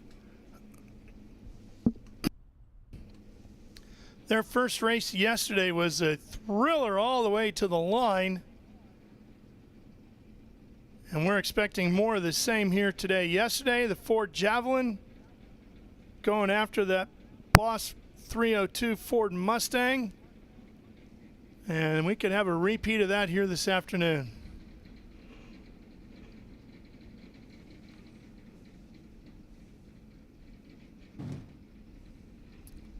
Taking a look over the field, the Camaros, the Z28s. There's that Penske Camaro of Mark Donahue, Peter Craig, George Fulmer, Bud Moore Fords, Penske Javelin,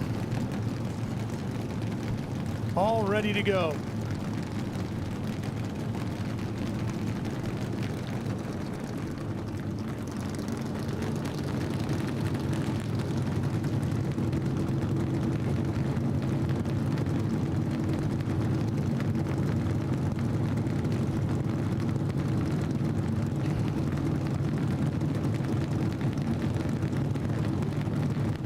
Love listening to that rumble right now as we wait for them to get the nod roll off. Let's give you the rundown. Jim Haig is in the pole position in car 16. That's that Ford Boss 302. Bud Moore car. Bill Ockerlund alongside in his Penske Javelin. Car number 6. The 16 is Chris Liebenberg, another Ford Mustang. Thomas McIntyre on the outside of row 2. Car number 6, a Chevy Camaro. That's the Penske car. Ike Keeler will be on the inside of row 3 in that Mercury Cougar. Car 14. John Romano in car 37 alongside of him, another Chevy Camaro. Back another row to Jeff O'Neill in car 15 in 7th position. Ford Boss 302 Mustang with James Glass in another car 15, Chevy Camaro. John Hildebrand.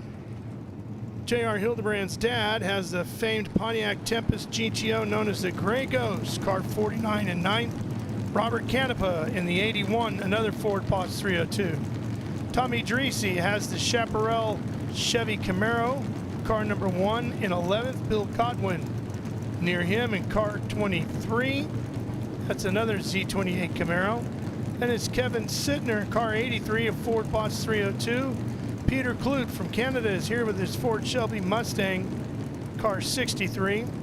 Ross Myers in car number 2, that's a Ford Mustang. Ken Epsman in the other AMC Javelin, that's the Roy Woods car, car number 2. Rick Jeffrey in the 96, a Chevy Camaro Z28.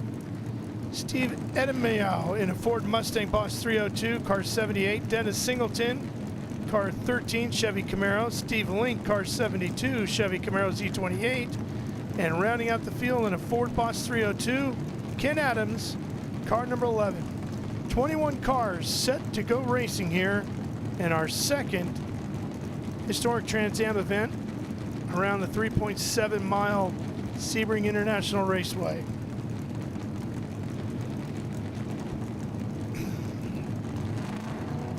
It all started here on a Friday afternoon back in March of 1966. And they ran the first Trans-American Sedan Championship event. And the Trans Am Series has been thrilling race fans across North America ever since. Yoke and Rent won the overall and the under 2-liter class that afternoon in an Alfa Romeo. Bob Tullius in a Dodge Dart took the over category victory. And here we are with some of the most iconic cars in the history of this series racing today once again here at Sebring. There you see the Gray Ghost. What a story that car is. A grocery getter.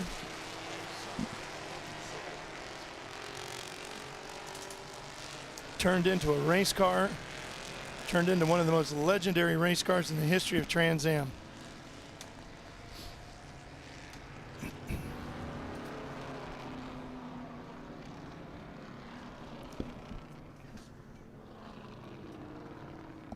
Well, Ben, if you like American muscle cars, we got you. If you like big V8s, we got that. If you like belching flames, we got that too. And then add on top of that all of this history. Like these cars, really, Roger Penske wouldn't be Roger Penske without these cars out there. The Bud Moore, the Parnelli Jones, the George Fulmer, Revson, Peter Revson, Vic Elford, you know, just a lot. I'm a little out of breath, Ralph, from running up the stairs, looking for my grid sheet, but so excited. I wouldn't miss this for the world. You guys are about to hear some of the most beautiful music known to man when they come and take the green flag here at Sebring, just like they did in 1966 when they all get onto the loud pedal at the same time. There's Tommy Dreese back there in that white with the blue stripes, the Chaparral Chevy Camaro. Jim Hall Racing entry back in the day. And you know, I want to point out how difficult it is for these drivers to keep these cars in the condition that they raced, because even though these are older cars from 66 to 72, parts have evolved and they've gone through. So to try to keep all the parts original, the brakes that they would have run, the tires that they would have run, all of the stickers have to match with the livery that they ran back in the day. Look at that Tempest, unbelievable. Hildebrand, thank you so much for bringing that out, John Hildebrand. That car is currently for sale the Grey Ghost, one of the most famous cars in Trans Am history, is for sale. So reach out to John Hildebrandt and see if you want to get that car. And I'm 5 numbers in a Powerball short. It's actually pretty reasonable because these are investments. You know, these cars keep increasing in value, and the more and more you race them. But what I think it is it's basically a ticket into any vintage racing event you'll ever need. If you have a historic nowhere in the world Trans Am you car, can't take that yeah, car. there isn't. Like Goodwood would accept you. Obviously, the Velocity Invitational will accept you. The Monterey Historics, anything out there will accept you, as all of the great SVRA and Speed Tour events. All right, we are getting closer to the green, making our way down the Ullman straightaway behind the Janetta safety car. It'll be off into Sunset Bend and off the final corner at 17. Staring at, hopefully, a waving green flag. Now, Ralph, I know you're a car enthusiast as well, and I was talking about the musical note, and I love that you do this, but we're going to stay silent, right, when these cars take that green flag into one, because I want to hear it just as much as you do. That's right. We want to hear these engines roar. The cacophony of sound that comes from historic Trans Am.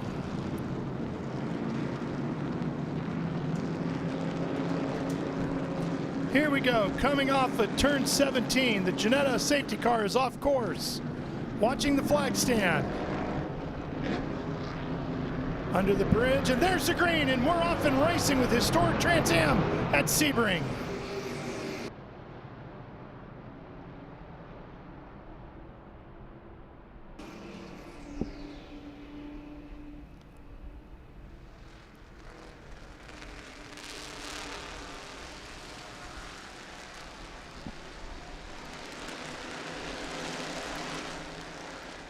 Off the throttle, onto the brakes, back into the throttle, and Ben, it looks like Jim Haig and that Bud Moore Mustang took the lead over Bill Ockerland right there in the Javelin.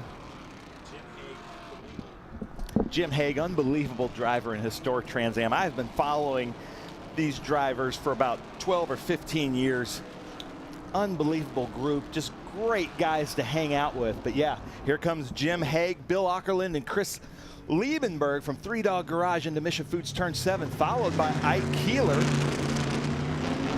And then John Romano, Jeff O'Neill, Hildebrandt, Jim Glass. Cars are looking good, aren't they, Ralph? Yeah, they sure are. There's the Roy Woods Javelin coming through. I saw Peter Kluck go through there. Tommy Tracy starting to work his way through, and you got to be a little bit careful. You can't knife your way through the way you did in the main Trans Am race if you're Tommy. You got to make sure you got plenty of room to clear everybody here. Yeah, I hope that his mechanics hit the reset button that's on the back of Tommy Dreese's head and set him to vintage racing. Yeah. There's Bill Ockerland, though. Watch out, because Bill Ockerland and Jim Haig, I think they traded positions 4 or 5 times a lap sometimes in the last race yesterday. It was unbelievable to watch. It was the width of the chrome bumper on the front of the car yesterday. It was the difference between first and second. These cars have terrible brakes, way too much power, way too much weight, so difficult to drive, and these drivers are driving these priceless cars within inches of each other. We talk about wheeling a race car. That's exactly what these drivers are doing here today. You're going to have to work pretty hard inside with those big steering wheels. Here comes the Javelin. New leader here at Sebring. Mark Donahue takes the lead over Peter Gregg, followed by George Fulmer there. And here's Peter Kluck up the inside in his Mustang. He's going to slot right in behind that Parnelli Jones number 15, which is a stunning car in person. It really is. They didn't run that livery with Bud Moore too long. They went to that school bus yellow. Yeah. But both of them are absolutely gorgeous. There isn't a stinker in this bunch, ladies and gentlemen. Look at that. That's Jeff O'Neill with Velocity Invitational in that beautiful Bud Moore Parnelli Jones history-making historic Trans Am car. And PJ Jones was here earlier in the weekend to accept the historic, or the induction into the Hall of Fame for Trans Am for his father on Friday.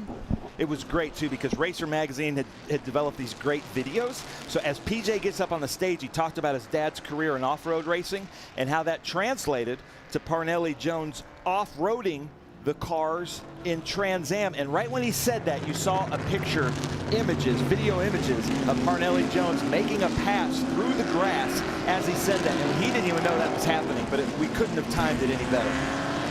There's Peter Kloot right behind Jeff O'Neill, Hildebrandt, and Romano going at it, as is Jim Glass. Well, one advantage to that Pontiac Tempest GTO, it's a pretty big car, so you're going to need a lot of room to get around it. He doesn't have to try to block you. It's just difficult. Yeah, and it's so crazy, the history of that car and how Pontiac didn't want to enter Trans Am, and then he built this car from basically his family's car, and then Pontiac ends up naming a car after the series, and that actually became the biggest line item in the budget for the SCCA was the royalties they got from the Pontiac Trans Am, like the Smokey and the Bandit car. Yeah, the Screaming Chicken on the hood. But look at this. I'm like a 12-year-old kid up here right now watching this. This is so much fun. And this is what I love about vintage racing, historic Trans Am races. You know, there's a group of 5 or 6 up front. There's a group of 5 or 6 in the middle. There's like the mid to back pack 5 or 6, and then there's cars in the back, and they're all having a blast. But here comes another pass. Well, you're wondering how much horsepower is under the hood of that Mustang? Plenty. Look at him power past the Javelin as they come to sunset. All of the manufacturers involved had to have in this class a 305 or less. So obviously the 302 for the Fords. And I can't remember what AMC had to do, but they had to like almost de-stroke it to bring it down to a 305. But man, Chris Liebenberg there in third in that George Fulmer car, coming up behind Bill Ockerland in that Penske Mark Donahue AMC Javelin.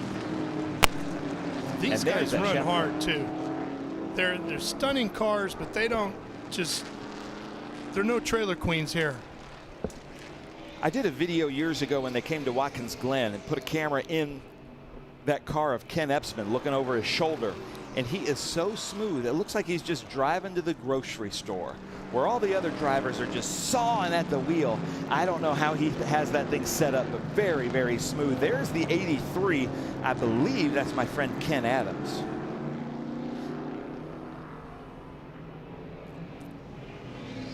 I was wrong. The 83 of Kevin Sittner. Sorry about that, ladies and gentlemen, but we try to get it right. But look at that Tempest. And I believe it was Bob Tullius that won here in the first race in 1966 in a Pontiac Tempest. There's the car from me, though. Tullius wanted a Dodge Dart. Dodge Dart, you're right. Thank you for that. I hate to be wrong. It was that 66 race. But that Camaro there, unbelievable. Look at that Z28 69, just stunning. Steve Lincoln, that Camaro. They're keeping it on the track, and I don't think you appreciate how difficult that is, ladies and gentlemen. But look at that up front group of cars as they come in through the tower turn. Such a historic circuit with such historic cars, great drivers, and just fantastic camaraderie here in historic Trans Am. There's the 83 of Sydney. Ford Boss 302.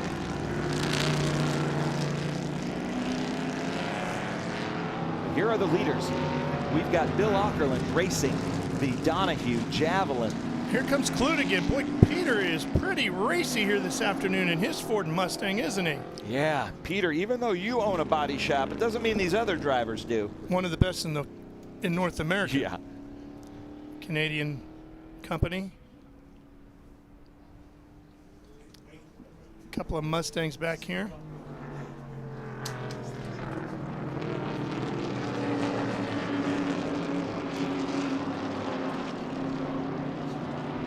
Peter Kloot. Love that grabber blue, huh? Oh yeah, that grabber blue there, unbelievable. That's Robert Canepa in that grabber blue Ford Boss 302. There's Tommy Dreese in that Vic Elford winning at Watkins Glen Chaparral Jim Hall Camaro. We have a special guest in the booth with us, though. Our new CEO, Lee Giannone, vintage racer. I'm going to put him on the headset. He's going to give us his take on watching historic Trans Am at Sebring. Lee, welcome to your first weekend with us, and what a sight to see. How about that? It's fantastic. I love these cars. I think this is one of the most exciting series that we see in vintage racing. I'm a fan of the cars since they were on track for the first time when they ran years and years ago, and the fact that we have all these fantastic cars that are maintained and raced hard, and there's nothing truer than collect art and new racing. This is the epitome of that. These are some of my favorite cars on the racetrack, and these guys they're hauling the mail on these things. They are, and that's a lot of hard work. Lee, thank you so much for joining us up here, but we're going to get back to this race route because it is getting good. It has been a tremendous battle at the front of the field. As we've talked about, these are in so many ways priceless machinery. These drivers are really wheeling them there this afternoon. Battle in the top 5 is outstanding. That's Ross Myers in that Ford Mustang blue. Trying to go through all of these as they come through. Great drone shots here as they come into 10. Now this is a high-speed right-hander. You've got to set it up right to get the left-handers. That is Ken Epsman and Tommy Dreese. Yeah. Ken Epsman in that Roy Woods Javelin, Tommy Dreese in that Jim Hall Chaparral Vic Elford Camaro. This was the phrase, win on Sunday, sell on Monday, and the manufacturers really went for the championship in 1970. They didn't actually have a manufacturers championship until 1972 in Trans Am. But they learned pretty early on that if Parnelli Jones or George Fulmer won in a Mustang, they sold a lot of Mustangs. And if Mark Donohue won in a Camaro, they sold a lot of Camaros. And so all the manufacturers were vying to have some cars racing in the Trans Am series. But how about that number 13 of Dennis I'll tell you what, Singleton? Peter Klut's trying to help them sell some Mustangs this coming week because he's really pushing it. He is on the loud pedal. He's sitting in 3rd in car 63 right now. Now, speaking to Gary Moore, I didn't know this. I thought the Cougars and the Mustangs were the same cars, just different bodies, but there is a wheelbase difference. Yeah. And I heard that the Cougar's Cougar, longer, right? Yeah, the Cougar actually has maybe a little bit better balance, is the opinion of Gary Moore, who races a Shelby GT350 and a Mercury Cougar with us. Well, the Cougar was supposed to be a little bit more luxurious. Yes. Yeah, of a performance car. The luxury A sedan car. Yeah. But here they come into Mission Foods turn 7. There's Dreese. Look at that Chevrolet bow tie with Steve Link behind him in that Camaro. And I'll say it as I do every time I see one. How come Chevrolet only made the 69 body style for 1 year? I'll never understand that either. The biggest question in the history of automobile manufacturing. They could bring that car back now in that body style, and it would sell out. Unbelievable. I think you're absolutely right. 2 Mustangs going at it. We were talking about, you prefer the fastback, and then you've got kind of the notchback, the coupe there. I'm definitely a fastback guy when it comes to the Mustang, and definitely a 69 like that red 72 when you're talking about Chevys. Yeah. Oh no! I don't think that was a nudge. I think Tommy just got loose there, but it looked pretty close. You don't think he hit him? I don't think he hit him. It was awful close. But knowing Ken Epsman, he can put that car anywhere he wants. Ken Epsman, a ton of talent. I think I saw maybe a little bit of smoke out of either Hager, Liebenberg there, and then this should be I thought it was Romano. Liebenberg. He had his hand out the window too. That's Bill Godwin in that Chevrolet Camaro Z28, blue and white. But let's see what happens here. Up front, we're getting about, looks like maybe 2-3 laps remaining, but look at that, ladies and gentlemen. To me, that's the car. Take a look at this, Ben. Let's see if there's some contact here or not going into Mission Foods turn number 7. Right up the inside. Oh yeah, he clipped him. Just the very back there. And ladies and gentlemen, I'm sorry for that. We usually do not show any metal-to-metal contact in vintage racing, especially historic Trans Am, so my apologies for that. But the racing is getting so good up front. We've got Jeff O'Neill out there in that beautiful car. we've got Robert Canova coming up from the back, or from the middle in that Ford Boss 302. But here is the race for the lead. And what happened to Jim Hague? Is he in front of, because we've got Peter Kloot. And that's Liebenberg. Where did Jim Hague go? Is he up? Can't tell. No, Bill Ockerland is up front. Yeah, and then Peter Kloot, Liebenberg, and Ike Keeler. So where is Jim Hague in that Peter Gregg car? Well, he hasn't checked out on the field, that's for sure.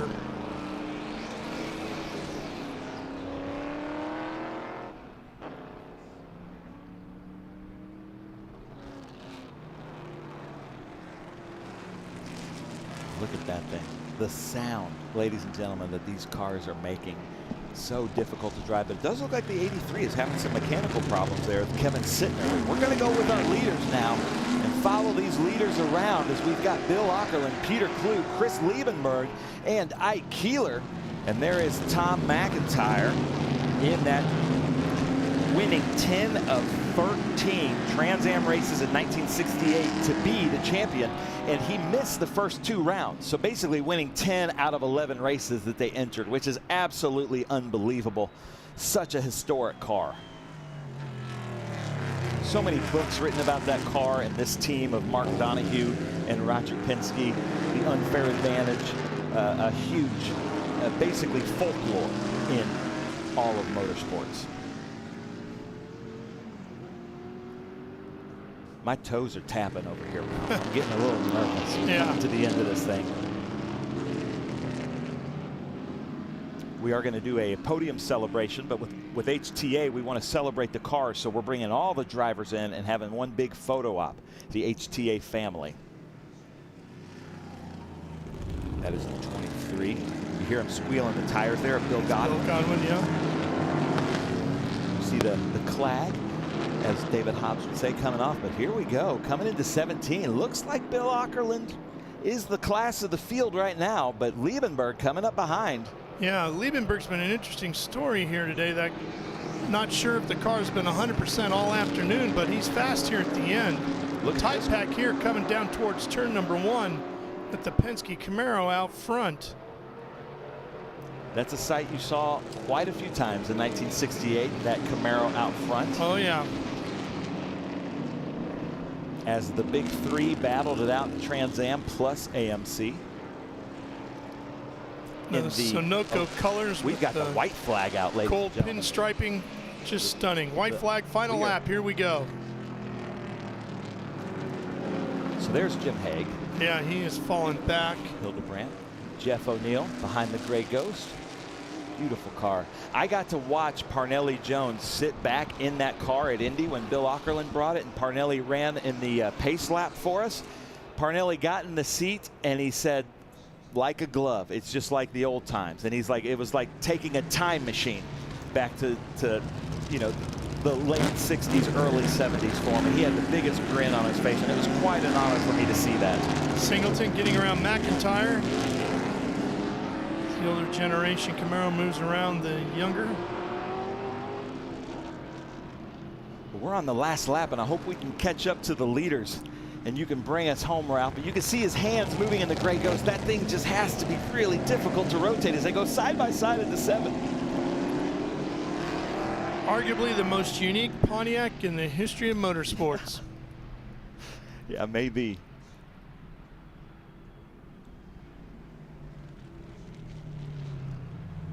So what year was the split bumper Camaro?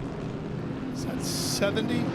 Not sure, but I also like that Camaro body style as well.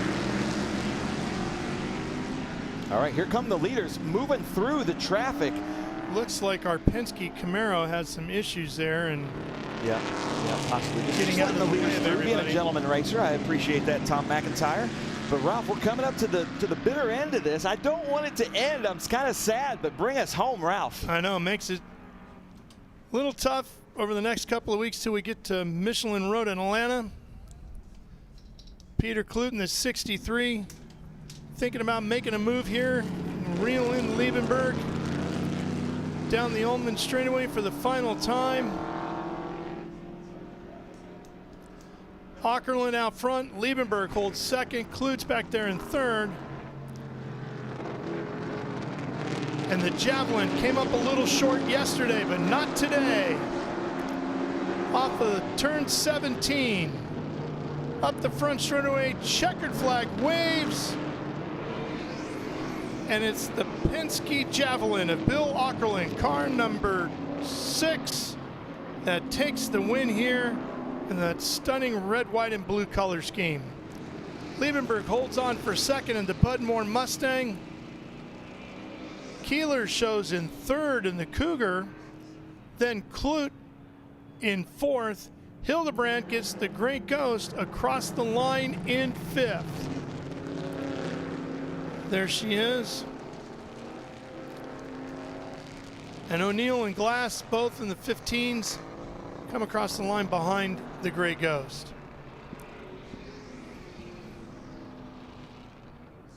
Last few cars across the line to finish out the day, including Ken Epsman.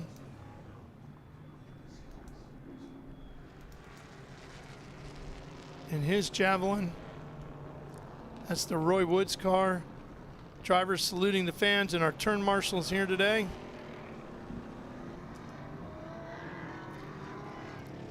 Historic Trans Am has put on some of the best racing all weekend long here at Sebring. So if you have an opportunity to come out to a Speed Tour event, I highly recommend it.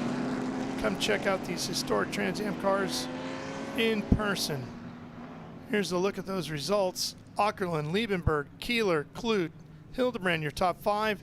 Canepa, O'Neill, Glass, Haig fell all the way back to 9th after leading quite a few laps. And John Romano rounds out the top 10 in his Chevy Camaro. Tommy Dreese from the back of the field up to 11th in the Chaparral Camaro.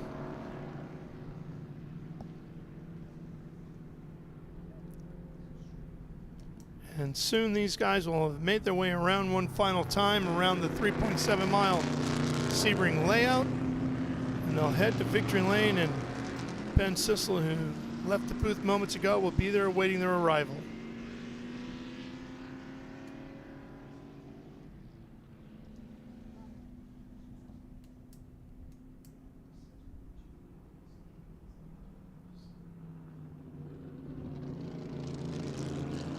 Some of these drivers will be back in action throughout the course of the afternoon here as the SVRA activity picks up, the Sports Car Vintage Racing Association. Some of these drivers bring multiple vehicles with them on a Speed Tour weekend so they can participate in as many races as possible.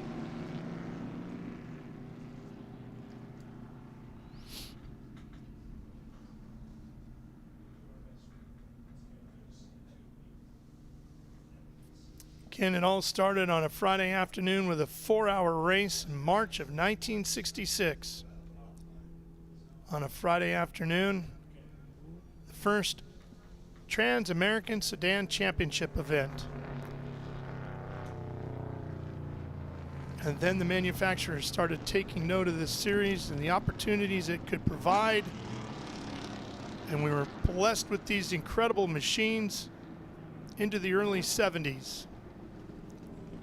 And now Trans Am has evolved to the spectacular 900 horsepower beasts that we saw racing earlier this morning. But fortunately, we've got plenty of people out there that are passionate about keeping this era of Trans Am alive and well and thrilling the fans just like it did in the late 60s and early 70s.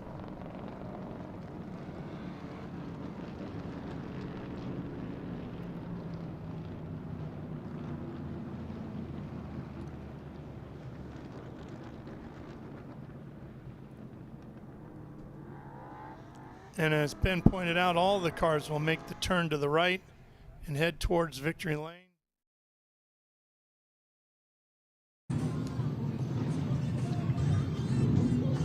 Steps of the podium. Hey, yeah, bring this one in.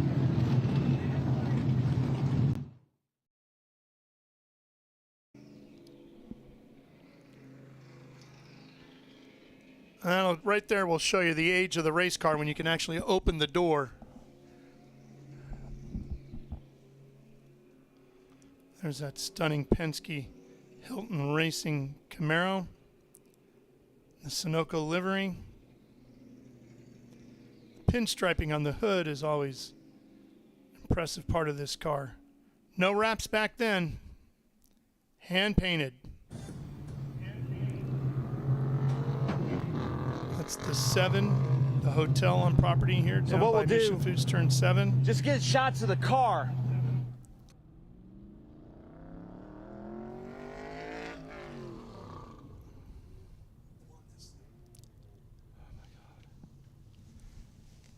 SVRA getting ready with their next race of the afternoon. This will be PSSA rolling out.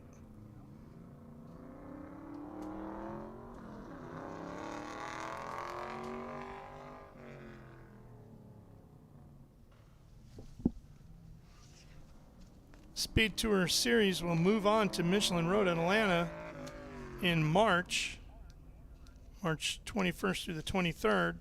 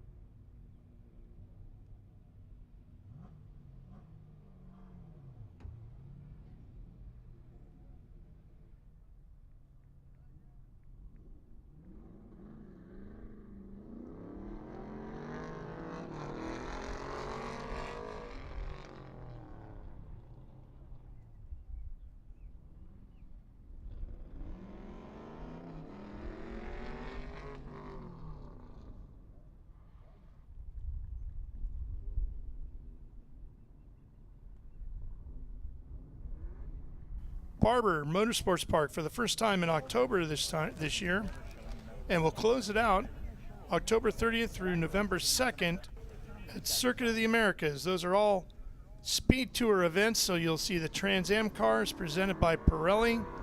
You'll see the Cube 3 TA2 Championship. You'll see all the SVRA categories, including historic Trans Am. So make your plans. Visit gotransam.com and come on out and join us at the races.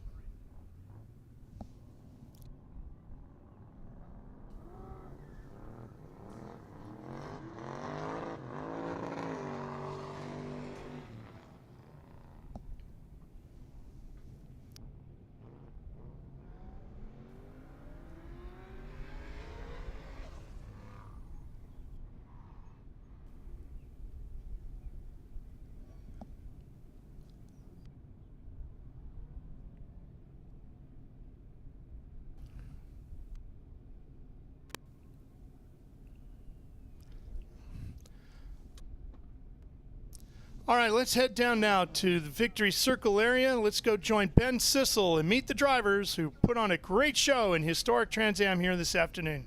Ben, take it away. Oh man, Ralph, I'm like a 12-year-old kid down here with these cars and drivers as they're eating some of their Mission chips. Come on up here, guys, I love it. They're chowing down on some Mission chips, you know. Juan Gonzalez, one of our racing friends, they like that. Too fast, too tasty. Everybody, come on up here, man. Yeah, come on, that was so much fun. No, so we'll put... I don't even know who 1, 2, and 3 were, but we'll put you guys up here, and then we're going to do a big family photo. It looks like you guys had some fun out there. It was awesome. Baby, hold me up. It was awesome. You can't ask for anything better than a car that can't stop and it can't turn. It's just wonderful. Had a great time. I was all by myself, though. But I won't tell you what I was doing, no. Just kidding. I love it. And that's what this is all about. This is supposed to be fun. I've got my friend Ike Keeler here. Wait, stay up here, guys. We're doing a big family photo. We need all historic Trans Am drivers up here because it's all about the cars. It's all about the history in historic Trans Am. But we want record of this. We're not sure this is ever going to be able to happen at Sebring. Ike Keeler in that Mercury Cougar up here in 3rd place. How's that feel? Great, man. Awesome. Love it. Now, the Keeler family has a lot of history with Ford and Mercury and Lincoln. Tell us about that history. Yes, they do. We're one of their biggest automotive component parts suppliers for Ford, GM, and Chrysler. What was the quote, I think, from Lee Iacocca about you grab a door handle? I don't know about that one. There's something about you grab a door handle of a Ford, you're shaking the hand of... Henry, yeah, I don't know. Yeah, you're shaking the hand of your dad. That you told me about this quote years ago. Make something up. Yeah, make something up, Liebenberg says. Three Dog Garage, man, I know it was so much effort to put this together. Great show, great race. You're here on the steps of Sebring. How's it feel? It's wonderful. I mean, first of all, for Ross Myers and all the guys at Three Dog Garage, I got to thank them because otherwise I wouldn't be here. And just running with the rest of what we call the family is a wonderful thing anytime, no matter where you finish. I love it. We were talking about that just an hour ago in the Trans Am podium, how it's a Trans Am family. An historic Trans Am, it's even a family. Yeah, absolutely. We know everybody, it's really more social than it is the cars anymore. It's all about the party. Bill Ockerland, take the mic. Tell us about your race in that beautiful Penske Javelin. Yeah, it was a fun race, and everybody did really well and enjoyed it. Lost my wingman, Jimmy Haig, partway through. I don't know what happened to him, but we had a fun time, and the car ran great, and thank everyone for coming. It was a lot of fun. Nice. How about that? All right, historic Trans Am drivers, come on up here. Come on up here, buddy. Let's line up. Let's line up.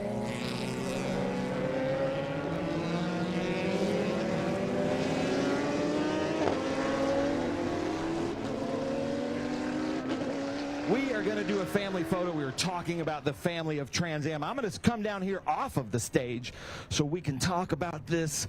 But ladies and gentlemen, I feel like a 12-year-old. I'm so excited. That was such a great show. Some of the coolest cars. And the reason we're doing this is because we might not see this again at Sebring. So how about a round of applause for the historic Trans Am drivers for bringing these things out, having such a great race. We love bringing historic Trans Am to our SVRA events. I don't see Jeff O'Neill up there, but I believe Historic Trans Am is coming to the Velocity Invitational. Historic Trans Am drivers, listen. On behalf of SVRA and SpeedTour and the Trans Am Series presented by Pirelli, thank you so much. Your crews, thank you so much. The mechanics, all the effort that you guys have to put in to keep these things original, to keep the history alive. All of these deserve to be in a museum, but all of you have the attitude that would be doing these cars a disservice. That is what Historic Trans Am is about. We got to see something that you never get to see. How about one more time for Historic Trans Am? Thank you guys so much. And now, stay cool. Tom McIntyre, you are my hero, sir. Thank you so much. Thank you guys so much. Historic Trans Am. I absolutely love it. Andy Lally, come over here real quick. The new president of Trans Am, and you, Mr. I know you love the Trans Am history. What do you think about these guys? I love the fact that these guys aren't just here polishing these cars up and making them look pretty, that they're out here at one of the most treacherous tracks in North America and bouncing around over the bumps and flat out and driving the heck out of them. So it's a pleasure to have you guys out here. It's awesome to see these cars in motion, and thanks for coming out. When you won the 24 Hours of Daytona, did you have your sponsors hand painted on the car? I had this slot. I had this Matchbox car. I mean, this is such an iconic livery.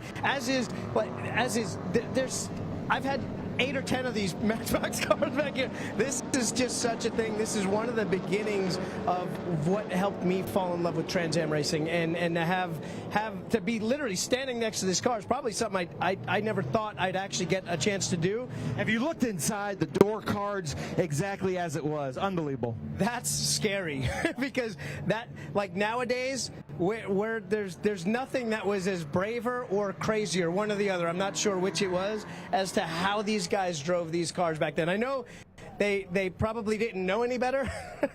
These guys are kind of crazy for getting in these nowadays, knowing like what can happen. But the speed that these cars go around and to see what these guys did back in the day, it's mesmerizing. It's really, really cool. Nice, awesome. The new president of Trans Am, Andy Lally, unbelievable.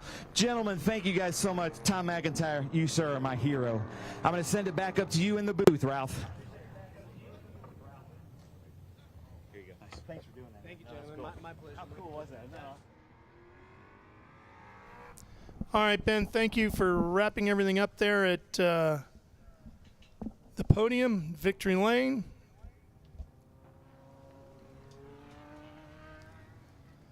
They're getting ready for the PSSA race, and looks like one of the cars has had a mechanical issue on the pace lap behind the safety car.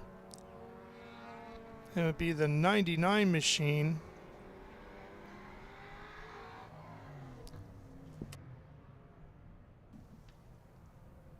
We don't have a 99 on the, let's see here.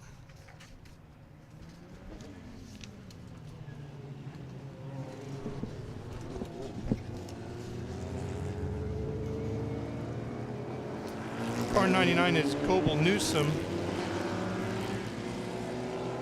Sebeco NPO1 Evo. I'm not sure what happened to him.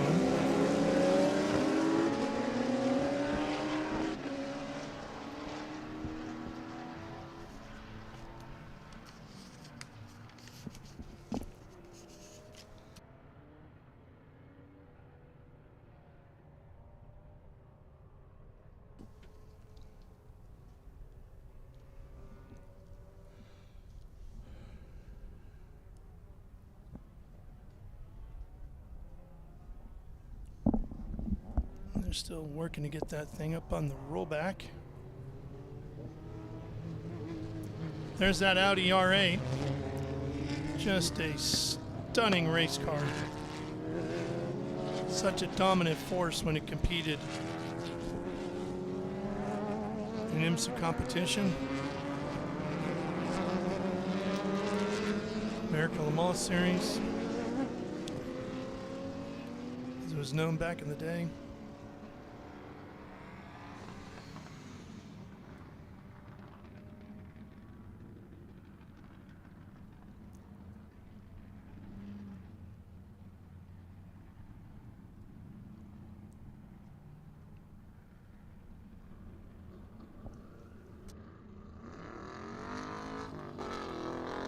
Well, while we wait for them to clear this race car off the track and we're able to get to some racing, let's take you back and introduce you to a young man who did a tremendous job as our race starter earlier today. So a lot of people go out of their way for me to have fun, and so, you know, getting involved with the Make-A-Wish Foundation is something that I've dreamt about for a very, very long time. And the gratification that gets reflected back to us from that is just outstanding. And we meet the nicest people, and they're so resilient and brave in everything that they deal with. It's inspiring, and it's, you know, it makes you count your blessings and keeps you grounded. So it's, to me, this aspect of it is just as important as the racing, if not more. I got to meet some of the drivers, got a bunch of autographs, got to see some of the cars, and even got into some of the race cars. I got into like a Lamborghini, a prototype car. It was really cool. I got to see him race, which was nice. Very chaotic races. Yeah, it was rough. Yeah, we started farther back than I would have liked. This is my first time at this track, so there was a pretty steep learning curve. It's a lot of fun though, and yeah, so we walked through the paddock, you know, got some cool swag, and met a bunch of really nice people, sat in race cars. It helps like kids like learn about what they want to do in life, and like really give them like a hands-on experience of something they might want to achieve. Like a dream of mine is to become a race car driver, so it gives me like a hands-on like experience seeing like how a race car driver like lives day to day, and see what they do to prepare for races, how they race and post-race and stuff. So this is our second year working with Make-A-Wish. So we rolled out something at the end of the season last year. We're trying to obtain enough funding. So Race Marketing USA is a 501c3 nonprofit, and so we're using that to obtain funding to make all these events possible. And if we can do it at every race, we'd love to. There's 12 races on the series, and you know, it's a nationally touring deal, so it's not cheap, but it's a lot of fun, and it makes it all worth it. Great job by Bob Accardo and welcoming Kevin here to our Speed Tour event at Sebring, season opening weekend. Looks like Kevin has the passion and the desire to make motorsports a career, and wish him all the best as he chases that dream as well.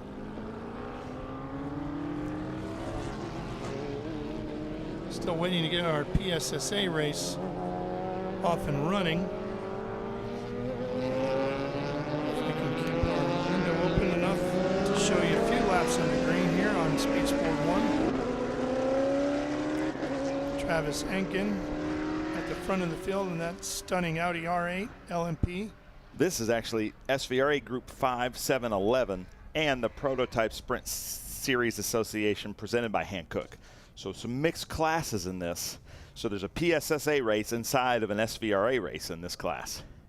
But Ralph, if you want to run us through the names here as we come to take the green flag. Well, we already talked about Travis Enkin in car number 2. Wayne Williams on the outside of row 1 in 57A. And you have Ralph Lamacchia in car number 7, Mazda Elon DPO2. Joe Colley in car 39, a Dallara EXP. Jacek Muka, I didn't see Jacek out there, did you? I don't think he made the call in his Cadillac DPI Dallara, which is a shame. Beautiful car. Henry Payne is here, car number 13 in the Lola T90, followed by John Thompson in the 14, a Lola 90. Henry Payne in another Lola 90, car 90, and Samuel Payne in a Lola Sport 2000, car 16. Gary Gray, number 379, is a Radical SR8. Jeff Williams in the 427, another Radical. Keith Taylor, car 20, another Radical. The Sabeco of Seth Henry, car 59. Rob Sherwood in a Peyton Lola S2000, number 34. The 57 is Sean Monet, another Radical. Kurt Leviton in a Carver CS2 S2000, car 28. James Dennison, number 44, in a Revolution 427. Thomas Lacosta in the 53. Coble Newsom, we talked about his problems with the Sabeco. Andrea Robertson in the Ford GT. And Rafe Baskin in another Radical, car number 10. Unbelievable field of cars and some history here. Andrea Robertson and her husband won the 24-hour Le Mans in that Ford GT, but they're coming to take the green, Ralph. Yep, after a bit of a delay, finally ready to get this one underway. Green flag waves, and we're underway here at Sebring. Group 5A, 7, 11, and PSSA. Now, yesterday, the Audi was the first one to turn 1 and checked out on the field, as you would imagine, but right now he's settling into second. Wayne Williams gets the jump there. Travis Engen with that car, he's got to wait for the tires to come up to temperature, and he also doesn't want to do anything to risk that car, so he'll give it to Wayne Williams, and then he's going to find a way probably around him when he gets the chance. That's Ralph Lamacchia in that Mazda Elan DPO2 and Joe Colley in that Dallara EXP.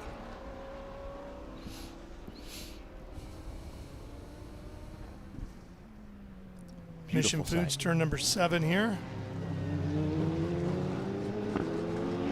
There's the Payne family. They're multicolored machines. Rob Sherwood in that Canon number 34 S2000. S2000s was a fantastic class in the SCCA. It was a formula, basically. It was a racer's class, Ford Pinto 2-liter engines. Lots of different manufacturers, but really good battles out there, as we see Wayne Williams in that 2023 Radical SR10 in the PSSA series, followed by Travis Engen in that 2005 Audi R8. Do you remember when they took these? That is Jacek Muka in that Cadillac behind Travis. Do you remember when they took the Sports 2000 cars and came up with the American City Racing League? I don't know. Yeah, the concept was no different than Major League Baseball, the NBA, or the NFL, where a city is actually the main sponsor of the team. And they put some cities together and had a league there for a very short period of time. I remember it because Phil and Steve Mayer, the Olympic skiing stars for Team USA, both competed in it. So now they were on Team Reno. Travis Engen out front with Jacek Muka in that Cadillac right behind. So that's our 2 Group 11 cars here. Actually, sorry, we have 4 Group 11 cars, but that's the 2 Group 11 cars up front. And this is starting to look like the 12 Hours of Sebring.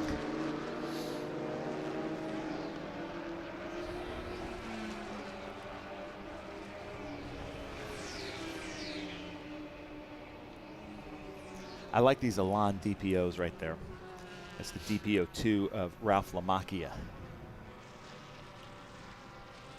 With the lights on coming down into turn 7. That's such a Sebring sight, isn't it? Yeah, it's still bright, sunny afternoon here in Sebring. Temperatures in the 80s. There's that Dallara EXP being piloted by Joe Cawley, another Group 11 car.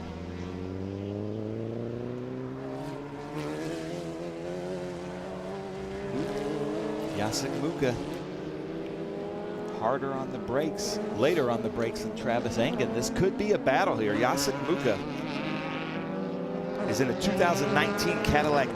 I'm sorry, hold on, I gotta find this. He's in a 2019 Cadillac DPI. There it is. The drone shots, you can really see who's later on the brakes, where the gaps are. It's a neat perspective. Yes. You can also see how flat this racetrack is. Yeah. So have you had fun at your first Speed Tour event, Ralph? Yeah, I've been to Speed Tour events before as a fan. First time I've had an opportunity to come and call the action, and it's been fantastic, whether it's 900 horsepower Trans Am machines presented by Pirelli or historic Trans Am, some of these exciting SVRA categories. It's been something to look at everywhere around this racetrack in the paddock all weekend long. And here comes a challenge for the lead.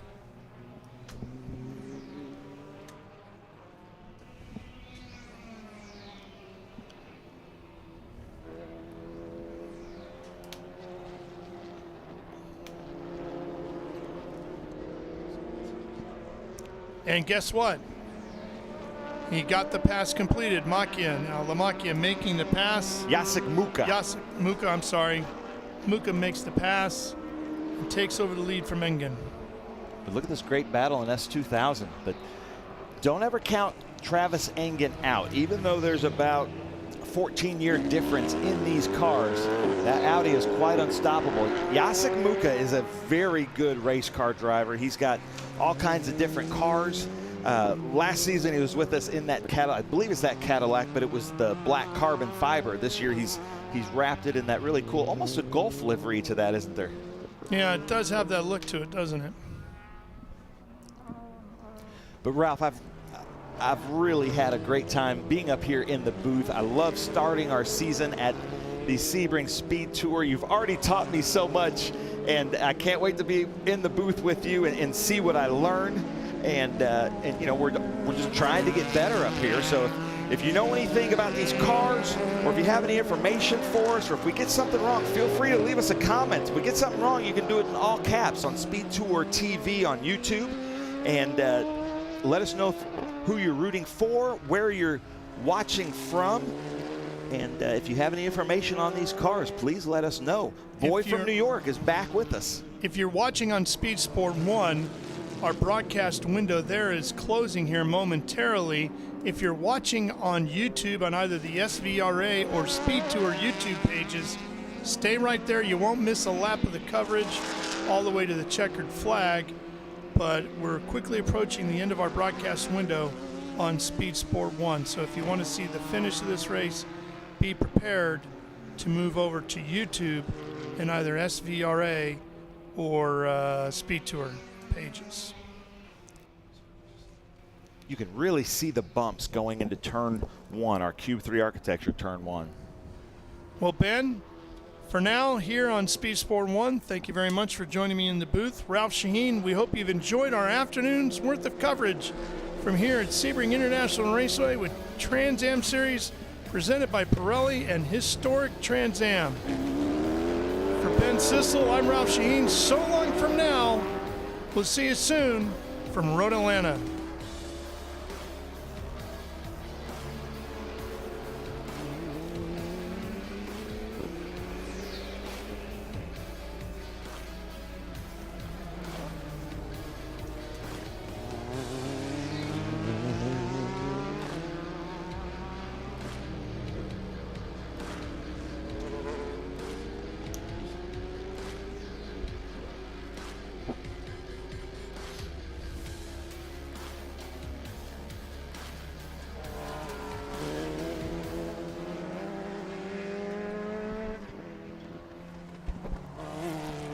Well, if you've stayed with us on YouTube, we are back. There's that DP02 fighting that Dallara. Those DP02s are just unstoppable cars. Somebody kind of described them to me as almost like an Indy Lights car with not with a skin of a closed-wheeled car. You know, it's almost like an open-wheel car with the skin of a closed-wheel car, but they are just unstoppable cars. So Jacek Muka going through 17. And gap between our top two is just inside of a 2.5 seconds.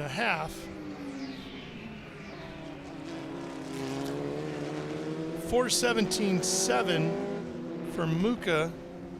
Look at the bumps there at turn 1 as these are very rigid cars. You can really see the bumps. And then there is Ralph Lamacchia in that 2008 Mazda Elan DP02, followed closely by Joe Cawley. Engen was actually 0.3 seconds quicker on that last lap than Muka. See, we might have a fight for the lead here as we come to the conclusion of this, showing 3 laps remaining.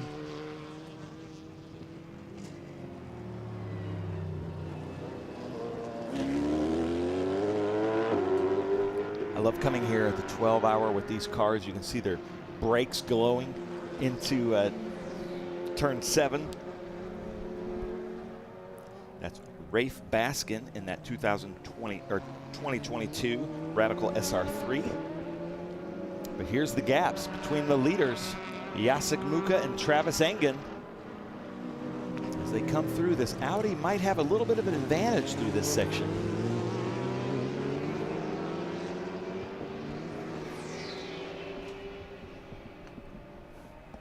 There's that Cannon car, number 34. Rob Sherwood. Here come the leaders. I would think the Audi would have some serious oomph down this long Ullman straightaway. Yeah, let's see if he can use it. What a sight to see that is. Looks like it's definitely a wider car as well. Look at these bumps, because these are very rigid cars that come under 17. Teeth rattlers for sure, aren't they? Looks like he's closed the gap a little bit. A 4:17.7 to a 4:17.4. So again, Engen a couple of tenths quicker than Muka, and he has closed the gap to within a second. They were about a 1.5 seconds last time across start-finish line. Now it's within a second with 2 laps remaining. One of our commenters, Eagle, says he likes that Audi. I'm editing him a little bit, but thank you, Eagle, for joining us. Let's see what they do into 7. You know, I don't know anybody that doesn't like that Audi. Yeah. Even in its heyday of racing, I don't, you know, and it was winning all the time. Everybody just, you had to respect the car, right? Yeah. And the team and everything they did. So much innovation came out of that program. That's John Thompson leading us in the Group 5A S2 in that 1990 Lola. Being from Tennessee, I like that orange S2000. It's kind of Tennessee orange. Ooh, Travis got a little bit squirrely there. He's pushing it, isn't he? Yeah. Well, he knows he's coming to the white flag.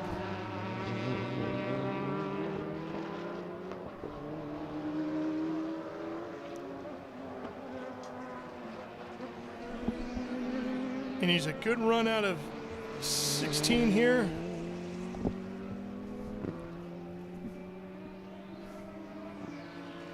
That's Thomas LaCosta in front of them in that 1978 Lola T492. Muka down into sunset. There's Payne. Henry Payne the fifth. 1989 Lola T90. Oh. There's the white Muka flag. got hung up a little bit there, clearing the lapper. The gap's still inside of a second, but it got a little bit bigger. 4:17.7 again to a 4:17.4. Last lap, white flag is out for This these is two it. cars. You can see in that shot who was on the brakes later, and this is going to be a close one coming into Mission Foods turn 7.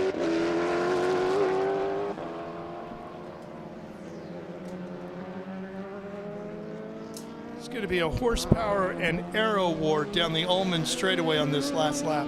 Let's see if Travis can outbreak him here. Travis in that Audi R8, the most winning Audi in history. He is closed up on Yes, him, he hasn't he?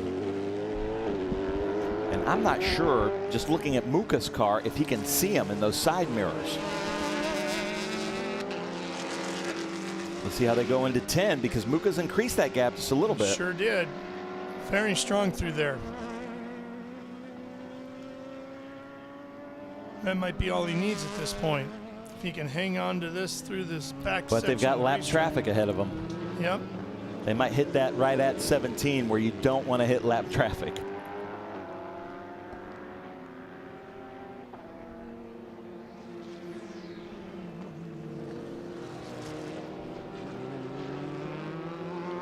That Dolara, that's a good looking car.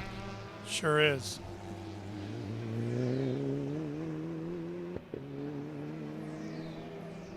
Here we go, onto the Ullman straightaway for the final time. Bring us home like we're at the Muka 12 hour. and Engen battling with traffic in front as they head towards Sunset Bend. Cadillac powered machine in front of the Audi. Traffic trying to get out of the way. Muka dives inside, bit of a risky move, but the slower car gave him plenty of room. Engen follows through as they come to the line. It's going to be Muka taking the win over the Audi of Engen. Nice job, Jacek Muka. And knowing Travis, Travis had a blast doing that too. So congratulations, Jacek Muka, Travis Engen. That was quite a sight to see. That was some good racing for sure. That was, and I appreciate that revolution there. He pointed out, so I'm going to, James Dennison, who's in that 2021 Revolution with PSSA, he pointed exactly where he wanted the drivers to pass him at 17, heads up, so hats off to James Dennison for that. And there's that Dallara. That's a mean looking car.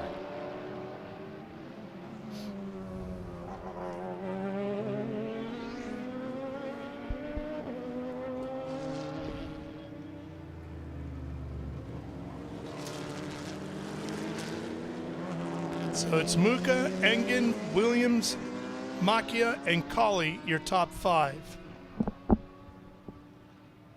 That's the overall.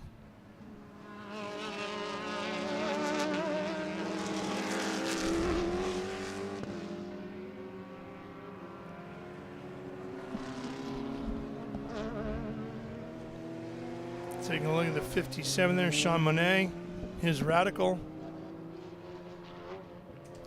I don't know if I saw my friend Gary Gray out there in the number 379. I hope he's okay. I don't remember seeing him either. But I did see a car on a rollback over there past turn 7. So I hope that wasn't Gary. Gary's one of my favorite people in the SVRA paddock. And look at this. There's that Sebeco.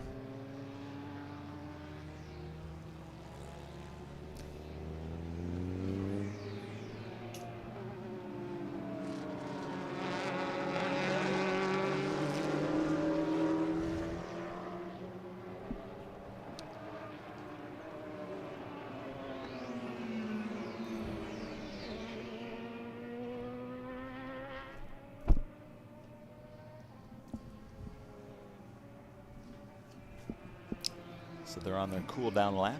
It's like Seth Henry, who had a win in the endurance race earlier today with his teammate Wyatt Foster in their Lamborghini. He's going to finish, let's see here,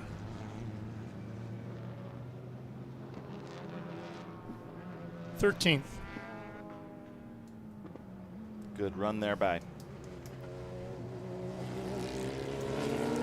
John Thompson. There's a look at your results page, brought to you by Pirelli.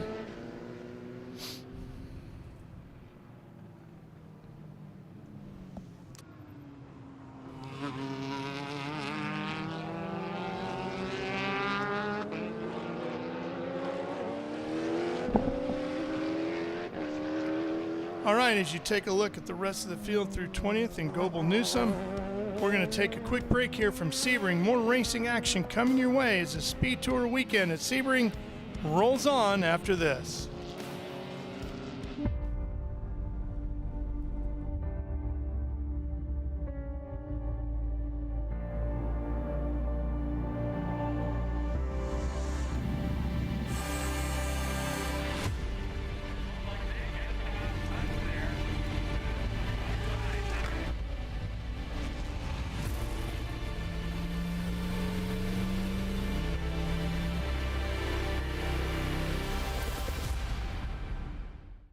You've got a business to run, big and heavy products to ship, and customers who need them now.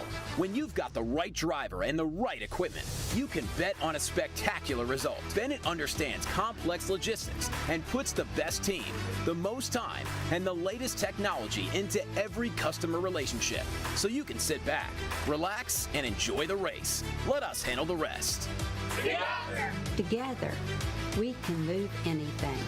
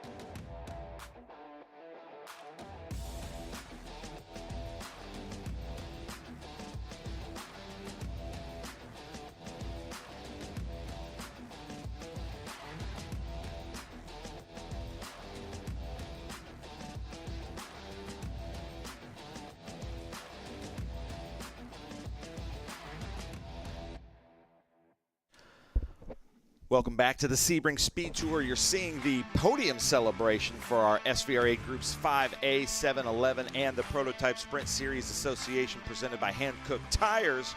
But SVRA Group 10 is on track on their out lap, pace lap, for the last race of the weekend for Group 10.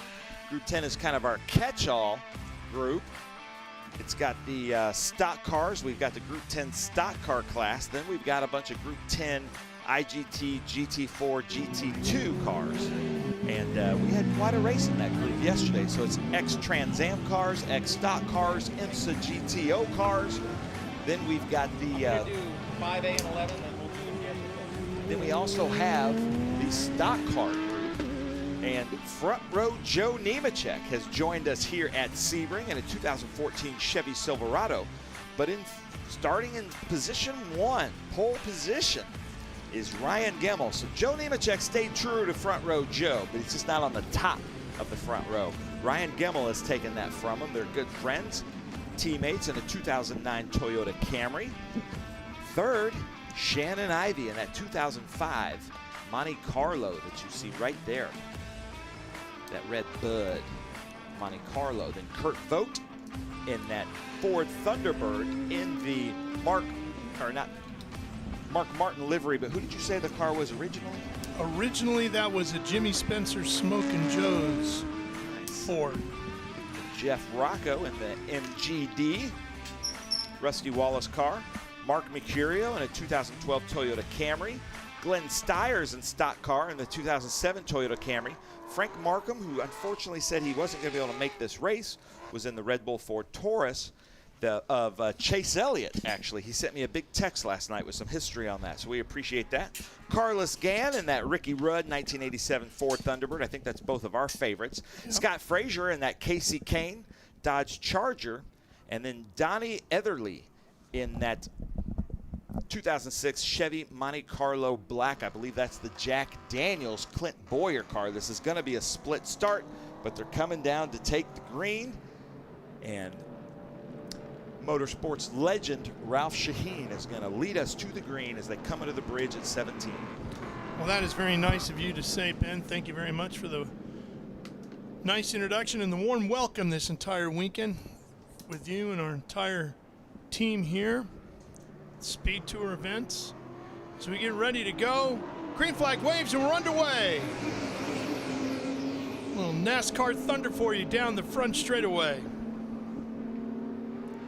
And again, Front Row Joe's not going to allow to push too hard for that lead early on. He's going to wait and let his buddy go. And not with his teammate, because he knows he'll be the one to have to fix it. And there is the other split start. DJ Jans out front with, it looks like, Charles Wicht next to him. A lot of these drivers here, you see, they're just warming up and doing some practice for the 12-hour in just a few weeks. And Wolsifer getting some smoke. Oh, I hope that's not the engine. That looks like it's something in the engine, because tire smoke would go away as Gemmel leads them into Mission Foods turn 7, followed by Front Row Joe, Shannon Ivey, and then Kurt Vogt. Kurt Vogt, the owner, president of Cobra Automotive, but also the president of the Shelby Club.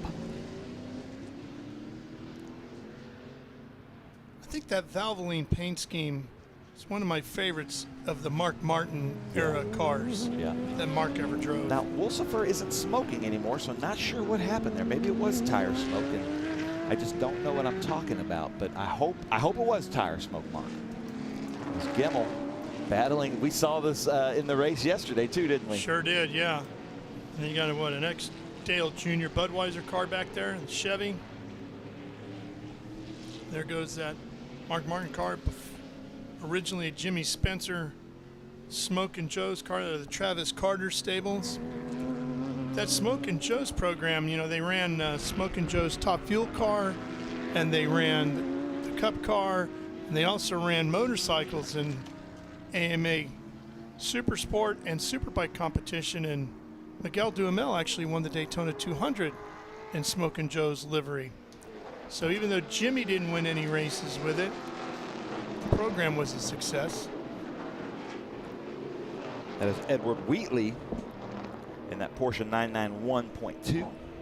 Now I want to talk about this car here, the Casey Kane car. That is Scott Frazier, our 2024 SVRA Driver of the Year, voted on by all the former SVRA Drivers of the Year. That's the biggest honor in SVRA, potentially the biggest honor in vintage racing. SVRA really doesn't have anything to do with the voting. It's all down to the past winners of the SVRA Driver of the Year, and quite an honor. I spoke to Scott today. He was showing us the trophy, and congratulations to Scott Frazier for winning that, and I think well deserved.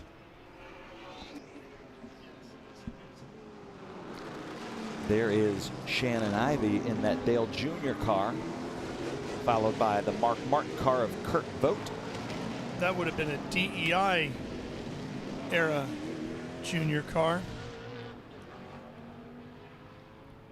when he was teamed up with Steve Park and Michael Waltrip. So you've got the Darren Brassfield Oldsmobile coming up on that shell zone of DJ Jans. Ike Keeler behind the wheel of that Darren Brassfield car. I really love the look of the shell zone Mustang. It was a great looking car in the day, and it's a fantastic looking car today. Yeah. Yeah, I really like those and the Whistlers. Yeah. But it looks like Front Row Joe's got something cooking there for Ryan Gemmel as we look at Wolsifer, the number 31 car, Rick Wolsifer in that 2014 Chevrolet Camaro.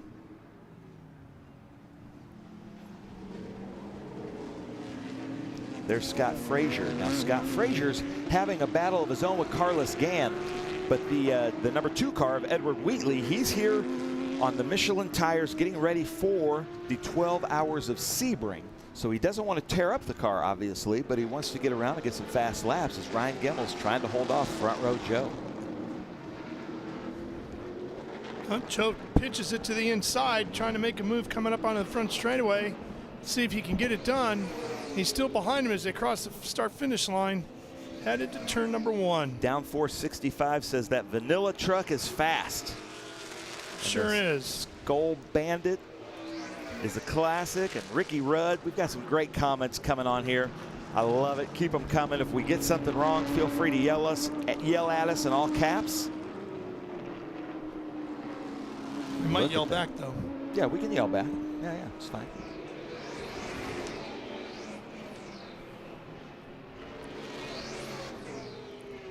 That 1994 Chevrolet Camaro of Michael Kern.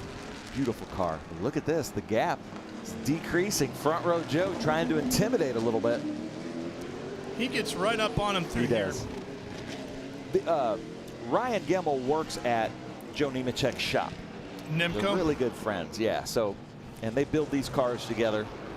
Uh-oh, here it is. Here comes Joe to the inside. And we're going to have a new leader. Nice, clean pass.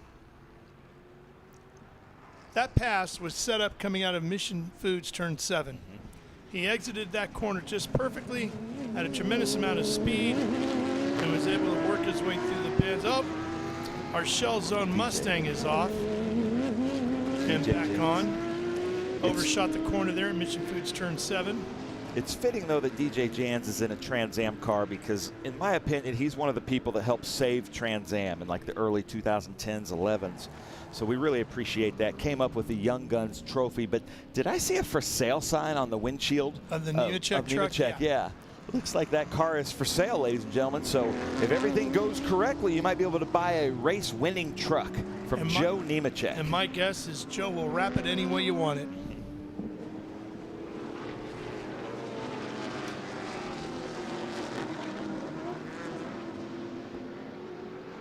I did some of the Truck Series events that first year.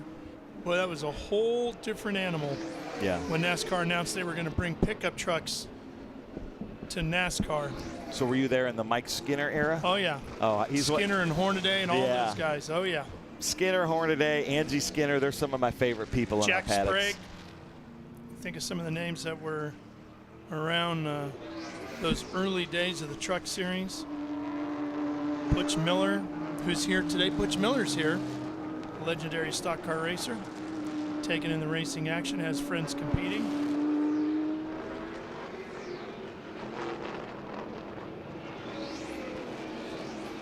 And you said Darren Brassfield was here this weekend? Yeah, Darren's been here. There's his car right there. Yep. Saw Darren and his wife earlier on Friday. So Ike Keeler got out of that beautiful Cougar in the HTA race and then got into this 1990 Oldsmobile Cutlass Rocket Sports car.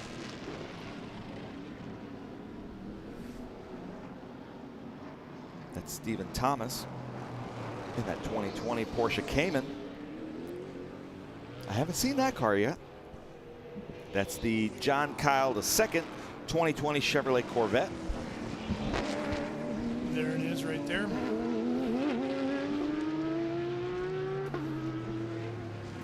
Michael Kern, 1994 Chevrolet Camaro. Oh gosh, DJ mixing it up.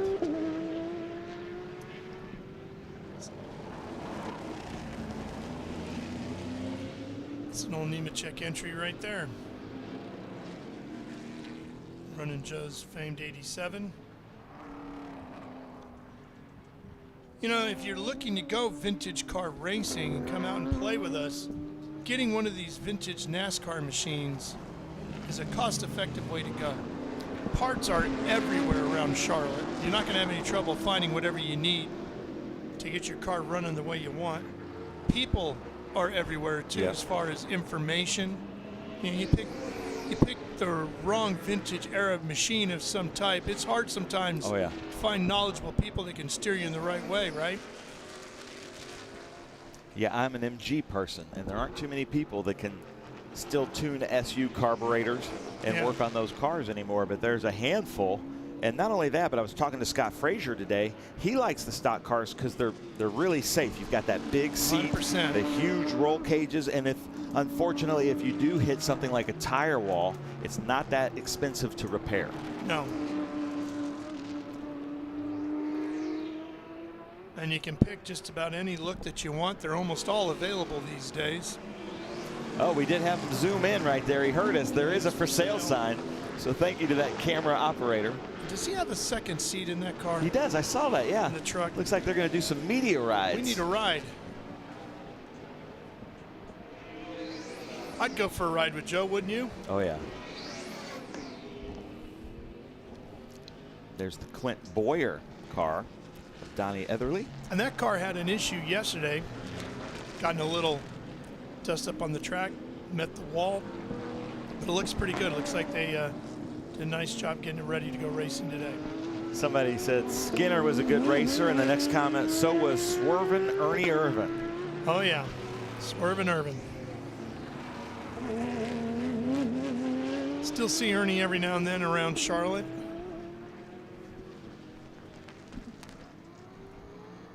But this race up front is heating up. Let's see if Ryan Gemmell is a very calculated driver.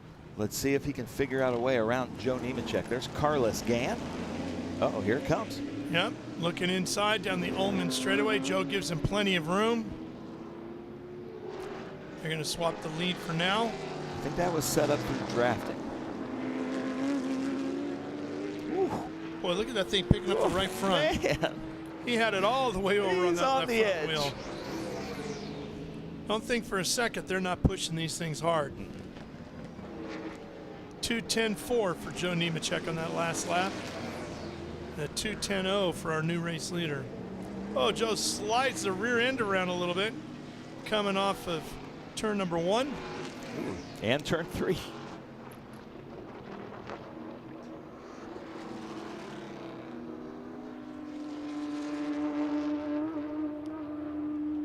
Is that Rocket Sports holds?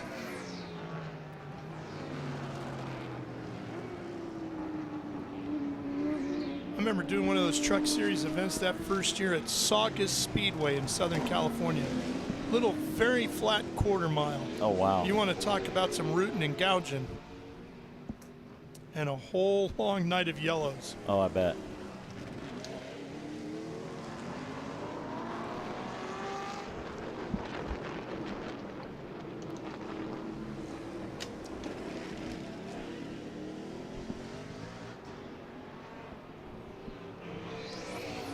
Boy, Joe that thing is really loosening up underneath him. It sure is, yeah. He's sliding the rear end and pushing the front. And look at that. See the rear end? Is that a Watts link or like a trailing arm? What is that goes down? Yeah, I'm the wrong technical guy to ask about that. I can talk your ear off on some of the history and personalities, but if I got to crawl up under there with a wrench, you're asking for trouble.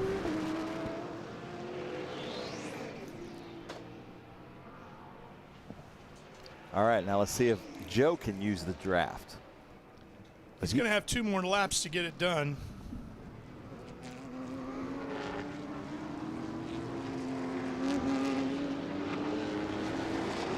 There's Scott Frazier, 2024 SVRA Driver of the Year. Haven't heard the official announcement yet, but word on the street of Charlotte is that Dodge is headed back to NASCAR.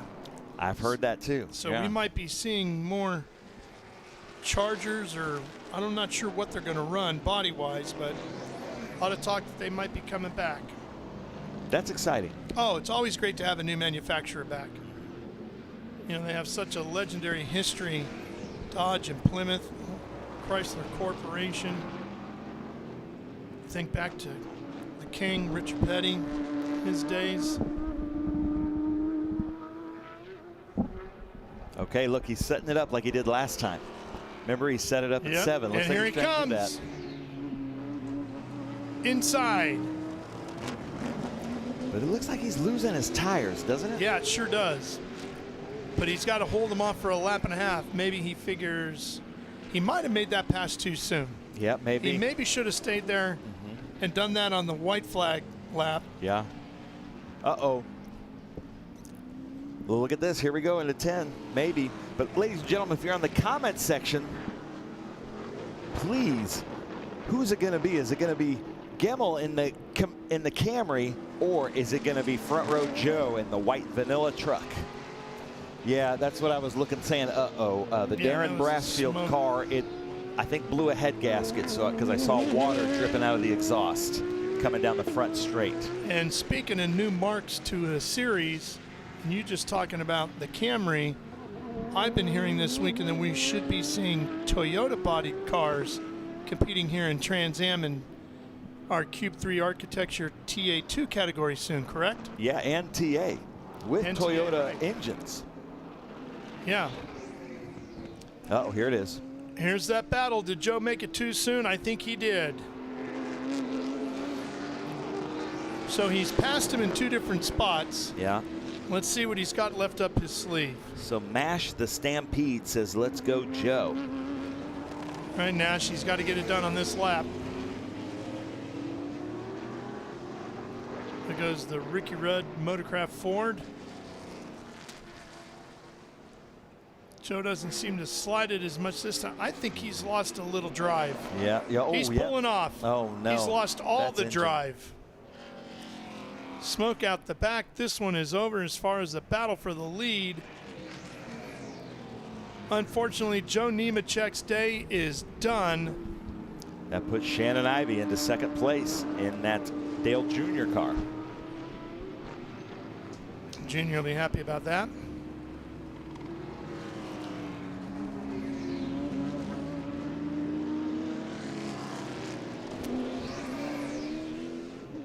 Think the price dropped on that truck? Yeah, I think so. Alex Pratt in that 202 2023 Porsche 992. I just saw the Shell Zone Mustang exit the racetrack as well. It's a shame.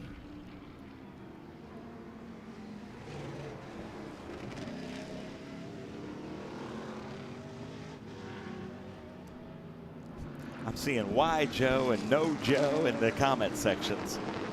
Yeah. And Sure smoking Joe's- Joe. I'm sure Joe's saying the same thing.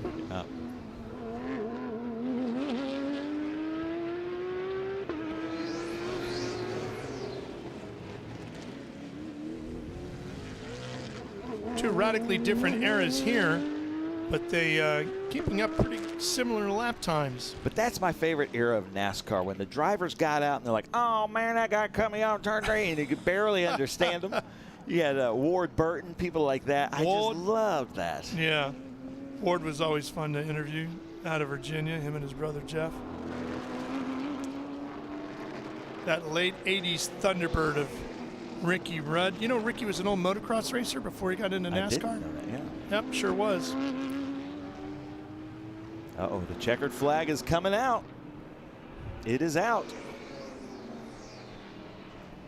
And Gemmel's going to take the overall win here today.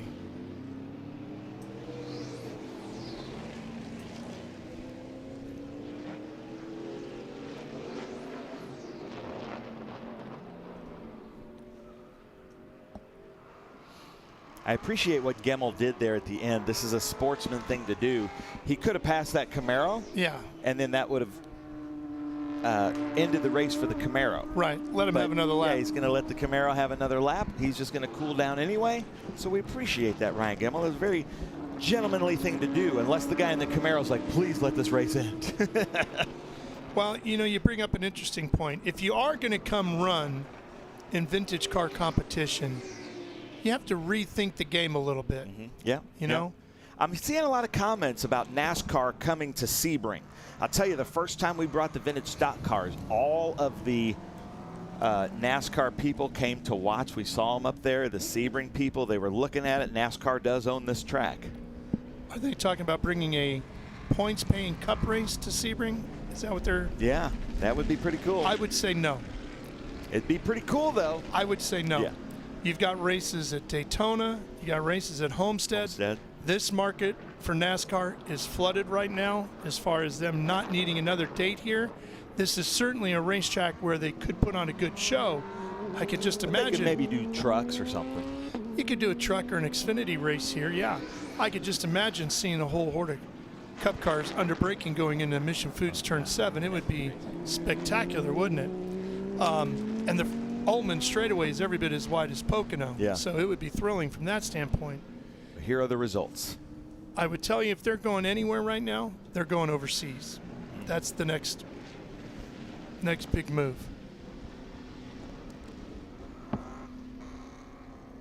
Dipping into Mexico this year.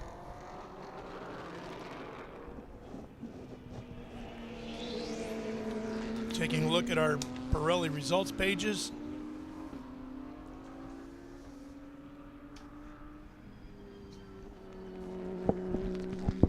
All right, as we wrap up this one more race on the docket here today, right, Ben? Yes. Yep. I couldn't get my button to work. I hate that button too. And it is my favorite group, the 1, 3, 4, 5B, 8, and 12B. Coming up next after these messages from our very important sponsors and marketing partners. Rev up and get ready for race day with Mission Foods. The world's best racers and tastiest products come together to make every race delicious. Fully loaded tacos, fast wraps, piled high nachos. Whatever you crave, Mission will help you be race ready with easy to make recipes that will take your race day to the finish line. Keep your racing delicious and enjoy all the mouth-watering action. Brought to you by Mission Foods. Too fast, too tasty. You've got a business to run, big and heavy products to ship, and customers who need them now.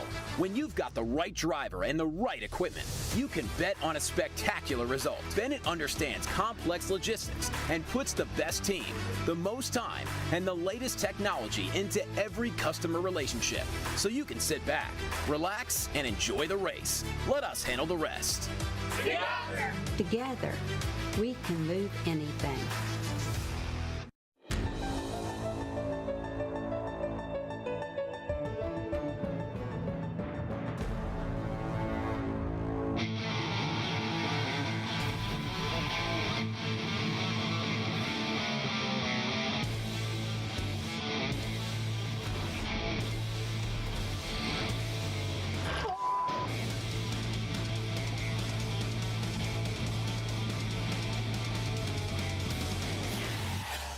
Okay, so pretend this is your race car. It's on the trailer, and you have an accident.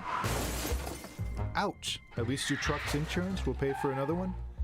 Yeah, not so fast. Standard insurance won't replace your race car, whether it's in the trailer, in the paddock, in the garage, or the repair shop. But at Haggerty, we can protect it for what it's really worth anytime it's off the track.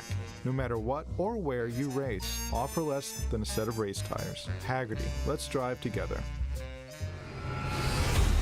The Mission Foods Road Atlanta Speed Tour returns to Michelin Raceway, Road Atlanta, March 21st through the 23rd, featuring the Trans Am Series presented by Pirelli, the Sports Car Vintage Racing Association, International GT, PSSA, FRP, and the Janetta Challenge. Saturday, you can take part in the Haggerty Cars and Caffeine Car Show with Parade Lab. You do not want to miss the Road Atlanta Speed Tour, March 21st through the 23rd. For tickets, simply go to speedtour.net.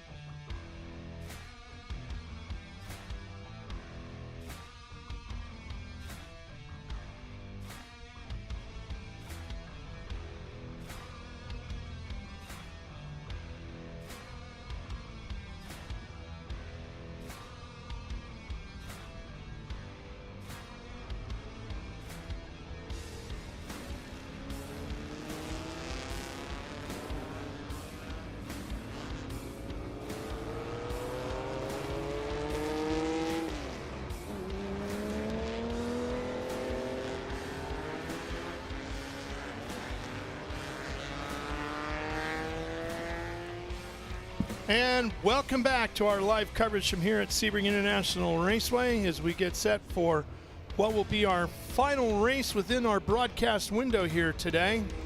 Tell me a little bit about this, Ben. I was going to pick on you and say all of these classes are your favorite, but I know truly this one is your favorite. Yeah, but I tell you, HTA, Historic Trans Am, is catching up, but I just love especially Group 1 and 3 cars.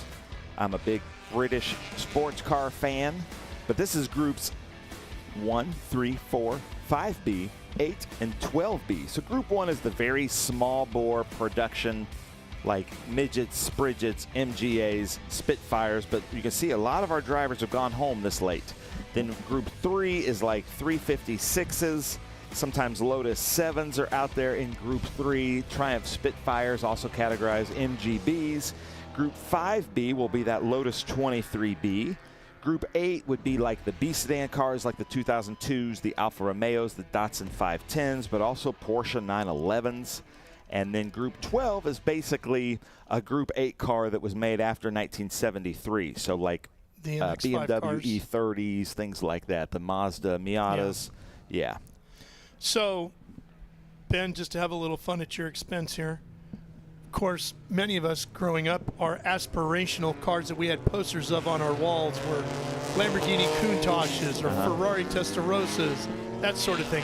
What was on your bedroom wall as a teenager? I had the Magnum PI. What is that, a 328? 308. Yeah, I had that. So it wasn't a British car? No, not until high school did I fall in love with the British cars. But I did have an Aston Martin DB4. I've always liked those. And the DB5, the James Bond car. Yeah. But I think he was in the booth with us for Historic Trans Am, but I think Lee Giannone is out there, the new CEO of SpeedTour in a 1972 Porsche 911. But I did get him in trouble yesterday because I didn't have the information, but his brother was racing the car yesterday. Remember we said he got a little squiggly there coming out of Cube 3 Architecture Turn 1. So that wasn't him, that was his brother. So I'm hoping somebody confirmed that Lee is in the car, but we're going to call it that way. Oh, yeah. Oh, yeah. Well, the Giannone car, depending on who's driving it, is listed as starting in 5th, car number 12.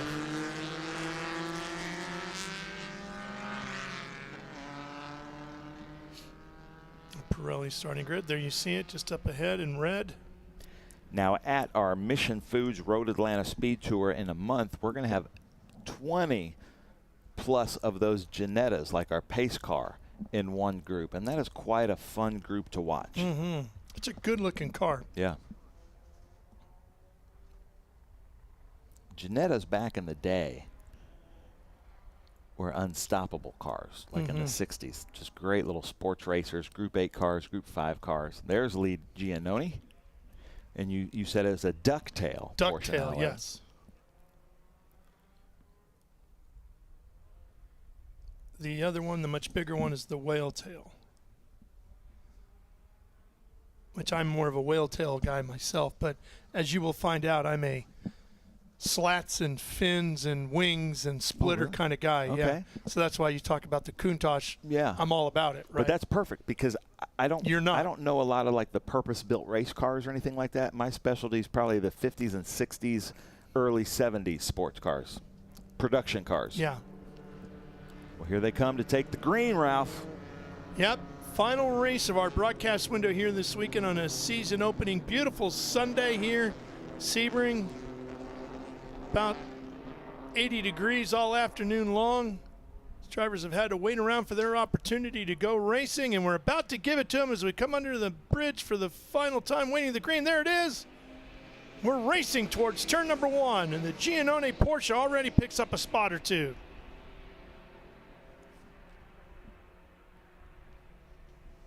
And just like yesterday, Travis Engen and that Lotus 23B goes right to the front. Yeah. Followed by Gene in that Group 3 Lotus 7, but Lee into second place there, Lee Giannone.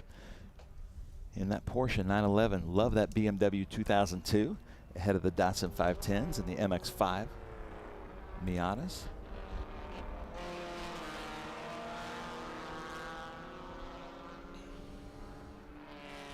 Datsun 510s have really shot up in price lately. Oh, yeah. as they come into Mission Foods Turn 7. I believe that is Lee in that car. There's a Lotus 11 back there. Love that car. That's a Group 4 car. There it is. On those skinny wire wheels.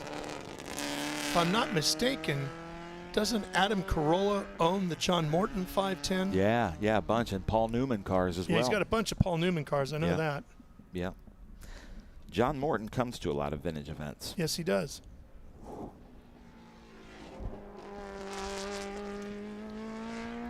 Down 465 says that Lotus is lower than my knees. Yeah. And DW says it depends on which whale tail you're talking about. As far as his favorite? I don't know. Or You don't want to guess. He might be talking about something else. You never know. There's Travis Engen coming around the Bennett Bridge Hole section. You see the airplanes in the background because that is still an active runway. Oh, yes, it is. Let's see if Lee Giannone has anything for Travis Engen. In fact, our partner Roger Warner flew in there earlier this afternoon. 3 different styles of Lotuses out here today in this group, and that's the lead one, Travis Engen.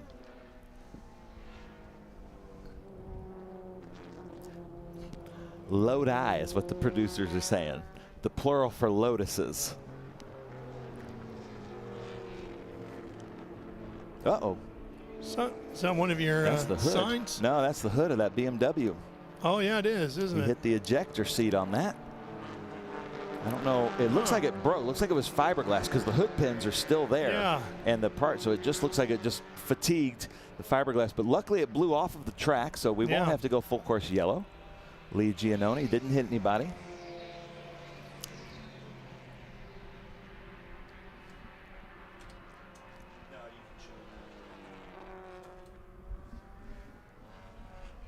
Mark Schaumer. Yeah, our you talk champion. about the Alan Schaumer. the 510s shooting up in price. You would think there would be a ton of those laying around, too. Uh-oh, we got a replay here. Watch the Beamer right at the front. There it goes. I didn't see it that clearly the Just first said time. adios. Yeah.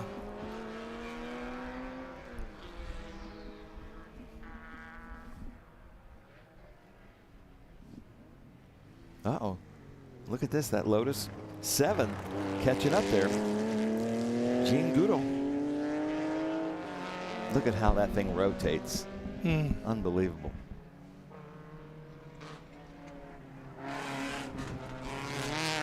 But yeah, the 510s were plentiful, but just like Mini Coopers, everybody looked at them as disposable cars. Yeah. And they ended up just rotting in junkyards. So it's hard to find one that lived its life like in a desert and didn't rust out. Yeah. 240Z, another one you'd be happy to find these days in good shape. Yeah. And first generation RX-7's starting to move a little bit.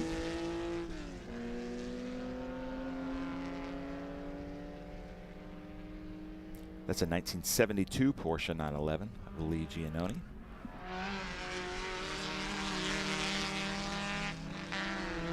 Yeah, what do you have, Ralph? What Right do you have now- in the garage? Right now I have 2 kids in college. Oh, I've got one in college. So I don't have anything too much fun. I just unloaded my C7 Z51 Corvette a little while back to help push the kids through school. I've owned quite a few cool things for the road. C5 Corvette, the C7, Cadillac CTS V. Those are great cars. Oh, it was a blast. The first generation car. Had Porsche 911 Cabriolet. So just waiting for the kids to get through school, and then Daddy will start playing again. Yeah, once your kids can start paying for their own therapy, you Yeah, can start then doing it's all your own good. things. Yeah. Well, and launching a TV network kind of ties up the cash flow a little it does bit that too. Yeah. So I always say the Lotus 7s are almost open wheel cars. It's open cockpit in more than just the top in a lot of Yeah. ways. down the side of the driver. Talk about feeling exposed, huh? Oh, yeah. Look at how this car rotates and how smooth. You can see his hands. It's unbelievable. But that is in my opinion, that's my favorite car here. That car actually won today. We just started this new thing called the Spirit of SVRA Award, and that 1957 Lotus 11 of Timothy Scopes with a mechanic Brian McEachran behind that with a Coventry Climax engine and 32 spoke wheels. That is the Spirit of SVRA Award winner. And boy, you got to know what you're doing before you start spinning wrenches on that thing, right? Yeah. Yeah, Brian McEachran is kind of one of the most sought after Coventry Climax engine people in this side of the world. Don't lean on the bodywork. No. Yeah, that's about, maybe if you put 2 sheets of tin foil together, that's about that. Yeah, that's about that gauge. There's that number 99 of Craig Schaefer, 1969 510. Lee Giannone, and that number 12, Bach, Porsche 911. That was a pretty car, wasn't it? Just classic lines, good looking car.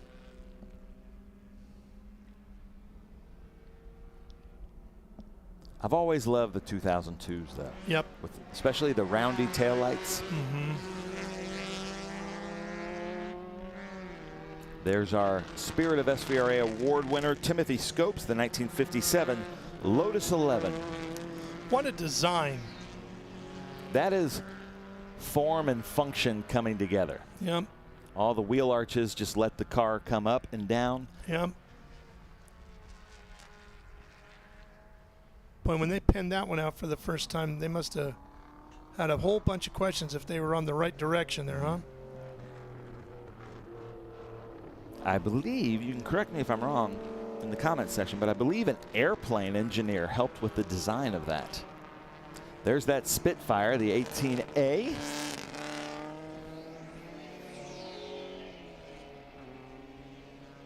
James Hermiston, Triumph Spitfire, 1964. Look at how big that Miata looks behind the Lotus 7. It looks gigantic.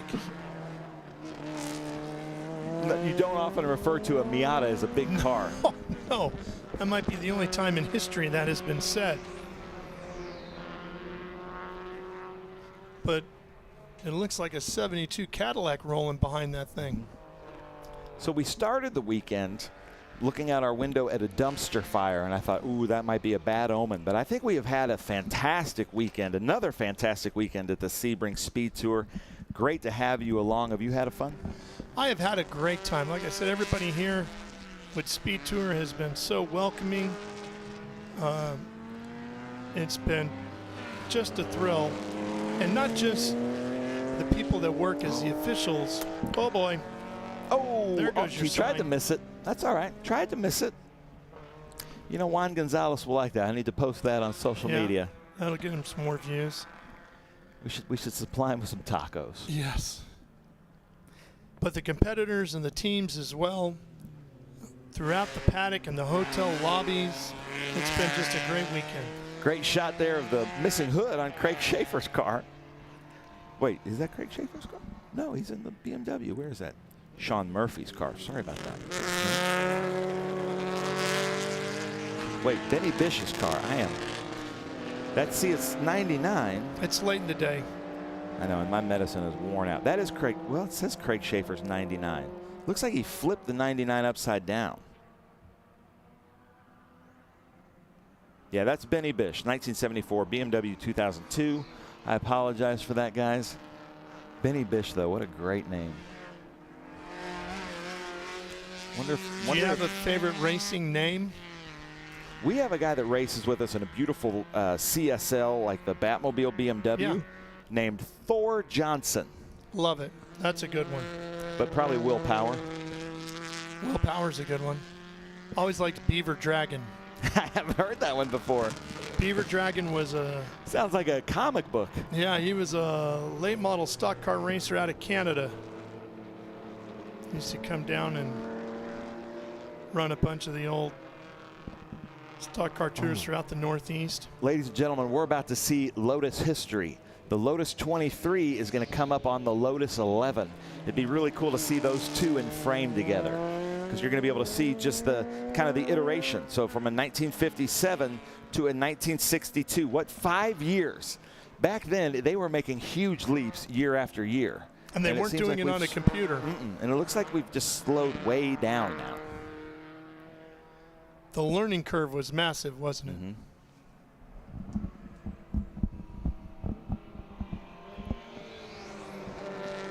And think about that. You're saying 67, right? So the Lotus 23 is a 62 and a 57 Lotus 11. So 5 years. Okay. So 62, just a few years later, they stopped looking at the top side of the car, and Colin was now working on the bottom side of the car and figured out all the ground effects on the bottom side of the car. And then Wings came in and changed everything. Changed everything.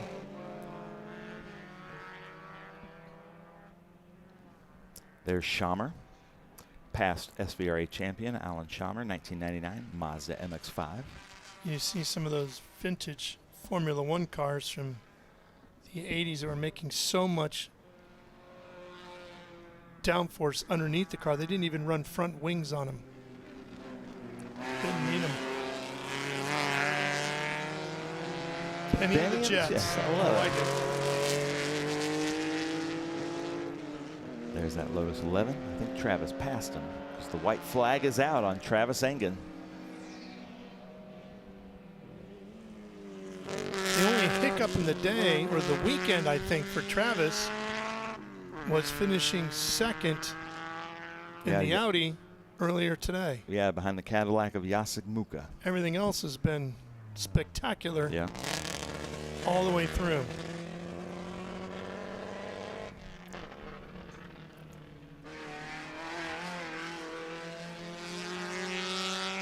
I wonder if that changed the engine temperature in this car at all. Losing the hood like that? Yeah.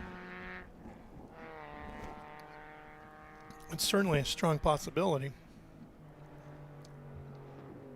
Travis Engen, half a lap away from winning the last race of our broadcast. There's still an Enduro coming up, but we won't broadcast the Enduro. And then we've got the Optima search for the ultimate street car. And then that does it for the Sebring SpeedTour for SVRA. But we will be back here, same time, same channel, same location. Love starting the season at Sebring in Sebring, Florida. Next up will be Michelin Road Atlanta. Mm-hmm. At the Mission Foods Road Atlanta Speed Tour. That's right. And that's where you said we'll see the full field of Genetis? Yep. Any other surprises for me when we get there? Bill Elliott likes to stop by. Yeah, he does. Awesome Bill from Dawsonville. Well, you're only about half an hour and 40 minutes away from Dawsonville, right? You ever been to the Dawsonville pool room? I haven't, no. Finally had a chance to stick my head in the door, and it... Where they celebrate all the wins? Yep, yeah. And it didn't disappoint. It was as expected. Well, here he comes, Travis Engen, to bring us home.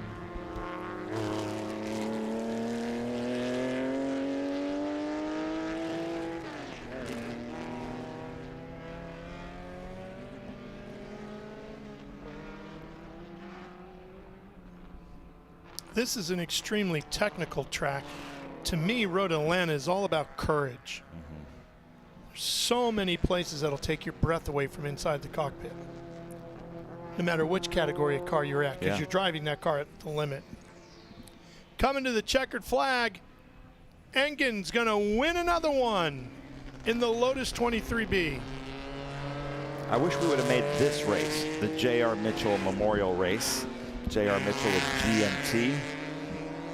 He didn't like the prototypes, but he did love his Formula Juniors, his small bore British cars, even his Lotus 23Bs. So congratulations, Travis Engen, for winning this race, what I'm going to call the J.R. Mitchell Memorial Race. There's that 99 of Craig Schaefer, 1969 Datsun 510. They just squat right, don't they? Mm-hmm. Just the way they just hunker down.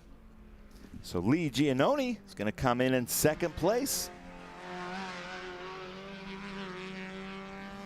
And again, congratulations to Timothy Scopes and that Lotus 11 for winning our Sebring SpeedTour SVRA Vintage Spirit Award.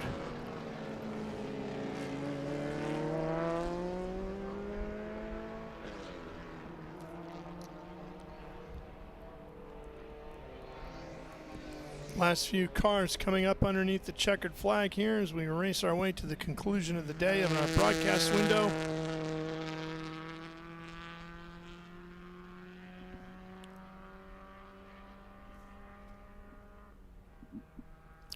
Thank you, everybody, for joining us. Boy from New York, all of the regulars out there. Aich!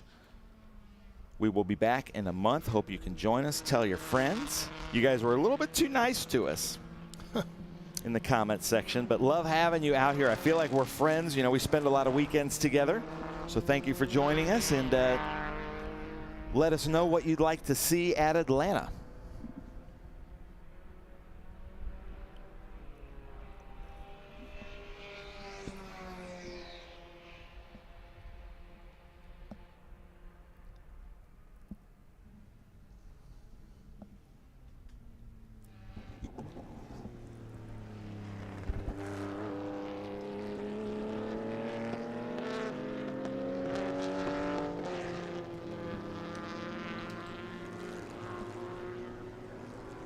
There's two Lotuses. Yeah.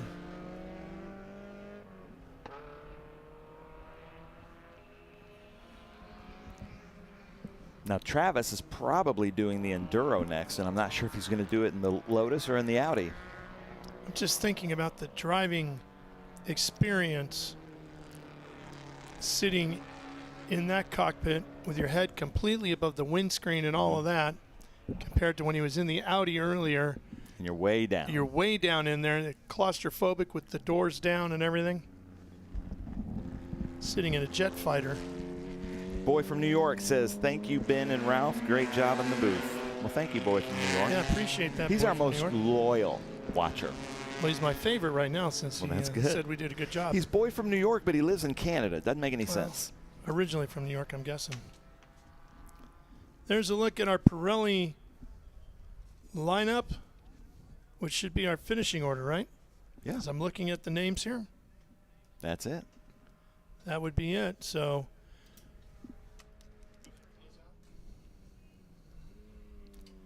well, it has been a tremendous weekend here at the Mission Food Speed Tour event in Sebring, Florida. For a whole host of color analysts who've dropped by the booth, including DJ Clark and Tom Pank and the rest, and our good friend Ben Sissel. I'm Ralph Shaheen. Big thank you to our live race media broadcast crew for putting together our coverage this weekend. We sure hope you've enjoyed every lap, every turn around this 3.74 mile Sebring circuit. We will see you all from Road Atlanta coming up March 22nd and 23rd weekend. I'm Ralph Shaheen. So long, everybody.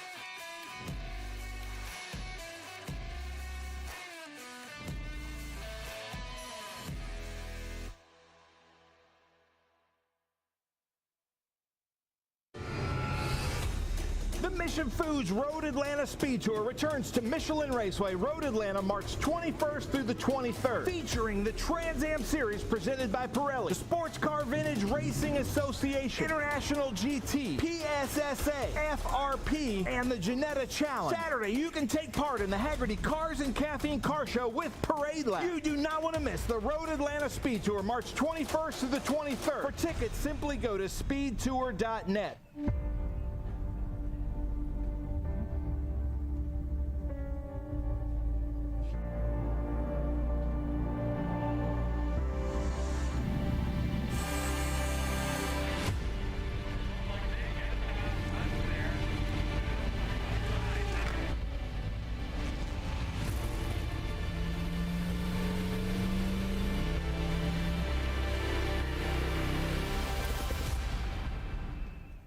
You've got a business to run, big and heavy products to ship, and customers who need them now.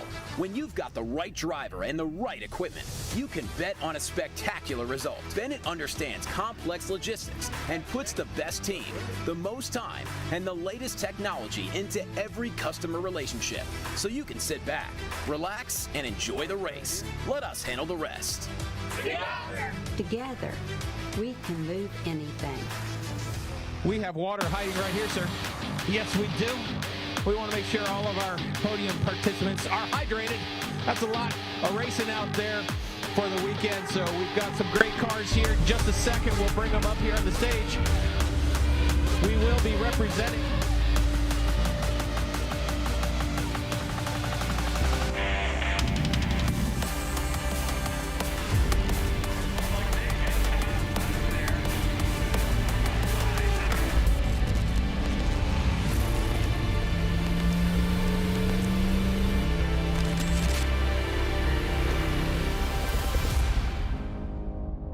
You've got a business to run, big and heavy products to ship, and customers who need them now.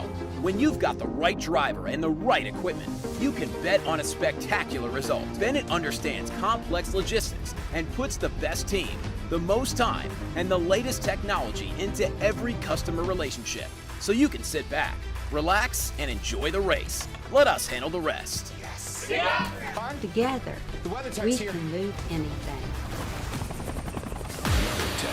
Ultimate protection for your vehicle. Laser measured floor liners, no drill mud flaps, cargo liner, bump step, seat protector. What about my car?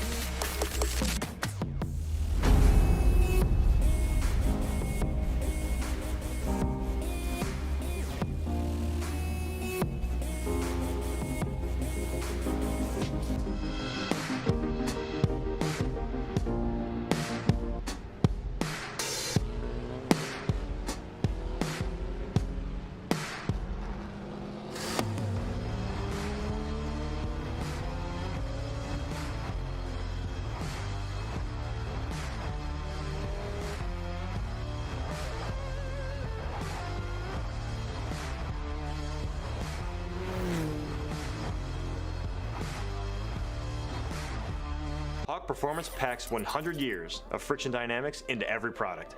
Backed by Carlisle Brake and Friction, the world's premier innovator of industrial brake and friction components, Hawk leverages R&D tools and motorsports experience to deliver uncompromising performance on the street. There's no reason to settle for less. Choose pads that are race-proven and street legal. Find the Hawk Performance brake dealer near you at hawkperformance.com.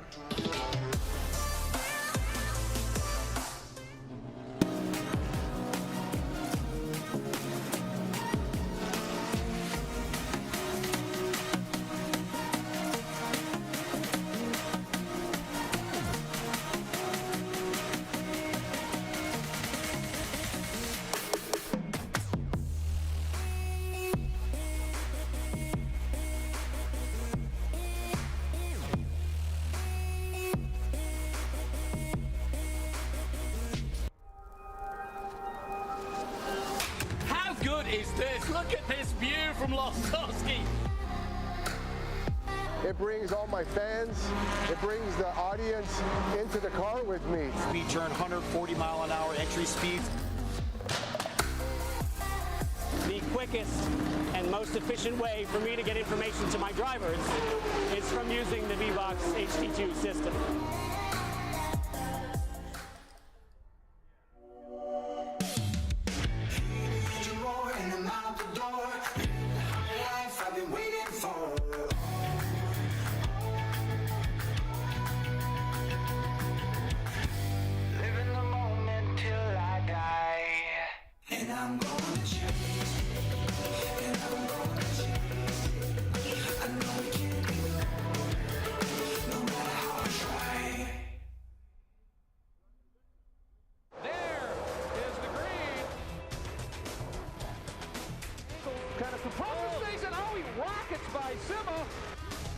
There's Boris said. One of the ways you overtake here at Sebring is really good in the braking zone, like this one right here.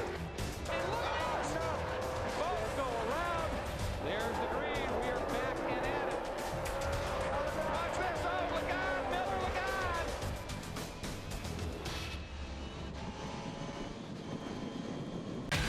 Rev up and get ready for race day with Mission Foods. The world's best racers and tastiest products come together to make every race delicious. Fully loaded tacos, fast wraps, piled high nachos. Whatever you crave, Mission will help you be race ready with easy to make recipes that will take your race day to the finish line. Keep your racing delicious and enjoy all the mouth-watering action. Brought to you by Mission Foods. Too fast, too tasty. You've got a business to run, big and heavy products to ship, and customers who need them now. When you've got the right driver and the right equipment, you can bet on a spectacular result. Bennett understands complex logistics and puts the best team, the most time, and the latest technology into every customer relationship. So you can sit back, relax, and enjoy the race. Let us handle the rest. Together, we can move anything.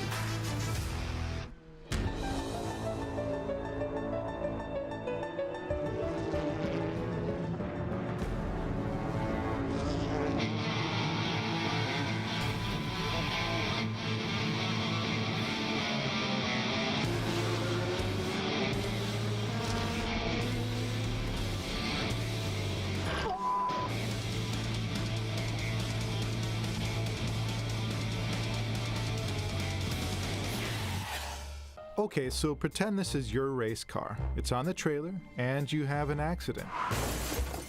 Ouch! At least your truck's insurance will pay for another one?